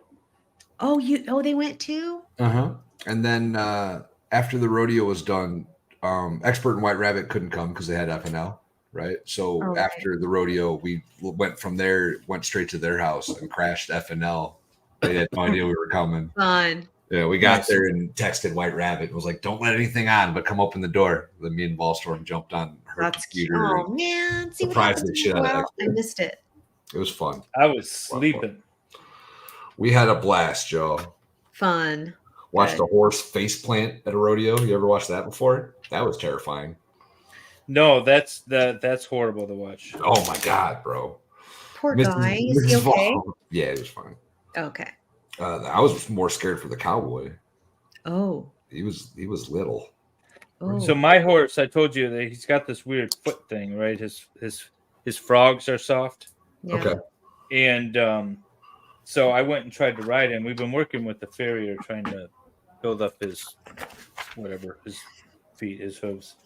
So I hopped on yesterday. Nick was streaming, and so I jumped in, and then I was showing everyone the horse. So I was like, all right, I'm gonna go ride. And then so I saddled him up and got on him. But as soon as he hit the pavement or the gravel road, I thought I was going down. I thought he was face planting. Because he was so sensitive. Like he went down and I was like, oh, this is gonna be bad. We tried it a little bit and then I got off. And then I felt like I should probably not go back on Nick's because everyone was expecting me to be gone riding for a while. We had there was that one where the horse literally just face planted. Like cowboy was still on him. He just went straight to his face. And then there was another kind of scary fall where the guy got not exactly hung up, but he kind of rolled off the bull, and the bull came very close to landing on his head. It's like, oh. But it was a fun night. Rodeo's a big deal in my area. Like many of my girlfriends were like rodeo queens and like I went to a lot of rodeos growing up. I think this is the first rodeo that I've ever been to. I like them. Oh, it was fun. We had a good time. Plus, I think I always had like girlfriends that were in it. And so it was pretty cool to see like women wrangle and stuff like that. I was like, this is so empowering. It's so cool. I love watching it. Because what's between their legs is what's most important, right? What now? I mean, no, I was making a liberal joke at Wendy. But why is it? I'm on no. No, because it's only important if a woman does it. Wouldn't have mattered if it was a man being a cowboy. That's right. I mean, it's not a big deal because it's the norm, right? Mm-hmm. So, well, arguably, barrel racing is a female-dominated aspect of. Yeah, and you can't say it's the norm when it's been around for 50 years. You know, ladies doing stuff, right, Wendy? Well, in the 80s, I had never seen a woman do anything like that. So it wasn't the norm for me. And I was very excited to see it. I thought it was really Valhalla, cool. Let me ask you this. Were they wearing helmets? Yeah, most of them were.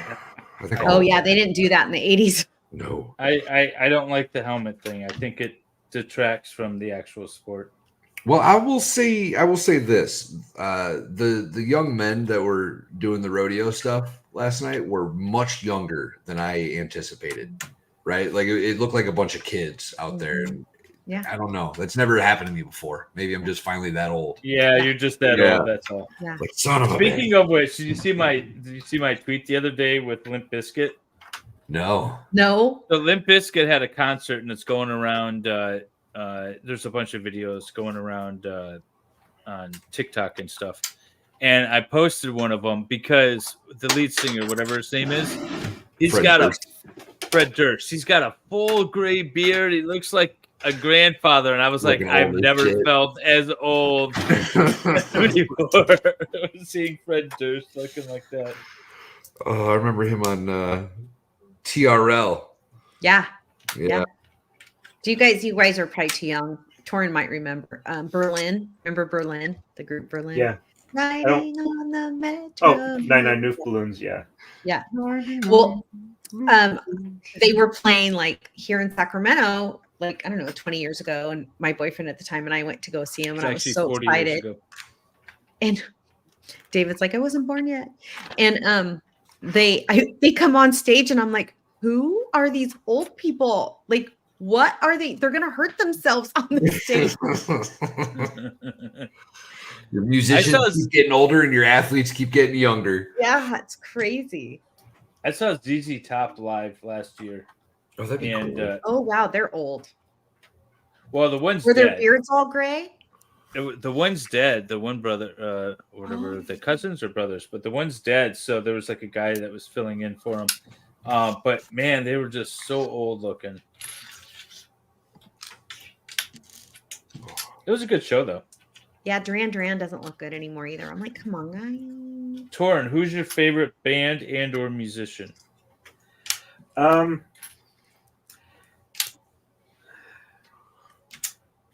to think for a second on like I said, currently I like Little Big. When I was growing up, I liked Moody Blues a lot. I listen to enough weird and general stuff. It's hard for me to like pick any one thing. And I tend to listen to something until my wife gets frustrated and says, stop playing that so many times. Until I wound up, getting headphones to listen to stuff. But I mean, like I said, I like Little Big right now, but I wouldn't call them my favorite. I don't know. Are you a big rap guy? Not really, but there are some I will listen to. I do like Tom McDonald. That a boy. Tom McDonald is good. I like him. If you guys don't know Tom McDonald, you got to go check him out. Yeah, he's awesome. He Clown World was great. It's a great song. And he's independent, completely independent. No record label. Which does make him pretty cool in my book. Mm-hmm. It's this feature, is a not foot. A bug. I just made a foot, I think. Here we go. It's a feature, not a currently bug. on move 251. Being independent. I'm on 97. Valhalla? 65. This is almost as exhausting as like our head-to-head. I didn't realize I was going to be a trial to you folks. Trial. No, it's not you. I'm building this thing. Oh, I don't think that's a fair assessment of the evidence, Torin. Well, I just remembered something else as far as the whiny voice I was trying to do there for a little bit. Before I got LASIK, I had what my wife would call BC glasses for birth control. Birth control glasses? Yeah. My sisters actually, when I was getting married as a wedding gift, they got me new glass frames.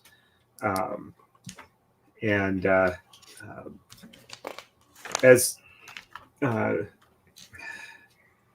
apparently prior to that, I could use the glass frames and sad puppy dog eyes to the point Thank you, Gwen. I appreciate that.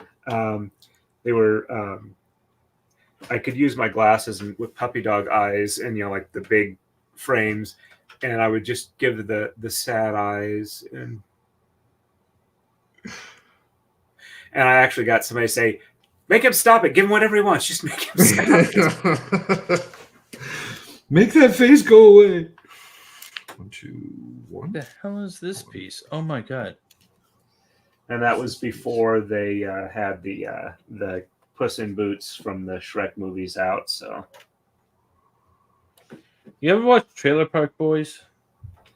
Anyone? A little bit here and there. There's the guy with the big glasses. That's what I'm thinking. Bubbles. Bubbles, yes. I think the only time I actually saw them was when Ian Runkle was reviewing one of their skits. It's pretty hilarious. I haven't watched it in years, but I remember liking it a lot when I did watch it. They're not still doing it, are they? I have no idea. I didn't know anything about it until Mrs. Valhalla put it on one night, and I was like, "What the hell is this?" And then It's the dumbest fucking thing in the world. so it's so good, though. Yeah, this is imagine these guys living in a trailer park in Canada. Canada. It's so good.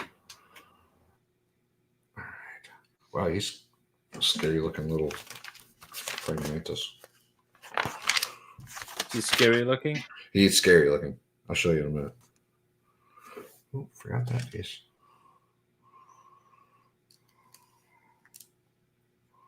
There we go. Praying mantises are cool. They are. I had a really teeny tiny one, like pinky fingernail size on the what you eating, Wendy? Pretzel. on my deck on the table I got out there for 3 days in a row. He would come on that table and hang out with me while I was smoking. It was really neat. Praying mantises are really cool. How's your build coming, Valhalla? I think I'm done. What? Yeah. Let me get it on here. I'm not ready yet, Wendy. Savor this moment, Valhalla. There we go. Praying mantis. Oh my god, he's so cute. So cute. That's cool. That's really cool. I love that. I'm telling you guys, I've been waiting for this set since I saw it was coming out. I knew it was going to be a cool set. It's stunning. I love I it. think my wife is buying it. I think she's already ordered it. Outstanding. I love it.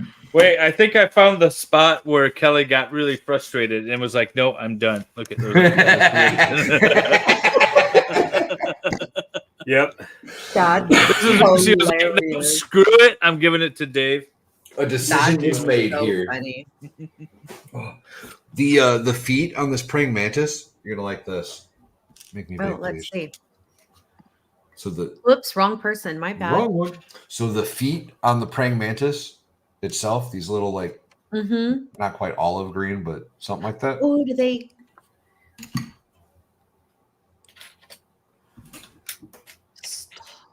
Oh, little guns. Yeah, they're little pistols. That's awesome. I thought I so. love how they reuse things like that. And that weird green color too. That's cool. It's pretty cool. Oh shit. Yeah, Kelly says, "Yep, pretty much." Yeah. I'm like, She started stabbing it with her. I was like, the book looks like someone got angry right about here. Can't say I blame you. I can't because right now this is like I said done. if I would have quit an hour ago if I wasn't on live stream with this build. It's that bad, frustratingly it's so tedious. Everything's the same damn color too. You have far less pieces laid out than you did earlier. I know. Yes. That's the worst thing about it. How's Is I'm that looking bad? at look at how many few pieces I have.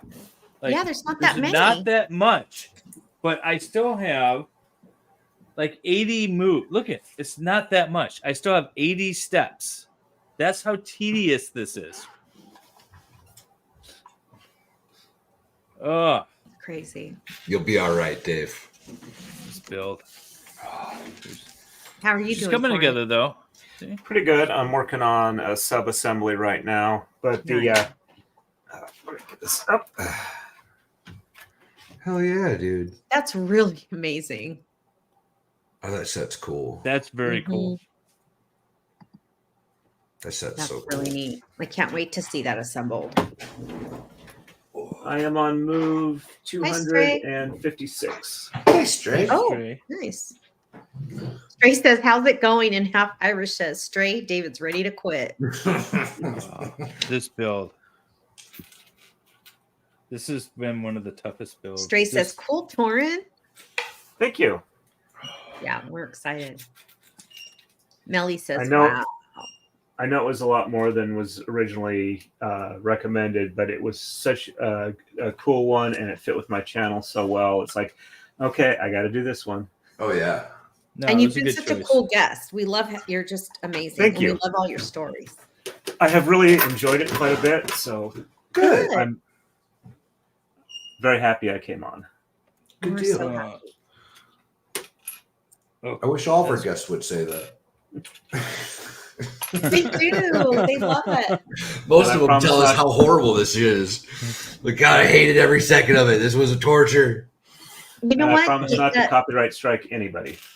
Thanks, Torin. We're gonna get that on video. You know what's interesting is the person who said that the person who did the copyright claim on stream said, "Go ahead and use whatever you want," which is ironic. Anyway, speaking of people who loved to be on, I know we said this last time, but Rob from Lawn Lumber really had a lot of good things to say about being on for the Lego Yeah, he stream. did. He loved it. Yeah. Thanks, It's Teresa. Interesting. He says, "We Rob's love you a really guys." cool guy. Oh yeah, Rob was very cool. I liked him.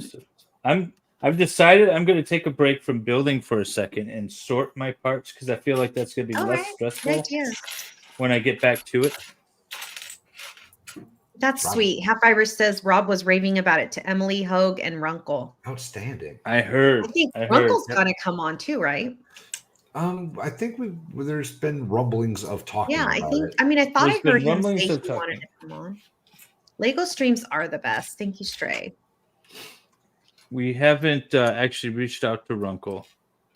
No, but I mainly think I because think- we haven't really talked about. All right, so this is our behind the scenes stuff. We say Valhalla, Wendy, and I, we message each other and we say, hey, we've got some dates coming up where we could possibly do a Lego stream. And then once we lock in a few dates in the future, then we're like, okay, so now we know. Now we can go reach out to our potential guests and say, hey, we've got this date available. And so we just set up. We have Mother's Day is scheduled. Or 2 the day weeks before out. Mother's Day, 2 weeks out. And then after that, I think we talked about the 25th of May, which is really the next time we're able to do something. And so we've locked that date in now. And so now we can start reaching out to guests, and we just need more dates locked in. Yeah. Can I tell you how excited I am going to be for that one guy though? If we can pull Yeah. that off. Yes. I didn't. Oh man, he messaged me back the other day. Okay, cool. Yeah, I haven't responded back to him because I'm a horrible human, but I'll get there. So You'll do I have a friend of Jody Arias that messaged me back a month ago about doing an interview, and I just yesterday responded back to him. You just got back to that guy? Yeah. Oops. Well, because I'm messaging him on Instagram, and I'm Yeah, never you don't on do Instagram. No. So I told him, I was like, sorry for getting back so late. I'm never on this app. I'm never looking at these messages. And then, but I said, we'd like to do an interview with you. And then he responded right away, which I didn't see until we started Jody to this morning. And I Wait, was wasn't like, oh, Runkle? okay.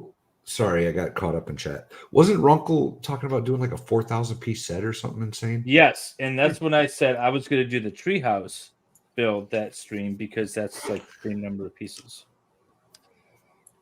Maybe we should start that one at like noon. Yeah, you might want to. And I can't go out the night before. What are you complaining about? It's earlier for you than it is for anybody. That is true, which means I start earlier than you do. That's true. I'll give you that. Yeah.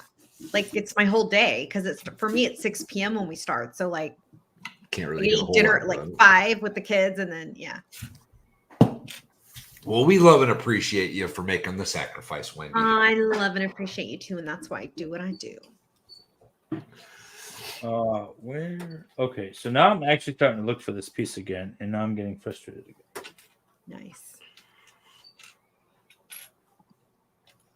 You know, I think everyone that's been on the show so far have been amazing guests. All of them. Yeah, we've had really good guests. We've been pretty lucky. I'm really, with that yeah. People love to be on the show. It's fun. Well, they think it's going to be fun until they do it. It's so hard. I think I mentioned it before the stream started, but on Flux's stream earlier today, somebody came up with a great new tagline for me. Oh, in addition to the Bob Ross of braiding, it's Braids of Fury. I like it. I love it. Nice. I like it. Actually, I completely missed Flux today. I haven't seen one of her streams in a while. How's she doing? Good. Good. She seems to be doing pretty good. Yeah. Good. Did she finish Brandon's Bridge to Nowhere? Not that I recall. I don't think, I think she was still working on it when I left when the stream ended. Strace, this Lego stream is like trauma bonding, girl. It is. That's pretty good. Thank you, Mimsy. I hope you like all what? come back to that. You said it's like trauma bonding Lego streams. Yeah.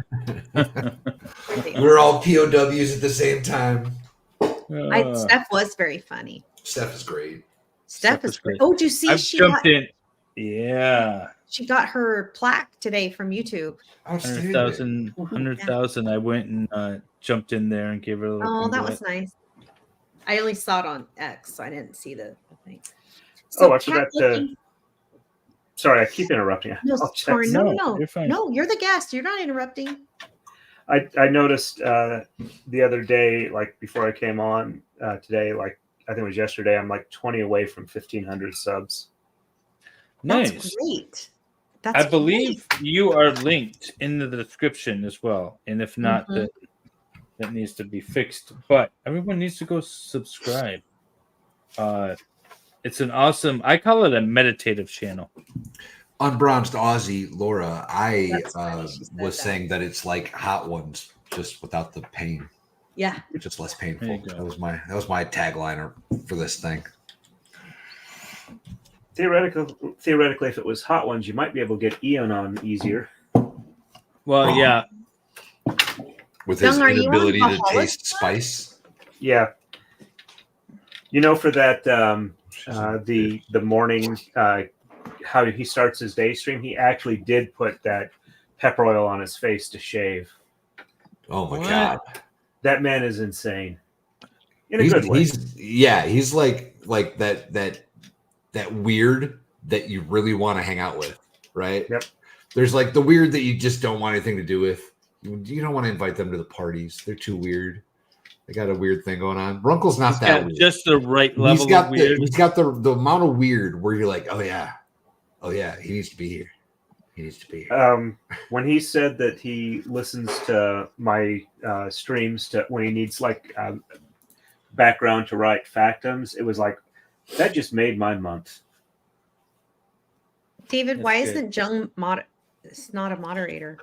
He didn't mod anybody on his new channels yet. Yeah, I don't think he just new.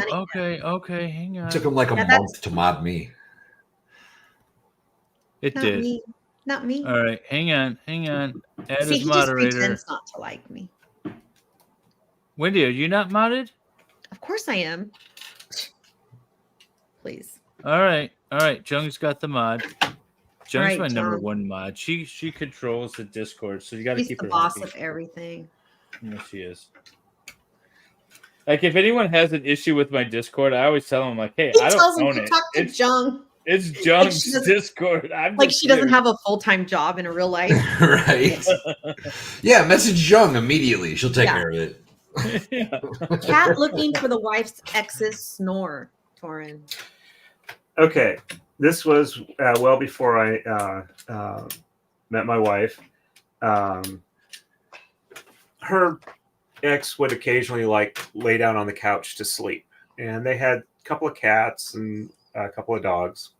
So one day he's on the couch, he's like, laid full out, he's snoring, and the cat kind of jumps up on the couch, looks at him, kind of climbs up on top of him, and is like looking in his mouth as he's snoring. And then it does the cat thing where it's like the paw just kind of goes in the mouth a little bit, trying to find the snore. And I love thee. and my wife is like just about ready to bust a gut laughing at this. And then the cat decides he needs to really find where it is and sticks his mouth in the ex's mouth, or sticks his head in the ex's mouth, which of course causes him to like not be able to breathe. He wakes up, kind of closes his mouth down on the cat's head. The cat's freaking out because somebody's biting on his head, and the cat runs off as he wakes up. Cat was fine, no problem. It's just like it was so hysterical. She said if I had a video camera running, I would have been able to retire from America's Funniest Videos. That would have been hilarious. Good night, Lefty. Hi and bye. Later, Lefty. Later, Lefty. Hi and bye. He's probably streaming his video games. Oh my God, he's been like unattended streaming lately. It's hilarious. He's been playing his old video game streams just on repeat, as if they're live.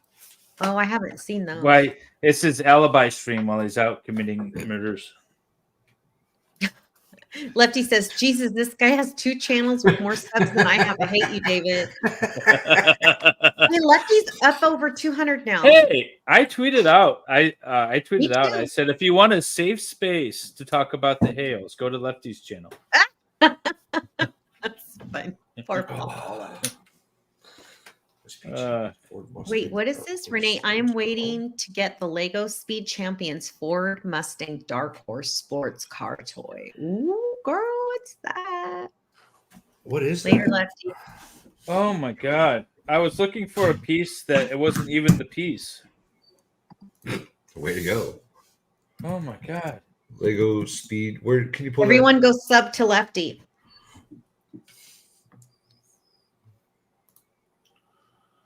Formula One, Formula. Oh, snap. I think Oh, that Yeah. looks cool. Pull it up. Pull it up. Let's see. Or are we going to get yeeted? No. Hold on. I got you. I got you, girl. Right. Thanks, babe. Elise says her cat Zora used to like to stick her nose in my tear duct. It was so weird. It sounds weird. Share screen. This one? Yep, that Looking one. ahead, Check this thing out. They gave me the wrong parts. Ooh, Oh, that's cool. Actually, it Because- kind of looks. These pieces are supposed to be. Oops, sorry. They gave you the wrong parts? Yeah, these pieces are supposed to be the same size, and I looked through, and I don't have any others that are this long, and I don't have any. These are not used for anything else, so they gave me 2 of the wrong sizes. I think I can make it work, but Might be a little sketchy. yeah, I was going to say, yes, I'm going to win. It kind of looks like this thing. Oop, my bad. nice. Yeah, this is one of the Technic ones, obviously. It's starting to rain. What did you call that? Technic? That's cool. Lego Technic. It's a Lego, but it's like a different version. They've got like working parts and stuff. So I if like you pull that. this back, it'll it's gotta Shut get the front door like a real car does, like real toy car. Yeah, if you pull it back, Mm-hmm. I can't really show you. But the wheels will spin, right? Very cool. Oh hell. Well, it should, but Don't break it. yeah. Such a good performance there. Yep. Good show. Good talk. And for his next act, I guess I don't need that up either, do I? very cool. Very cool. There's a Camaro, Lego Camaro that is awesome. Something just came out today, didn't it? Some car. I saw something in the Lego. In Lego? Yeah. Look at that. It's coming together. Oops. Ding-da-ding-da-dong. Remember forever. Very nice, David. So little pieces. That's the way it is. Whoa, yeah. I played Rizzo in Greece. Did you really? Yeah, That's cool. it was awesome. Is I Mrs. loved it. Valhalla still up or is she sleeping now? She last time I went out there was asleep on the couch. Aw. Yes.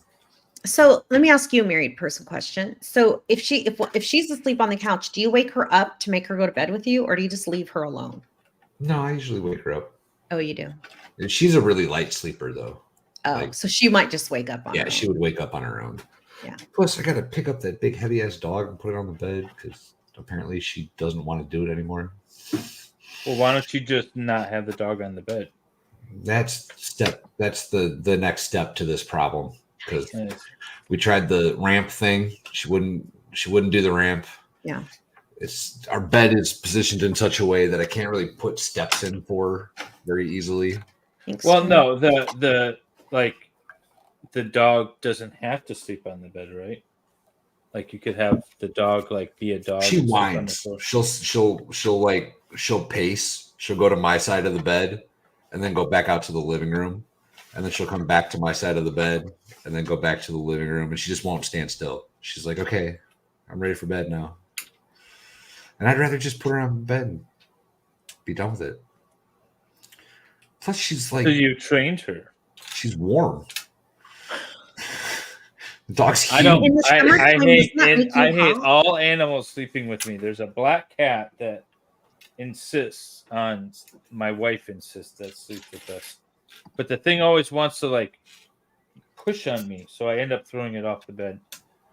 See, I can't do the cats, right? Because the cat hair is like fine and it gets everywhere and it just drives me nuts. I can't do it. Get it stuck all over your clothes and like it floats in the air. I can't Dog do hair it. doesn't do that to you? No, dog hair is like thicker and short-haired dogs. Yeah. Right? So it just kind of lays there. Vacuum it up. No, David. She has Yes. great voucher. She sure has. Damn dog. What's that? It's cute. Unbronzed Unbronzed. Laura said that Val's dog has him trained. She does. But she lets me sleep at night comfortably, right? Nice. Yeah. I can sleep. My mom and dad have all the dogs asleep on their bed. Well, it's weird, right? Because like I've got sleep issues from obvious Yeah. reasons, right? And she kind of let me sleep through the night, which was cool. Yeah. I think that's why my dad likes it too. I'm not scared of nothing. Anything that comes in my house is gonna have all kinds of problems. And Oh, yeah. I've So how tried many to of your wake up- animals sleep with you, Torin? Occasionally we will let Cerberus upstairs, and because he doesn't really get along well with most of the other cats, so he gets a little more human time than he would otherwise. And sometimes it's okay. Sometimes he will. Because my wife and I usually sleep at different times because of our work schedules. We tend to hot racket. She gets up when I get home from work. She goes to work and I go to bed for the weekdays. Weekends, we get to sleep together.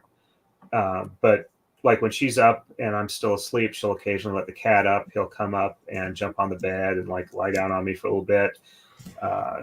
And then he'll like go off to the side and lay down next to me. But sometimes when I let him up when she's asleep, he'll go up and then he'll insist on like rubbing his face on hers to the point where she has to like wake up or like shove him off. But that's about the only one we allow up with us. I just assume not have any of them. See, I don't even let the cats in the house. I can't like the Well, cat. they're hair. not, Farm cats. you don't really consider them your pets, right? Your I cats. feed them. No, but I mean, you're not bonded to them in that way, right? Like they're working cats. Like they're there to protect Well, sort of, yeah. Yes, that's what they're for. There's one of them that is kind of my buddy, and when I go out and smoke on the deck, she finds me every damn time and claws the shit out of me because she just wants attention. And there's a couple other ones that are cool, and they'll let you like pet on them and stuff. But yeah. For the most part, I wanted one cat that you ignore. I wanted one cat, and then she had a litter, so now I have 6, and that's where we're at. Gotta get them cats fixed. Yeah, it happened way too quick. So the missing edge here, where it's too short here and here, I don't think is going to be a problem. This goes here, and nothing actually connects up to it, so it should be fine. Nice. Good deal. Oh, almost. My eyes are burning. So, Dave, where have you been all night? Dave Umbarger. Yeah, where have you been, sir? Yeah, Dave, come on. So, Dave was really David's first. I think he was your first follower before Jamie was, right? He was from Facebook, the Facebook group. He was from Facebook, yeah, because I streamed back in the day. Almost exclusively not exclusively on Facebook. I streamed both Facebook and YouTube, but I had more people following me on Facebook. Yeah, I remember those days. Those were the olden days. It feels like olden days. It was only a year ago. It feels like a long time ago. That's a beautiful cat, Laura. Spock, my avatar, and Lexi are experiencing a wood heater for the first time. Lex sleeps all night in her bed near the fire, but Spocky gets into bed with me if the fire. That's cute. So at my dad's house, all the dog beds are in front of the fireplace. So they hang out there like during the day and at night. But then when the fire goes out, they all go into my parents' bed. Oh, a lot of people have said that, Dave. He's been watching the tornado coverage. And David Helm is my son. You're so cute. You're not old enough for him to be your son. Watch your screen. He named me after him. It's very cute. Aw. Dave's the sweetheart. I love Dave. Dave or Dave? Dave Not Dave Helm. Yeah, not me. Why would she say that about me? Yeah. Weird. Dave Helm's an asshole. Weird. No one should be talking to him or streaming him. I don't. Yeah. Definitely not. Mm-mm. Oh, snap. Dave, I think I knew that actually. But what? Dave, yeah, I guess you are.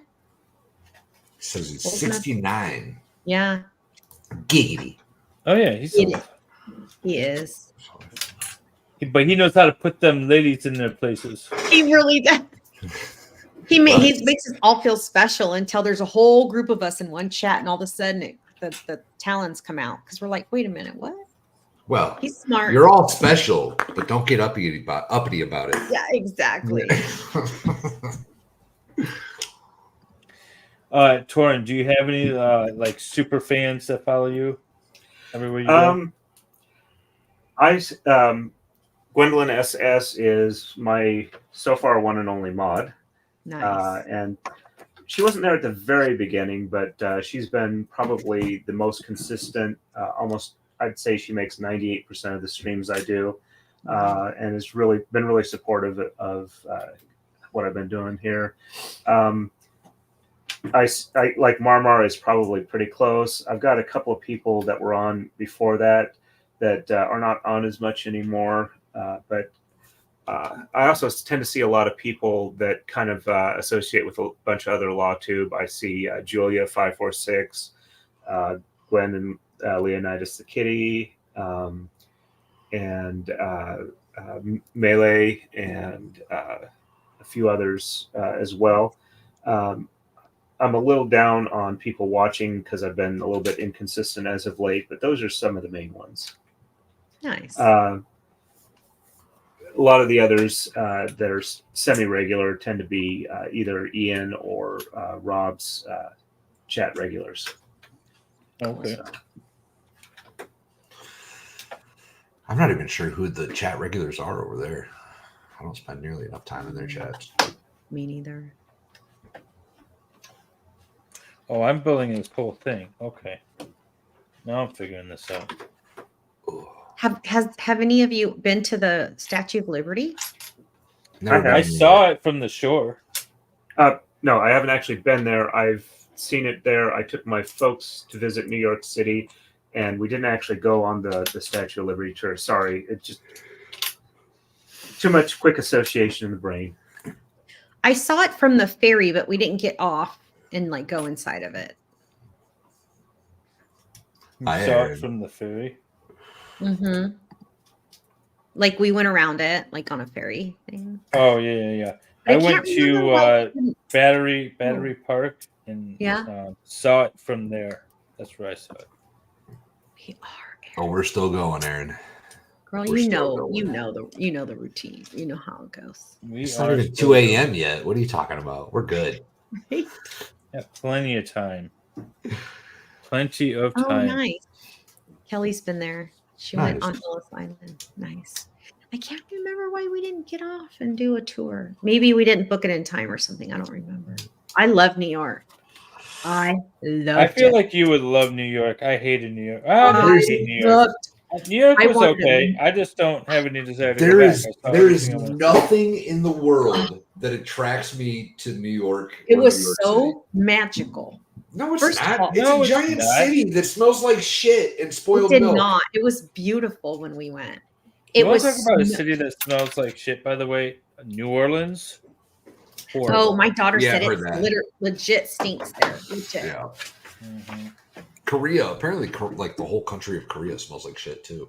Really? Why? They Because have the like pollution? open. Well, no, they have like open ditches for Oh, there's sewers. sewer. Yeah, Ooh. and I don't know this personally. I just Yay, when people were getting stationed there, I thought I might be for a second. I was getting real scared. I didn't want to go to Korea. My daughter's hoping her husband gets stationed there. There's only one base though for the Air Force that you can bring your dependents, because if the other one's too close to the DMZ, Yeah, yeah. yeah. So yeah, they were in Japan. She loved Japan. That's been her favorite. So Okinawa. no, they were at near Tokyo, like an out Yokota Air Force Base. Oh, okay. Yeah, they loved it. My mom went to visit. I'm like, I'm not taking an airplane for 2 days. I No. found my mistake. Oh, good. Yay.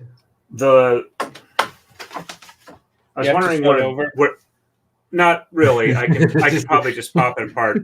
But I was looking at these and I couldn't find them anywhere. And then I looked back at the beginning. It's like, oh, I used longer pieces when I should have had like these four at the ends. Oh, got it. Cute. So I got to figure Elise- out the easiest way to take this apart. Sorry. Elise asked if any of you game.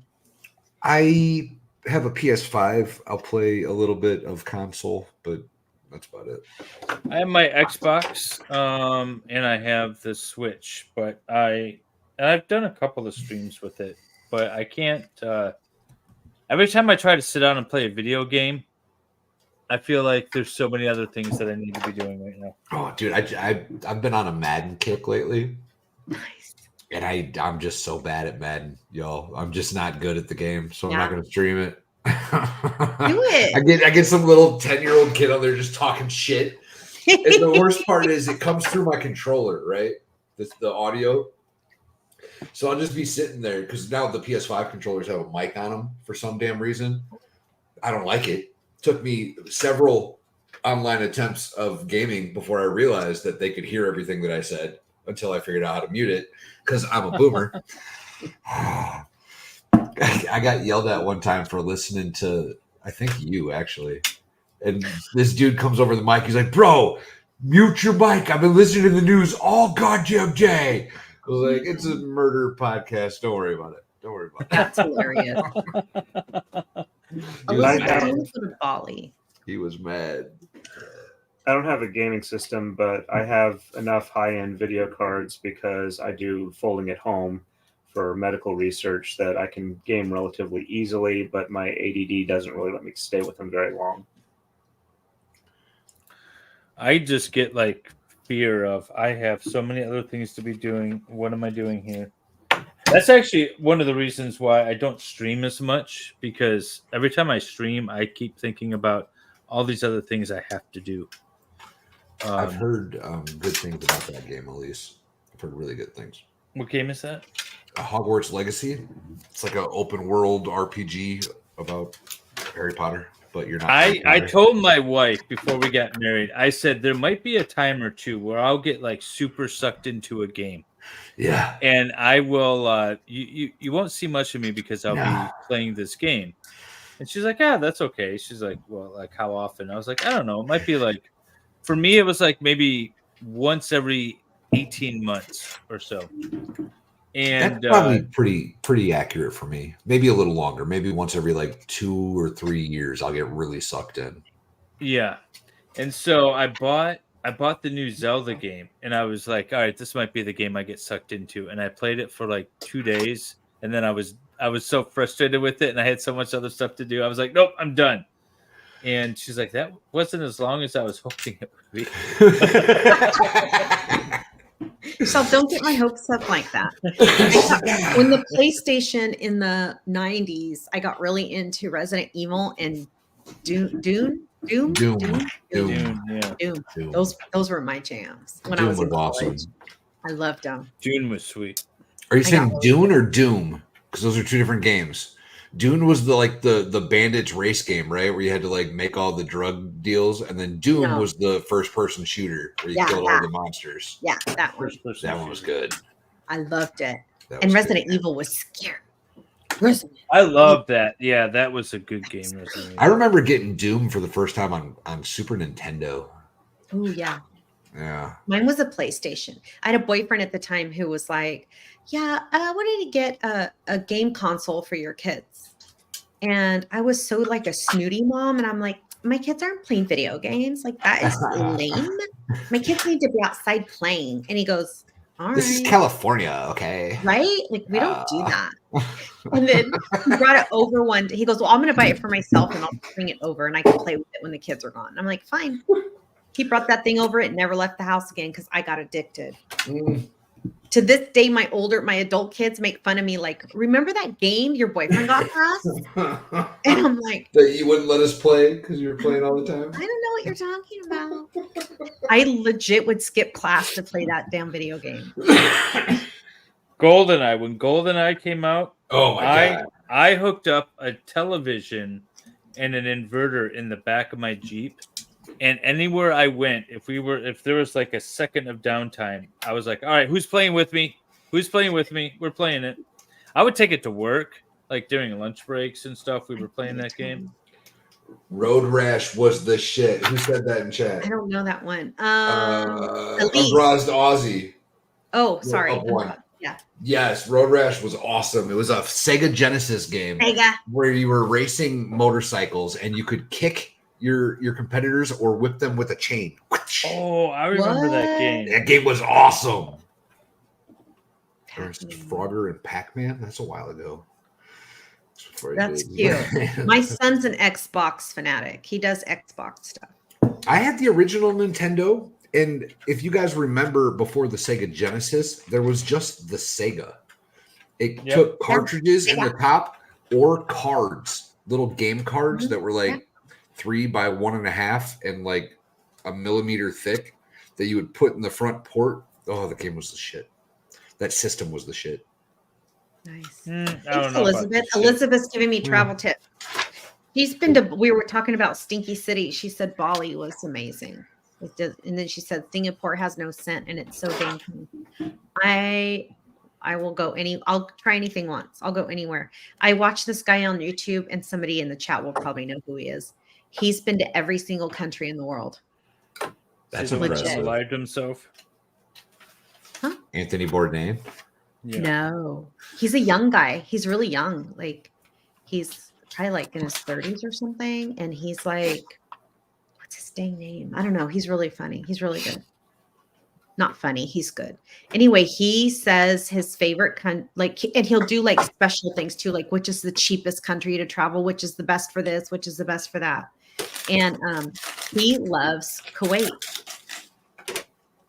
Why? Yeah. I think it's Kuwait. One of those countries. He says the people are amazing. He said it's cheap, which okay. It's a fucking big sand desert. Yeah. There's nothing there. And I think the maybe is it Kuwait? That doesn't sound right. Bahala's all Maybe it's excited to go Kuwait. to Dubai? Kuwait. No, Okay. that's too obvious. Yeah. Kuwait, I do recall at some point before I got out of the military, you could actually get like stationed in Kuwait as like a non-combat unit. Yeah. And you could like get weekend passes and like go to the mall and shit in Kuwait, which I thought was bizarre. But I think also there's like really good architecture there, like really cool buildings and stuff. yeah, they're mostly made out of like mud, but yeah. If I can jump back just a little bit in the conversation as far as gaming, I'm old enough that I grew up with like the arcades. The main game I was good at was Tempest, and I also learned the Laserdisc Dragon's Fire, whatever it was, one of the first Laserdisc games. And I think they had another one that was I also got fairly good at. I hate to think about how much money I spent doing that. My very first video game I played on cassette. We had a computer that you would put a cassette cartridge into a player, and I would play Donkey Kong and cassette in a computer. The Atari 400 and Adventure before they came out with the Atari console one. Yeah. Yep.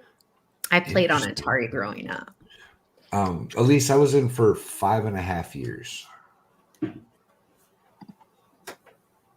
Best years of its life. Yeah, I don't know about all that. He's all Commodore 64, and Bronze Laura says. I remember that was before my time. I don't know what that one is. That was like one of the first computers ever. My mom's best friend was an engineer, so like she had a personal computer before anyone had one in their house. So like I got exposed to a lot of cool nerdy stuff growing up. I never knew what it was, and I didn't play with it, but it was pretty cool. She did have the first Atari though, and I did play with that a lot. That was fun. I loved Atari. Me too. Thank you for I your like those simple games are so much better welcome. than the games now. Have you played those games recently? Because you would change your mind. Try to go back and play some of those really old games. I wonder if it would even. Horrible. We're too. What's it called? Like, yeah, I don't think that'd be fun anymore. No, we've developed past Pong and Frogger, y'all. Yeah, we're past that. See, Pong. Yeah. Frogger, Pong, Tetris. I think you're all lying. Oh, I might need another How are you bio doing, break. Torin? I'll be back. All right, babe. How's Torin doing? Let's see. Looking good. Looking good. Nice. Looking good. That's a really stunning build. Yep. How are you doing, Dave? Oh, moving along. Rolling. That's really cool. See the eyes? Yeah, that's really cool. Is that a Yardro in your background? A what? In the shelf behind you on your right, there's a ceramic statue. Yeah. Is that a Yardro? Yeah, right there. I don't know if it says it on there. Willow tree. Oh, that's cool. Together. Aww, That's my wife and I. That's sweet. It's sculpted from an image. Oh wow. Oh, so it's an Yeah, original. Whoops. No, it's not. Oh, I'm so naive. I swear.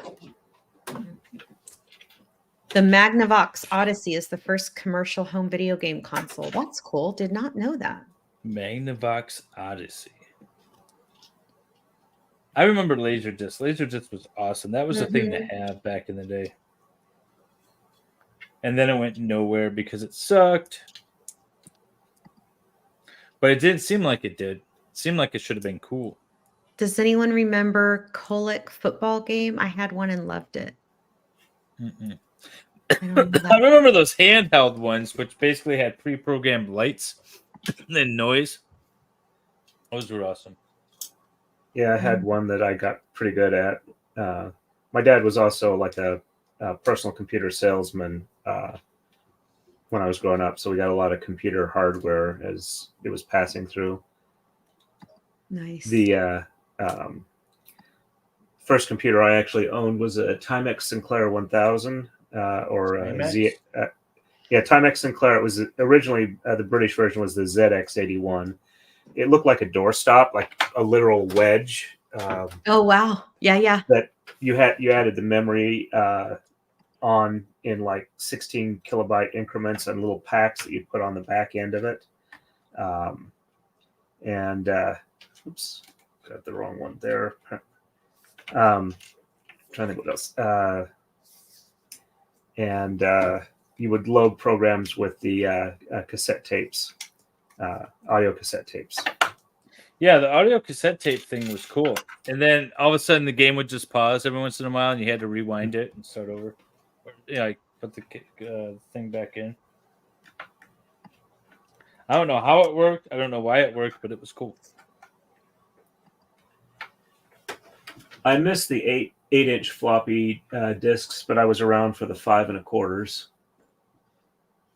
I remember the 8-inch floppy disk. I played Oregon Trail on those things. The 5 1/4s. We had. I remember there was when I was in. It's probably high school. I think it was high school.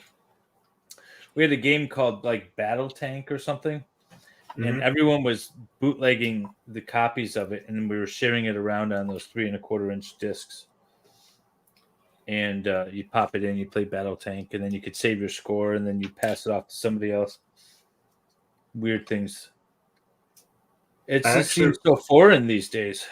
I actually remember the first video game I played. It was like in 1974, and it was the Star Trek grid, text-based grid game. It was kind of like Battleship, only with Star Trek, and it was done on a teletype. It actually printed it out on paper. What? That's weird. Yeah. Remember the computer paper that had the dots on the side? No, it was just like a roll of matrix. Yeah. Like a music box, like that kind of a. Yeah, it was tractor feed, but it didn't really have perforations. There was actually a serrated bar to pull the paper off when it was done. That's cool. Laura says, "Oh my God, Torin, that is so cool." Thank you. I'm assuming that was the Lego kit, as opposed to my creaky old story of playing on a teletype. The White Rabbit was wearing an Oregon Trail T-shirt last night. Had the wagon and ox said, "Get in. We're all dying of dysentery." Nice. Oops! Don't let these fall on the floor. I always remember that, like trying to cross the river on Oregon Trail, and then like an ox died, and you're like, "Damn it!" Then you keep moving along, and then it was all of a sudden, "Oh, you're dead of dysentery." It's like, what? Oh, get this game. I was never good at it. I never played it. No? Mm-mm. It was like a math game or something. Like you had to solve math problems or something. It was an educational game, but everybody played it. I remember that. Well, yeah, people loved it. Not everybody. I just wasn't into video games then. I was like, and plus it was on a PC, like the one that I always saw. It wasn't like on a console or anything, right? Yeah.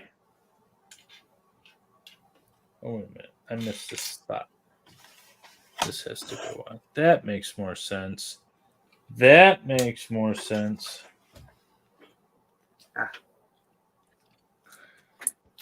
Cool. Anyway, I forgot the chat who brought up the video games, but Stray posted Lefty's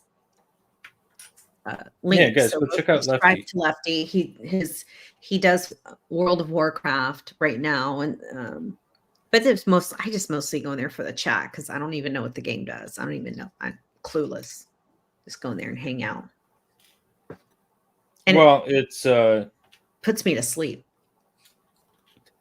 That's what you want to hear as a streamer.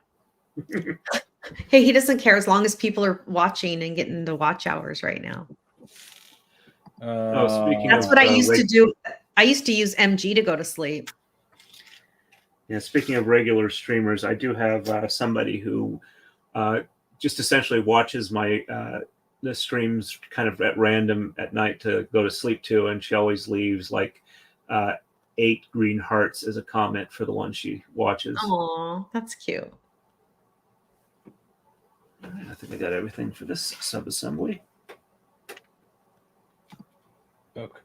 I don't know if Val has a mod in his chat right now. So I got it. when I you- got it. I got Oh, it. thanks, Val. Oh, hi. Babe. Come back. He's back. I got back at the right time. You sure did. Can you put that What are you in trying there? to do, Valhalla? Yes. I'm gonna put Lefty's link in chat. Copy link. Oh, speaking of game streamers, do you guys remember Twisted Bunny, Sean? Yeah. Oh yeah, I saw him back in my Discord. Yeah. He came, I saw him Or and in left his chat. chat today. Yeah. And I was There's like, Not my dude, Discord. what the heck? Come back. There's Lefty's link in chat, y'all. Thanks, Valhalla.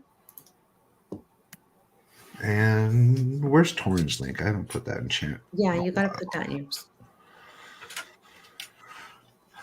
So I taught myself how to sew a few years ago. I'm not good at it, but I'm still learning. And so my grandson is like, Grandma, I want to learn how to sew. And I said, okay. So I taught him how to make seams Nice. with some decorative stitching. How cute, right? He did that. Very cool. Yeah. I Nice. was sewing a lot last week. Got a little Nice. cross stitch thing. David sews. No, it's actually stitched from the sewing machine. Okay. There's different. My sewing machine has like 100 decorative stitches on it, and these are actually utility stitches / decorative stitches. So you can use them for seams. You can use it for top stitching. You could use it for whatever. So I taught him how to. So he loves shapes, so we made a triangle. Nice. See, I told you that was going to be the torch. Look at that. Ooh, you sure did. That's pretty neat. Pretty darn cool. He did do well, right? He He did did. a good job. I'm really Might proud need to of him. work on his speed a little bit, get a little more consistency out of those lines. But you know, Yeah. for being like 3, Right? that's pretty impressive. Right? Well, look, here's some straight stitch. It's not bad. No, it's not. It's not. And these are all these are supposed to be squiggly. Oh, I thought that was just because of the speed he was running it through. That's different stitching on each No, one. that's a different stitch. Ow, see, look at me. He already knows more about sewing than I do. Yeah. Dave saw that, huh? Saw that one, did you? What I see? Not you. Oh, I jumped on real quick and told a story about how I pissed on my dog one time when I was sleepwalking in like 10 seconds and then just bailed, just jumped off real quick. Lincoln was dying. oh yeah, I'm Lincoln Kane. Yeah. I think it was actually after a Lego stream. We got done with the Lego stream and I was like, all right, I'm going to go That's to bed. funny. I was winding down and Lincoln was on and said something in chat. He was like, come on real quick. So I did. And just told the story about how one time when I was sleepwalking, I pissed on my Look at dog's this crate. look at this stupid Oh my cat. God! Look at the cat. That's not good. Get a spray No. bottle, Dave. Get a spray Don't bottle ruin your and squirt screen. that cat. How is it Punch it warm and enough everything. where you live to have a screen door open? Isn't it like 40 degrees in It Michigan? was like 80 degrees today Yeah, here. it's nice.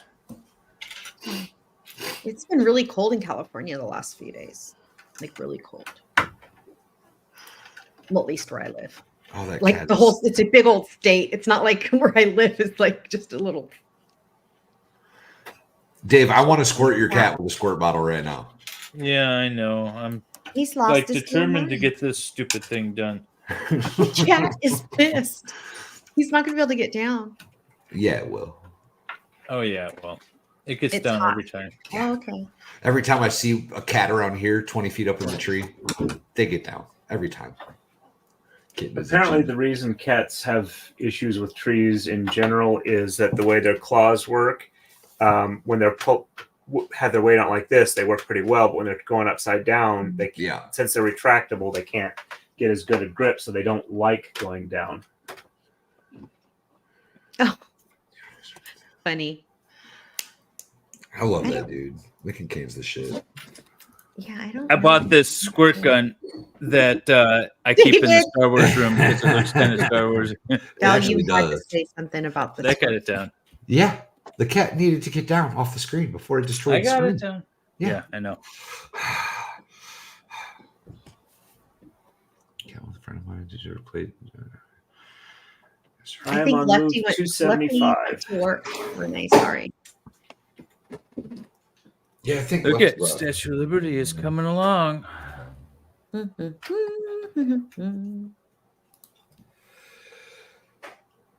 David, did you get a nap after your trial today? No. Aren't you exhausted? Yes. You've been streaming all day. I know. This is the most I've streamed in so long. Not bad for a retired streamer. Right? I know, right? Not bad for an old dude. That mock trial was pretty fun today. I gotta admit. That was a cute idea. That was good. Yeah. Yeah. It was good. Yeah, Valhalla's more of a dog person, I think. Oh, absolutely. Absolutely. I tried to have fun with it as the judge, but you gotta still let it like play out, right? Right. You still gotta get the testimony there and stuff. I think it went pretty okay. Yeah. No, I it's think good. that defendant could have used a different attorney, though. He could have. I think he should have gone. I think he should have gone Hey. pro se. Hey, he that'd be a little unfair for Baker because he actually went to law school. But yeah, it was fun. No, I didn't watch all of it. Like I said, I passed out. I'm missing a piece. Now I know I'm missing it. A piece. A piece. Yeah. I'm missing one of the little things that holds this on. I'm supposed to have 7. I only have 6. Uh-oh. But she'll look pretty with 6. Yeah. Just put that one in the back. Yeah. Yeah, it'll be all right.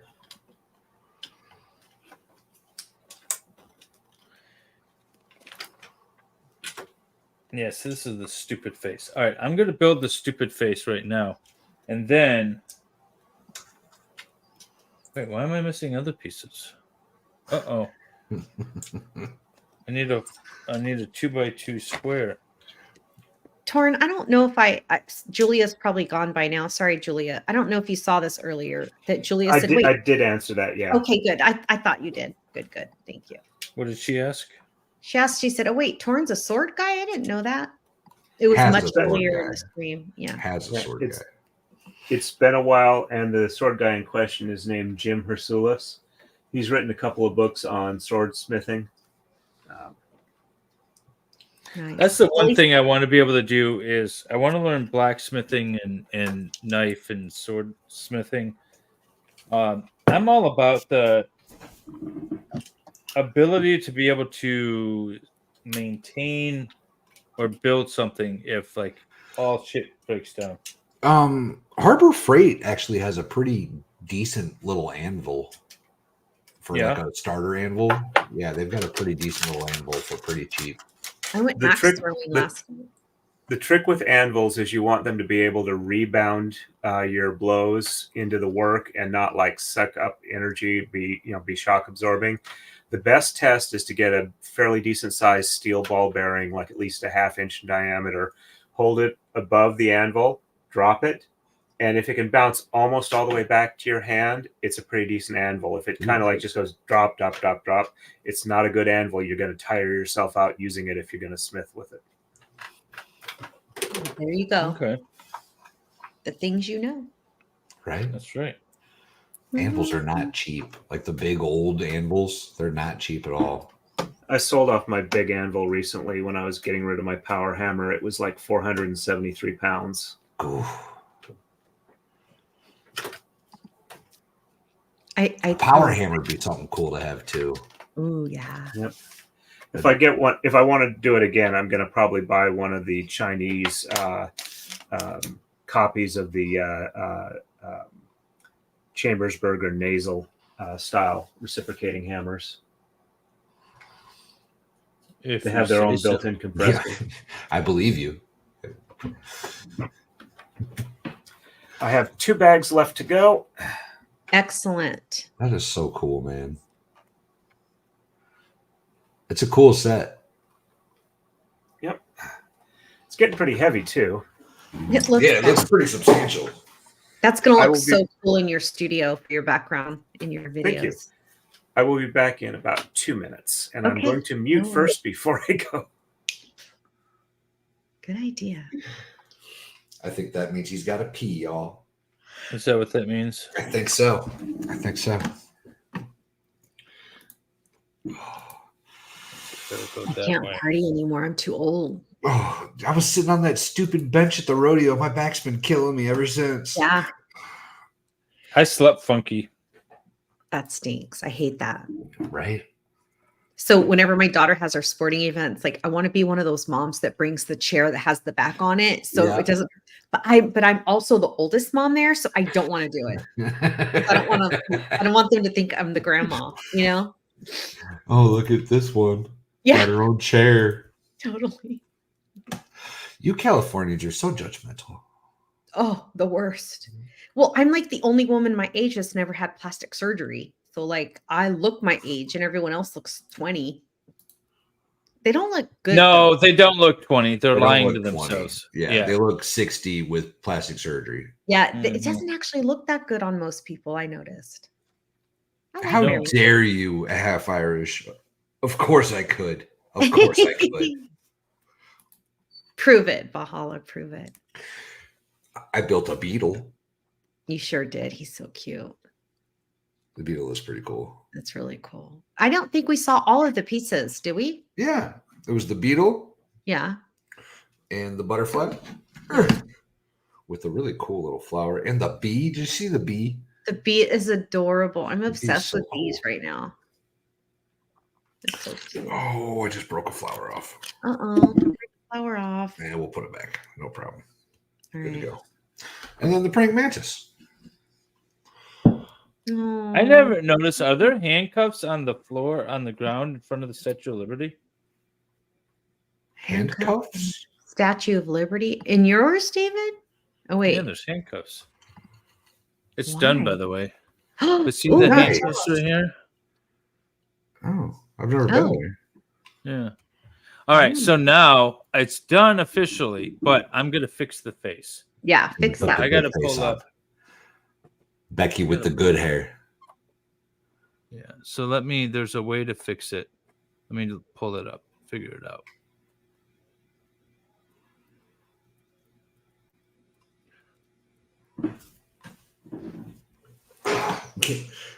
Kelly was covering her butt early. She's like, I don't have that piece. Yeah, she did say that.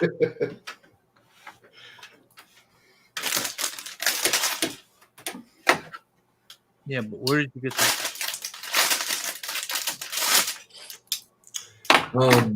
I know Oh, right Bronca's there, done okay. it once before.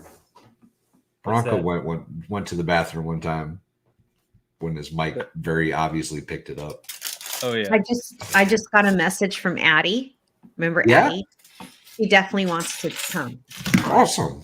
Yeah. Okay. I'll tell you guys later. Cool. Yeah. So he also sent me a message recently and said, tell Rob from Lawn Lumber I did delete him, or I did time him out because my boss made me, she said. That's funny. I got timed out on Rob's stream. You On did? accident? Yeah, I was trying to super chat on. It was the Lego stream with Rob. It was on Dave's channel, and apparently I was being too chatty, and so when I tried to What? send a super chat, it wouldn't work. So I had to jump over to. Oh it was- yeah, I remember you were trying to send. Yeah, a no, I super think chat. that was a YouTube issue. That was a YouTube issue. Yeah. I was Okay. working with my mods. That happens to Brandon a lot when he's super chatting. Sometimes it won't let him. That's because he super chats like $1,000 in a day. Be like,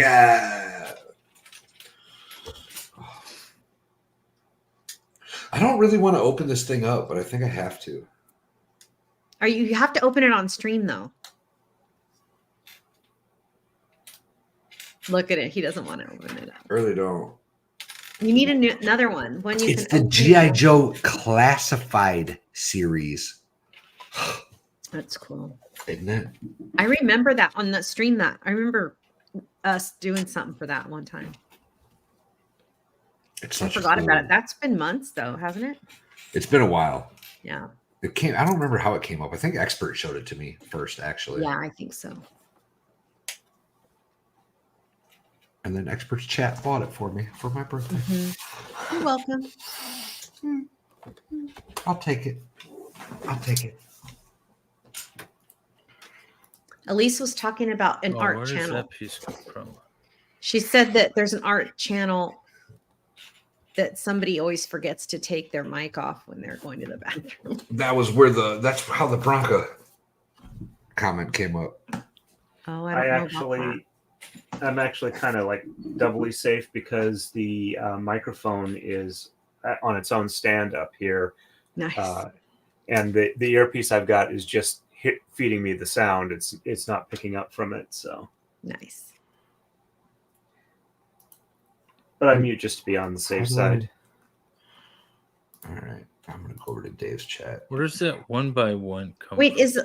or is Elise, you're not the one that's no, she's Maybe talking it's about her. an art channel.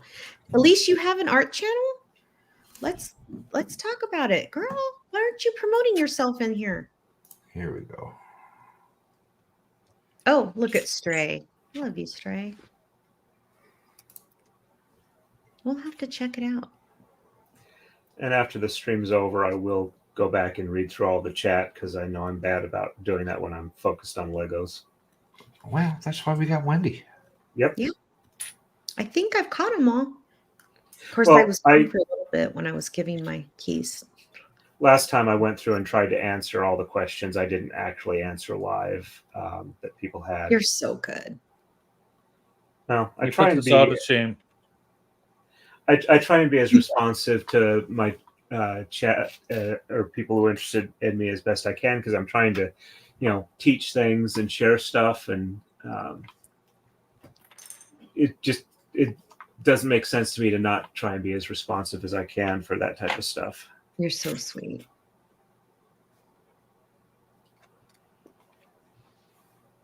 What am I doing here? Thanks, Laura. You're going to get everyone from here will go sub to your channel, Elise. I will too. I can't do it right this minute. I guess I can. Let me see. Oh, that's your channel. Where did my channel go? What are you trying to do on my channel? Nothing. I'm trying to go back to my channel. Trying to shut it down, yo. Yeah. Shut it down. You and many others. There. All right. You and Salvador. I'll throw Okay, I Elise. just subscribed Yeah. to Elise. Paste. I'm throwing Elise in /streams. Did I click the wrong thing? I threw her channel in Ooh. my chat as well, I think. Pretty. You should see this stuff she's Yeah, we're got. good. Yeah, it's awesome. She's got Wow. really cool She's artwork legit. going on. Yeah. I just bought a beautiful watercolor from a really cool artist in Sacramento. And it's just stunning. I'll show it to you guys next. Well, it won't be. It's not here yet. It's still being This shown. isn't exactly the way to do it, but it's better than it was. Better than it Right. was. Cool. Yeah. At least she has the nose and a forehead now. She looks like she's got a beard, though, and that's a little weird. Damn it. Okay. You know what? Fine. All right. Hang on. Let me. I like the beard. So she's elderly. Women So get she beards. is Mexican. All right. Exactly. Oh my God. My aunt, who was like 90, when my 13-year-old was like 4, she goes, Mommy, why is Aunt Aurora's face so hairy? Oh, I'm yikes. like, baby, don't All right. ask. Yeah. How's that? Is that better? I don't know. I can't see it. That's better. There you go. That's better. All right. So there's the Statue of Liberty. That's We'll pretty allow it. cool. I like it, David. Good job. Oh, snap. Sorry. All right. Statue of Liberty is done. Good job, David. Thank you, Kelly, for sponsoring David's Lego stream tonight. Yes. Thank you very much. That was so nice, Kelly. You were very yeah. sweet. You're the Oh, that MVP was a tonight. horrible stream. I only one piece was missing. That's not bad. No, I had a piece missing tonight, too. Oh, I wanted Unbronze Laura. Do you have a website we could shop on? She does paludariums. Half terrarium and half aquarium. That's awesome. I'm down for that. I'm gonna go get something to eat. I'll be back. Okay. I'm hungry. Hi, Fubar. Hey, Fubar. Had a lovely lunch and come back, and Oh, we're still it's at it. morning for Fubar. Yeah, it's like the next day. Where are you at, Yeah. Fubar? I thought Australia, right? Oh. You were just gonna draw a happy face on it. Kelly. That's why the Sharpie was out. The silver Sharpie. That's funny. But no, someone went to town on this book. Someone was pissed. So, That's hilarious. He's supposed to look like Owen Wilson's Trace. That's funny. That She dude, is. he definitely has a. They do look alike. Mm-hmm. Owen Wilson and Lady Liberty. Oh, Kelly said, "Thank you for putting it together on stream." Oh, it's 4:20 p.m. I was like, "Yeah, she's in Australia." Yeah, that's Australia. That's a cute puppy too. I guess that's a dog. You know what I've been watching that I've never seen before? Seventh Heaven. Have you ever heard of that show from the 90s? Yeah, I remember. It was like I was like in school. Yeah. Had It's on Jessica Prime. Biel in it. Jessica Biel's in it. Yeah. Yeah. Yeah. It's cute. It's very wholesome. Yeah. Yeah, it sure is. Till you realize how much debauchery was going on at the time. I'm sure, right? Oh, Especially like the kid that plays the oldest brother was like 22 when they were making that, and he's supposed to be 17. You know, he was trying to get with Jessica Biel. Come on now. I don't think Jessica Biel was 7 or that young. No, I think, well, her character was 14 when it started, so I don't know how she was in real life. But Renee remembers Seventh Heaven. Dog is a turd. Dog's a turd. He's adorable. Is that a Oh my God. Pomeranian? Is it Fubar? It looks like a Pomeranian. Barry Watson, yeah. Seventh Heaven.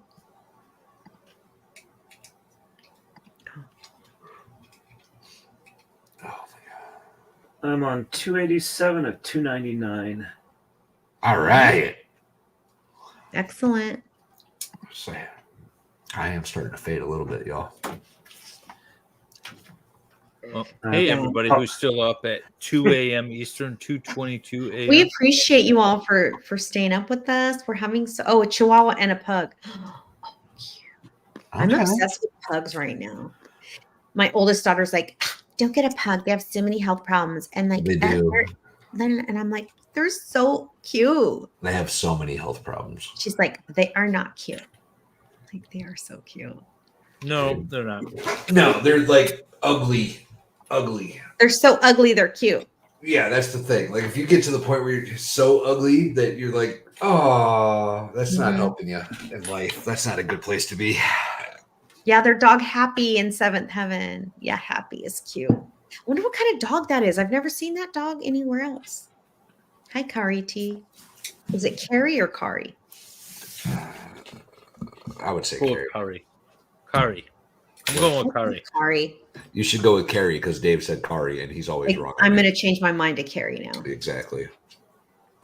I have a Shih Tzu and he's adorable. All right, you got to tell us how to pronounce your name now. We have a bet going on. Like Carrie. Oh, okay. See, told ya. You did. What kind of dog is that? That's What? got to be a mutt. The dog from Seventh Heaven. That Oh, can't be yeah. a I don't know. What red. kind of dog is it? I Who's think it's cute? just a mutt. Seventh Heaven. Mutts make the best dogs, though. They That's what I are. have as a mutt. He's awesome. Because they don't come with all their weird inbred stuff. Right. Hybrid Vigor. Hybrid vigor. I like that. Love it. Oh, What is Like hybrid me. vigor? Like me. It's where if you get like a breed of animal that is kind of having problems because it doesn't have a lot of diversity, and then you introduce like a different breed of dog to it or whatever, the children will be a lot more durable and resistant to diseases and illnesses because there's a new infusion of new genetics. So all the negative traits will likely disappear with the new breed of dog that you introduced, the new genetic trait. You have new dominant genes that kick in, and you're not dealing with All the same ones. recessive genes popping through. You're going to be able to cover up a lot of them in one breeding aspect, in one breeding infusion. Yep. Wait, Stray, what dog breed would we be? Like, what dog do I want to be? What If I had to be a dog, I'd be a what? Oh, I'd be a pit bull, 100%. Why? Like he doesn't understand. Like he doesn't understand the reference there. Ay, Dios mío, damn. What about you, Wendy? Lauren? What dog breed? I would be a Doberman Pinscher. Get it, girl. Torin? Torin. I'm trying to figure like some of the more calmer breeds. I'm thinking like the greyhound without the rapid stuff. Well, I was thinking more like a golden retriever. Like a labradoodle. I'm Got not the right Got the hair. hair for it. You got the right hair for it. Your hair is gorgeous, Torin. Thank you. I'm just not sure that I'm like I don't have the energetic side of that. Is all I'm thinking. So like an old labradoodle.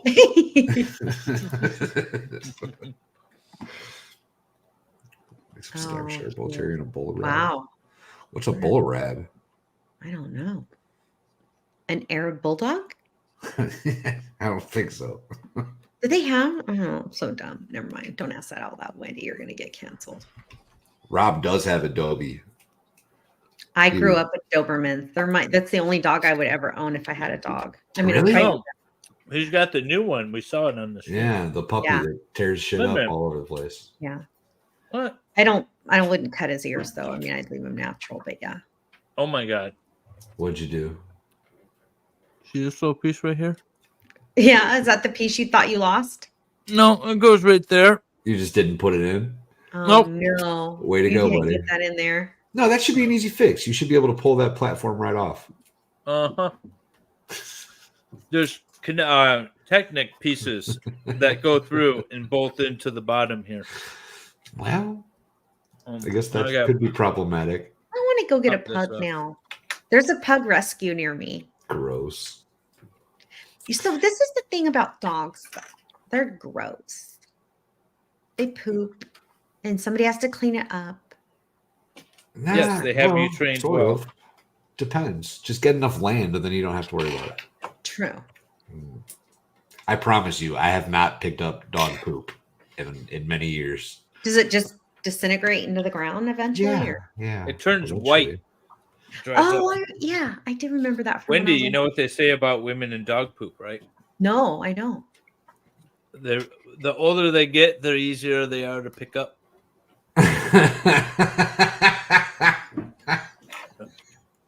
Where was your car last night, Wendy? I don't remember. Oh, I'll be back. My sister has a Cane Corso, and he's a dude magnet. That dog, every time I walk that dog, dudes are always like, "Oh, what a cool dog! Is that a?" They always think it's a bulldog or something. I'm like, "Oh, it's a freaking Italian Mastiff, you moron." I don't really say that. I just think it in my head. I can't believe I forgot that one piece. Well, at least I was able to fix it. Yeah. Now we're all done. Now I want some nuts, David. I'm gonna go get my almonds. I'm getting the I headache. know. I bought these To stream with, right? sea salt and less Ooh. than 50% peanuts. Oh, nice. I haven't seen that mix. I like a mix. This is Kroger brand. Oh, we don't You have have a that Kroger? store here. Nice. No, we don't have that. Well, you can go down to the Piggly Wiggly, and I'm sure they have something for We you. don't have that either. What do you But have? when I'm in Florida, I go to the Aldi. I like that store, Aldi, and we have or they have. Yeah, Piggly Wiggly in Florida. I'm sure they do. They have Winn Dixie and a Publix. We have an Aldi near us. There's a fair amount of them here, but since it's a German chain, a friend of mine who lives in Germany says you can go into them and buy like computers there. It's so much more.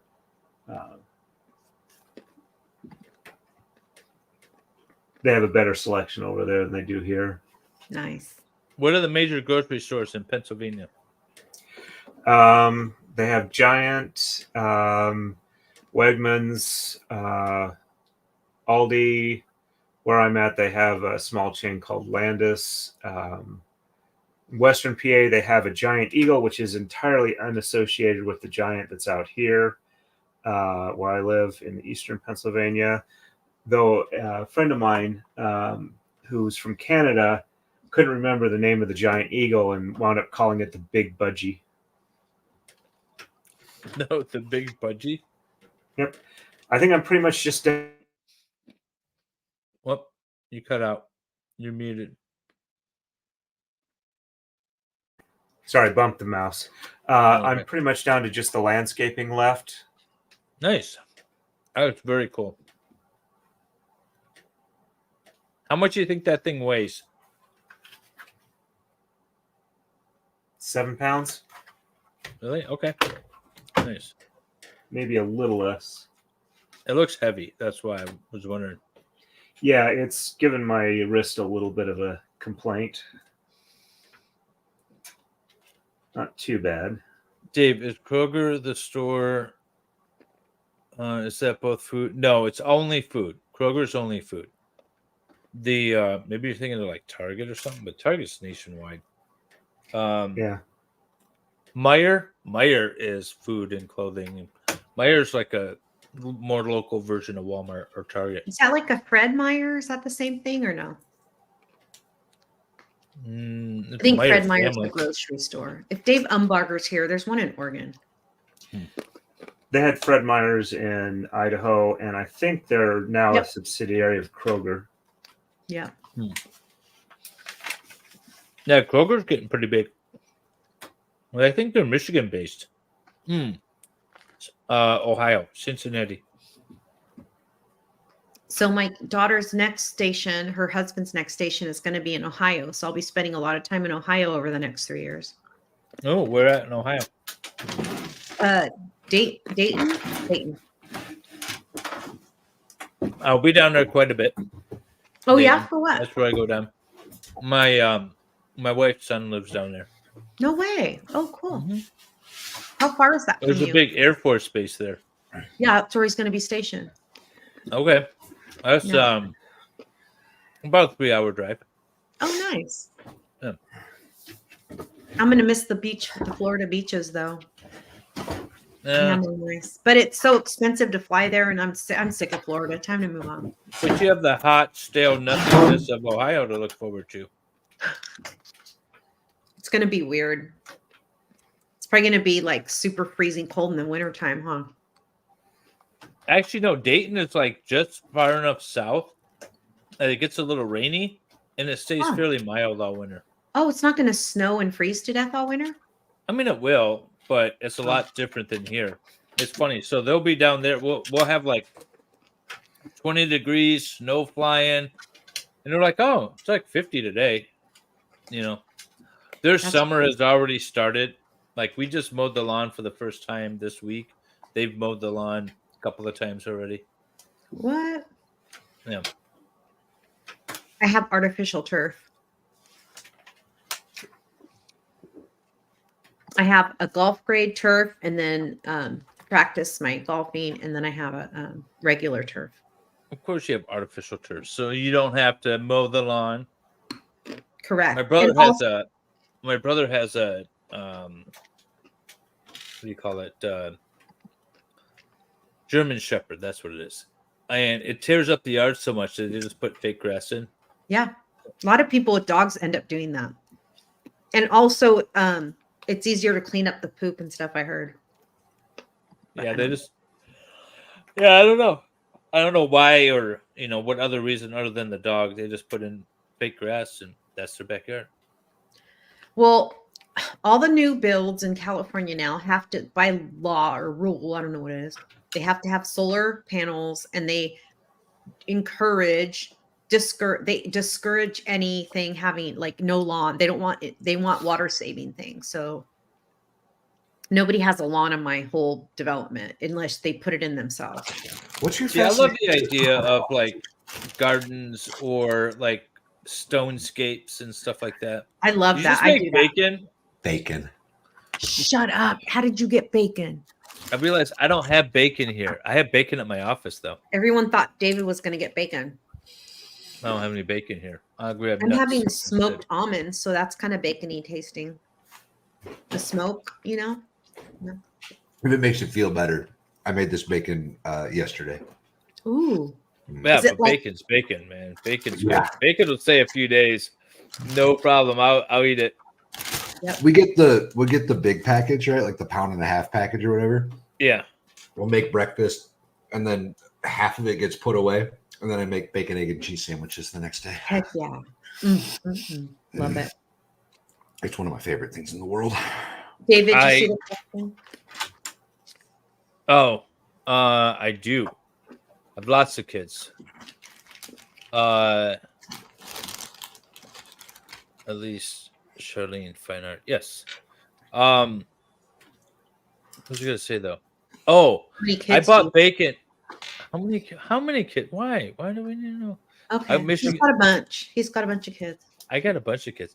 Michigan is gray from October to April. No, if you play it right, though, Michigan can get a lot of fun because we get a lot of snow in the right places. You can go skiing and dog sledding and all that fun stuff. I like Michigan in the winter. Dog sledding? Yeah, You've been dog been- sledding? I have been dog sledding. It's the quietest way to like travel scary fast through the woods. It's really cool. Like you hear them, like you always like think of dog sleds and they bark a lot. As soon as they start running, they stop barking. Well, yeah, they're And just it's trying the- to breathe. No, it's just the quietest thing. You're just gliding through the woods and you're going stupid fast, and you're like right next to trees. It's awesome. Joseph. What the hell was what was I trying to say? Oh, so I got I tweeted out my little like cereal bar at the office, like what I should put in there.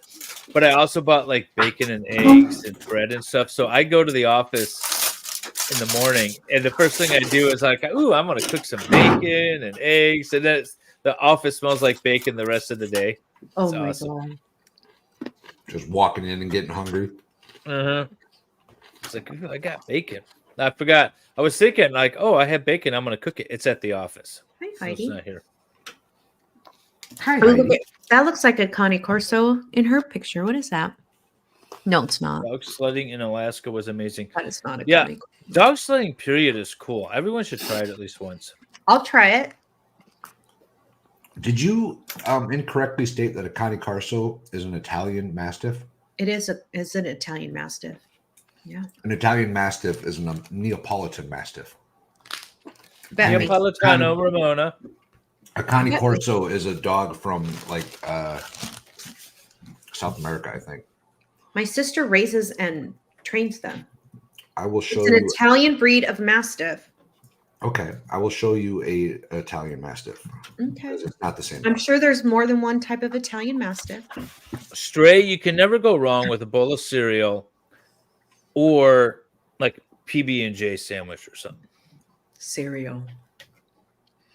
What's your comfort food, Torin? Why is Cane Corso coming up for this? That's weird. Maybe how am I wrong on this one? Comfort food. Comfort food. Favorite comfort or just comfort food?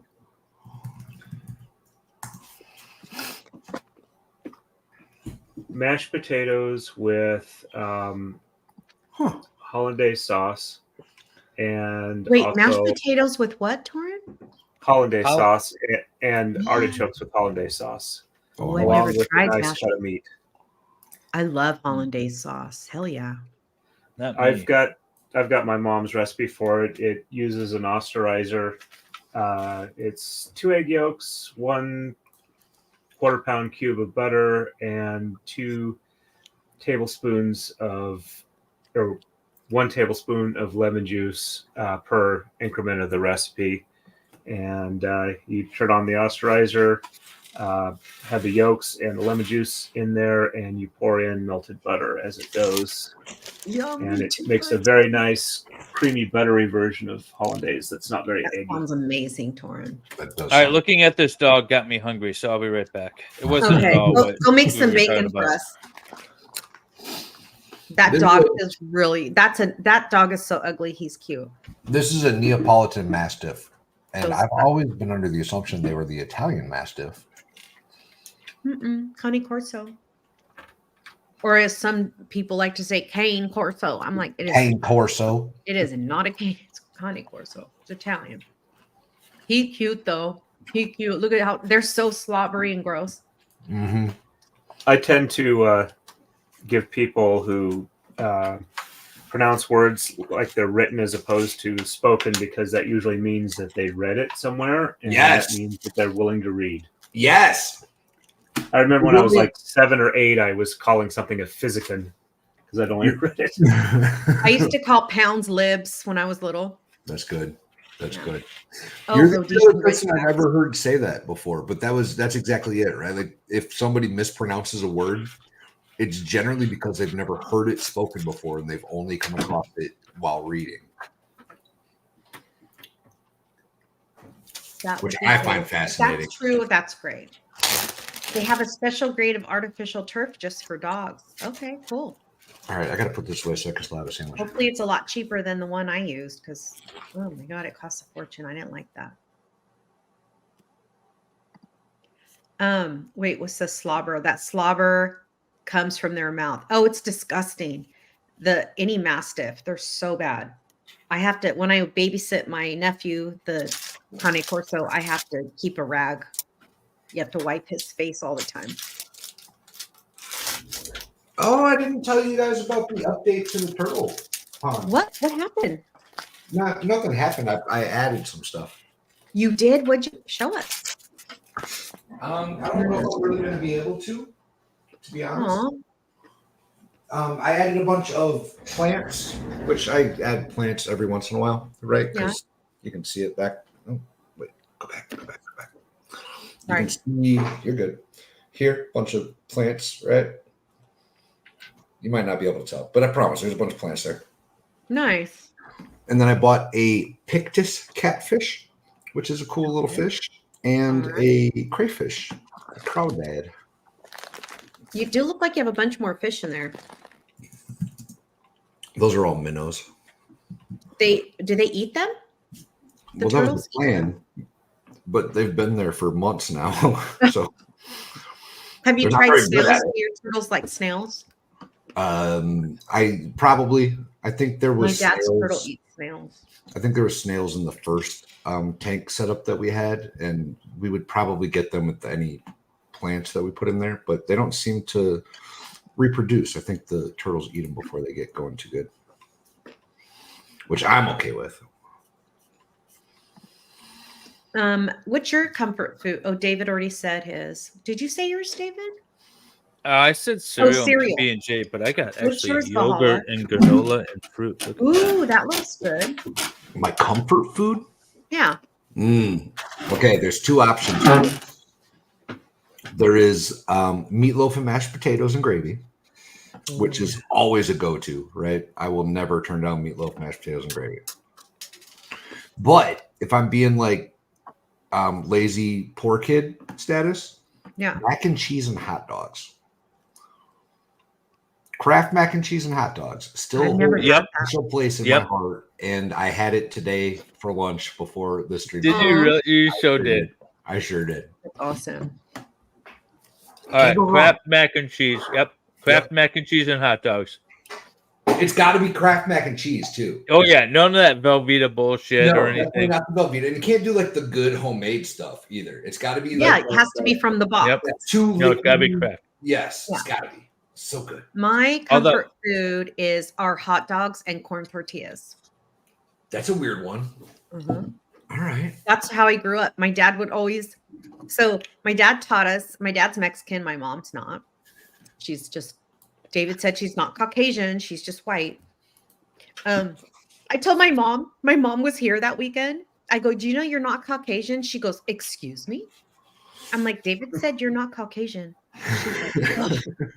And she's like, oh, she's like a right winger person. So she's like, oh, is he one of those woke people? And I'm like, oh my God, he is so not. He is the opposite. He's one of you, Mom. It was hilarious. Oh, that's funny. Because she thought you were trying to like invent another category of people. So she was all pissed off. Sue, she's hilarious, my mom. That's funny. When I was a kid, one of my favorite foods was actually diced beets because it's the only food that our folks would let us eat with toothpicks. So they got us to eat beets by letting us stab them with toothpicks. That's a good idea. I love it. I like pickled beets. I can honestly say I've never eaten a beet. Oh, they're so good. They're okay. They're not. A fresh beet, like if you eat it like how, like without being pickled. Eat it like an apple. Like a potato. Eat it like a potato. It's really good. Who eats a potato whole? Like what? Like a baked potato? I used to eat raw potatoes. Me too. Just slice them and eat them, or eat them like an apple. David, stop being so woke. Yeah, I know, right? Can you imagine? Oh God. That's great. I like beets. Elise does not like beets. I like pickled beets. I like to put pickled beets on my salad.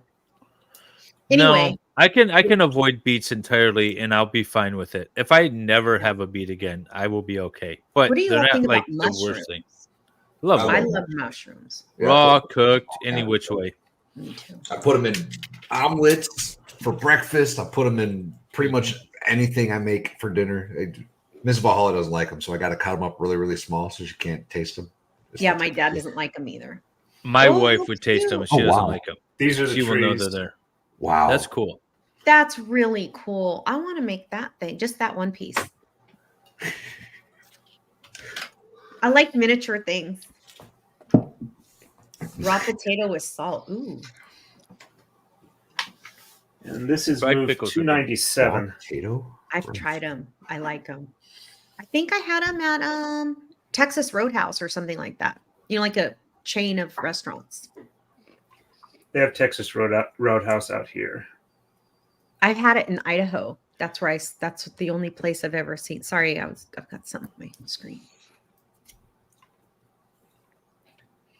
I love that we have our Idaho connection, Torin. Yep. Oh, speaking of like right and left in Idaho, it's probably changed a bit since so many people have moved up from California since I was a kid. Oh. But my roommate was actually, when she moved out to Idaho, was married to a Democratic campaigner who would, nice. Come out and help people run campaigns. And her comment was, in Idaho, even the Democrats are Republicans. I mean, even the Democrats are Republicans out there, because that's pretty much like 80% of the viewpoint. I don't know at that point. I don't know how it was when you lived there, but it's also like 80% LDS there now. Like it's actually higher in Idaho than it is in Utah. Yeah. Wow. No, it's bad. I mean, I shouldn't say bad. That's a it's bad. Well, that's like in Chicago. You don't get elected if you're leftist card, Wendy. I can't believe I just said that out loud. Sorry, LDS. All those fair-skinned white people in Oregon. God damn it. I have to do business with them. So it's like, sorry, that was rude. I heard crunching coming from the kitchen. I mentioned on Jeff's, or not Jeff, on Flux's stream this morning, since Jeff was on there and he would appreciate it, that the strip club that's just over the border from Boise into Oregon has a sign on the door that says "Closed Monday nights for family home evening."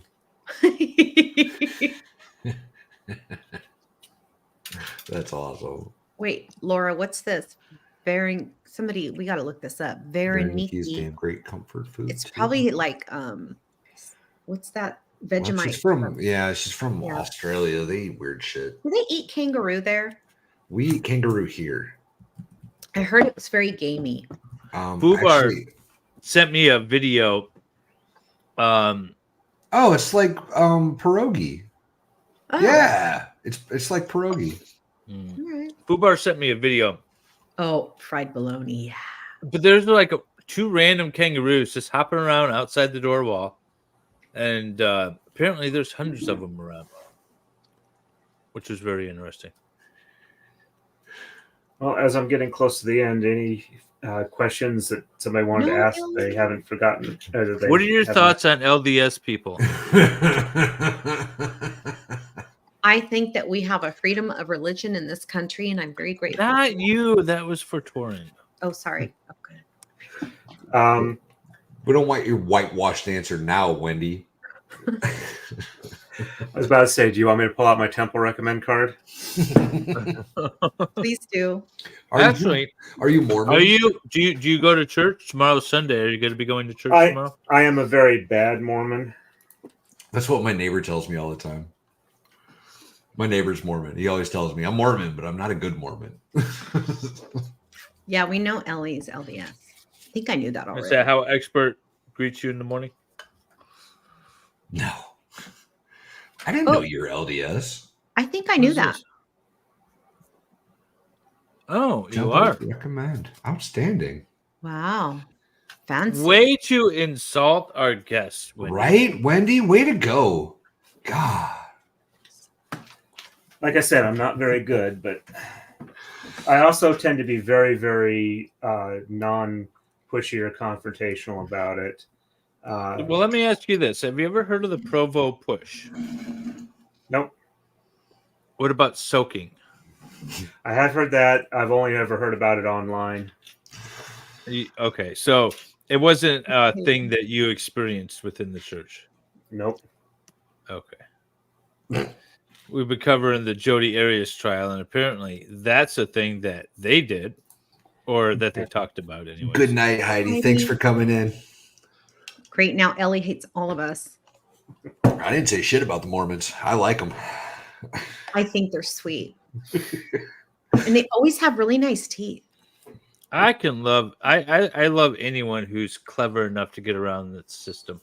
Right? Anyone who's clever enough to not pay taxes, like my dumbass that pays hundreds of thousands. No, I was thinking more of the soaking in the Provo push. Like they'll develop rules and then a quick way to get around them. Like Jody Arias. Mm-hmm. My wife's comment was when she first, after she got to know me, was I'm not necessarily sure about everything doctrinally, but I like the people that it raises. Oh, like the Daybells? No, she was thinking more my mom and me and my family. From what I understand, they're kind of like more of a variant type thing, and I've actually, admittedly, I didn't live in Utah, so I didn't run across too much of that, but I've heard some really weird things from people living out here as to what they think is normal LDS dogma, but well, there is like the fundamentalist sect of that religion, right? And which that actually is the original sect, by the way. Sure, but that sect compared to like today's standards can get a little out there, I think, and I don't think that's a controversial statement by any means. What I really like about in general the LDS people I've met is that they love talking about their religion, and so I feel like I can ask them questions that are sometimes even personal, and especially if I'm just asking a woman and not like some random guy on the street, like they'll answer, because sometimes I have like legitimate questions because I'm nosy and I want to know, and I do like that. Yeah, every once in a while you drive down the freeway and you see those billboards that say, "Do you need Jesus? Call this number." Right. I was driving to Pittsburgh and I saw a sign and I was like, I'm going to call the number. Why not? I've got 3 more hours of driving. And so for the next hour, I had a religious debate with the person on the other end of the line. It was actually like productive and friendly. It was a very cool conversation to have. That killed like an hour. Food Fairy, I owe you measurements still. I'll get them to you tomorrow. Sorry, I forgot. Hi, FD Food Fairy. Good to see you. How you doing? I think she's an ex LDS, maybe, right? I believe the way she describes it is Oh, damn it. I used to know how she said it. An escaped LDS? Yeah. I think is how she says it. Mm-hmm. Legal Vices, for that matter, was also LDS. Yep, he's there's probably a lot. a better one to talk about dogma than me, just because I tend not to talk about it a lot. So, Ellie, All we were right. talking So are about you church, not you as a person. Torin? Are you Don't get defensive. more Amish or Mennonite? Who do you side with in that debate? my wife was born and raised Mennonite. Really? What? Oh, What? I want to interview her. Hang on. How do I we had go? a- How do we go through literally 11 and a half hours at this point of interviewing you and discussing you, your wife, your roommate, and the fact that she was born Mennonite never came up once. Rumspringa was good for her, huh? she'll let you know when it's over. She wasn't really all that active, and as she said, she tended to get sent home with notes pinned to her dress from church. Because like one time a preacher said something, and her sister, who's like a year younger than her, started crying, and she yelled at the preacher, minister, whatever, and she got sent home for unacceptable rebellious attitude from the Sunday school thing. And the Mennonite church she went to was fairly modern. They weren't black bumper Mennonites. So I ran into an Amish woman in a hot tub at a B&B, and so I was asking her about the religion, and she had left years ago. She was like in her 50s at the time. And so she was explaining to me that Mennonites is the original sort of religion. Yep. And then Amish is the super Orthodox that thought that the Mennonites were too wild and crazy. Yep, that's how my wife describes it. Yeah, which is interesting. I didn't realize that. I assumed it was sort of the other way around, like they broke off from the Amish, but it's an interesting way of life, and I kind of like it. I buy all my lumber from them, actually. I've got a place up north, that I buy my lumber from. It's not treated though, right? It's just at the most pressure treated. No, it wouldn't even be pressure. It's not pressure treated. Dried? No, not even. No, wow, just raw, uncut. It's cut. They mill it, and then they stack it out in their farm, and then it dries for a year, and then I go buy it. Or I have them cut up something special if I have a special order, and I'll dry it. But there's this whole operation. But they're Mennonites, so they use electricity and gasoline and stuff. They're running their equipment. But it's a cool little group. They all kind of look out for themselves and help each other, and it's an interesting little group. Collecting firewood before dark. Well, it's already dark. Sun's starting to come up here pretty quick. She's in Australia. I know. Sorry. Yeah, I know. So I used to have neighbors when my now 30-something-year-old kid was a baby, and they're from Australia. And so she used to give me all of her babies. Her daughter was like a year older than mine, and so she used to give me all her baby clothes. The problem was because they were from Australia, the summer clothes, like our winter clothes, like she gave me Christmas clothes that were like summer, and it was freezing here, so I couldn't dress her in them. But they were really cute. It was really nice of her. And I'm like, I was so ignorant. I didn't know, right? And I asked my mom one day, I'm like, why does she have bloomers in the wintertime? That Christmas trees all over. Like, little baby panties, like the little, like not a whole outfit, like bloomers with like a sundress. Yeah, but bloomers, that's the word for it? Okay. That's the word Wendy uses. That's my word, yeah. And my mom's like, sweetheart, it's summer there in December. And I'm like, oh, I knew that. It's summer by you in December. What are you talking about? You don't have like real winter. No, we don't. I have a Scientologist center downtown Detroit. I always felt like I should go in there with like an undercover camera. We'll never see you again, bro. Don't do it. Could I live stream it? I'm gonna live stream it and just like have it recording in my pocket. Nick Starov said that he one time got on a mailing list for Scientology like 30 years ago, and they still Yeah. send him shit. Really? Yeah, he said like Well, back they're in, getting like, a fake name and 6 digits from me. He said something about like back in like the late 80s or early 90s or something. He went in and checked it out one time, and they've been sending him shit ever since. That's awesome. Yeah. They're not culty. No. I don't know. We'll get the internet shut down if we talk bad about them, though. You don't want to do that. Technically, I'm done. What I'm doing now is an alternate, like non-spring version of the trees. So if you don't want to do the pink cherry blossoms, you can swap them out. But I have everything technically in place. So let me go ahead and. That's very cool. That's really such a cool build. That's a very cool It build. doesn't even look like a Lego. It's just so cool. Yeah, it only took 11 hours to build. Right? Yeah. I'm sorry that took so long. It's worth it. Don't be Don't be sorry. sorry. It was fun. Yeah. Yep, I enjoyed it, and We got being on. 2 Lego streams out of 1. Shoot. Yeah, we Yeah, did. And I built my Wild West culturally appropriate build from the 90s last week, and this week I got my Your Statue of cultural Liberty. appreciation, not appropriation.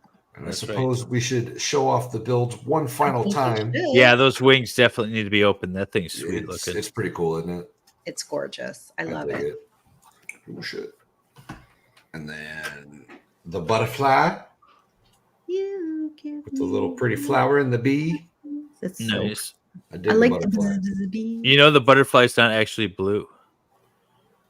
What do you mean? In real life?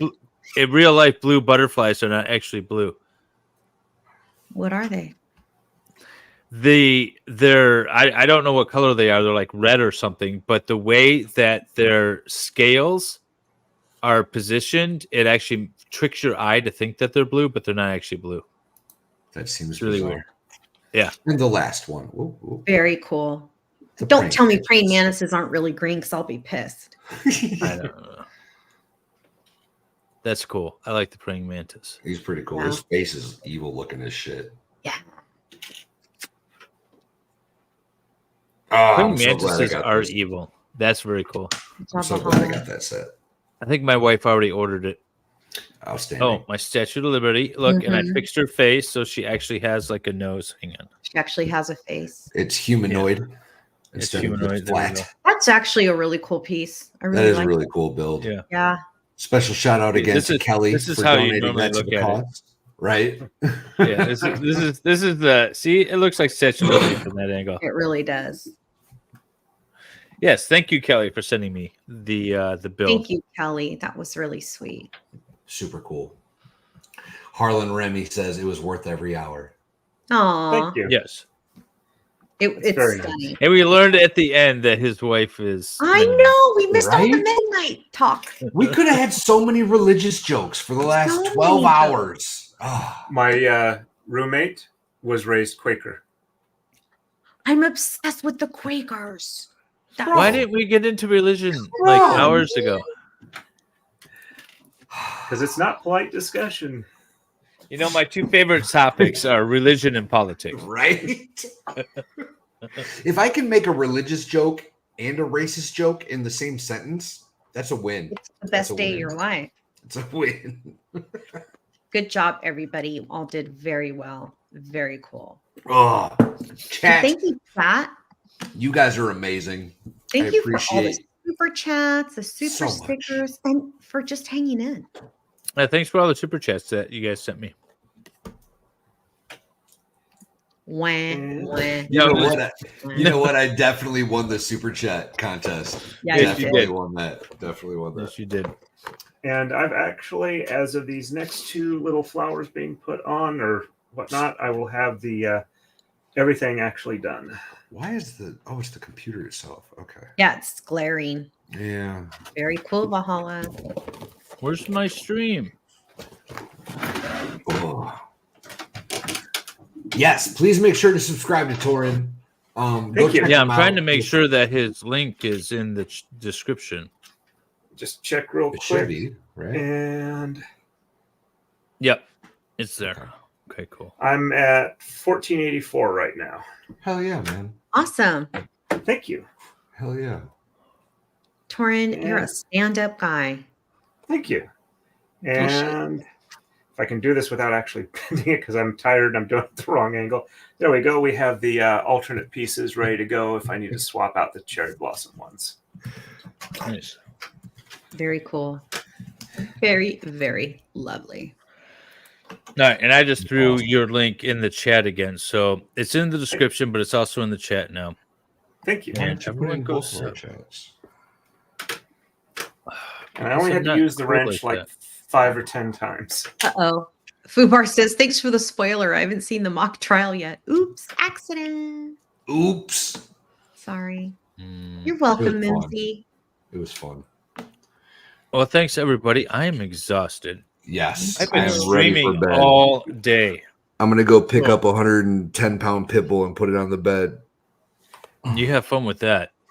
And I can Wendy. pretty much say that I did not have the wake-up pill before I started the stream. Well, at least you'll be up all night now. Right. The benefit of that is that you're going to be able to go fall asleep. Yes. Yeah. Yep. You just got to make it to the bed.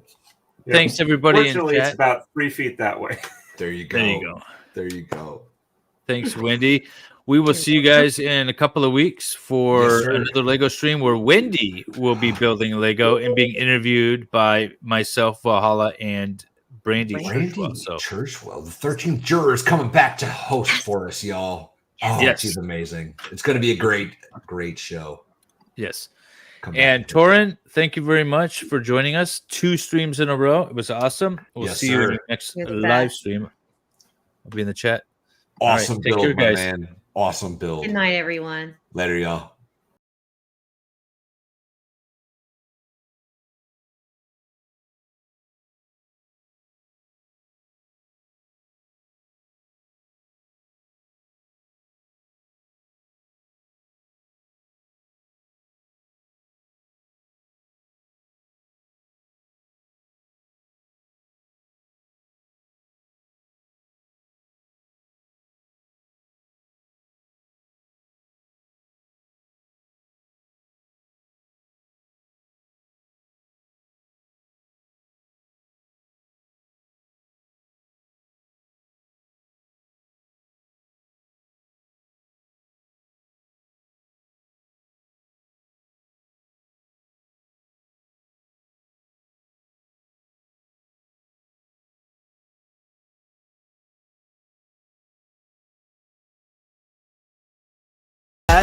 What's this all about? I'll show you mine if you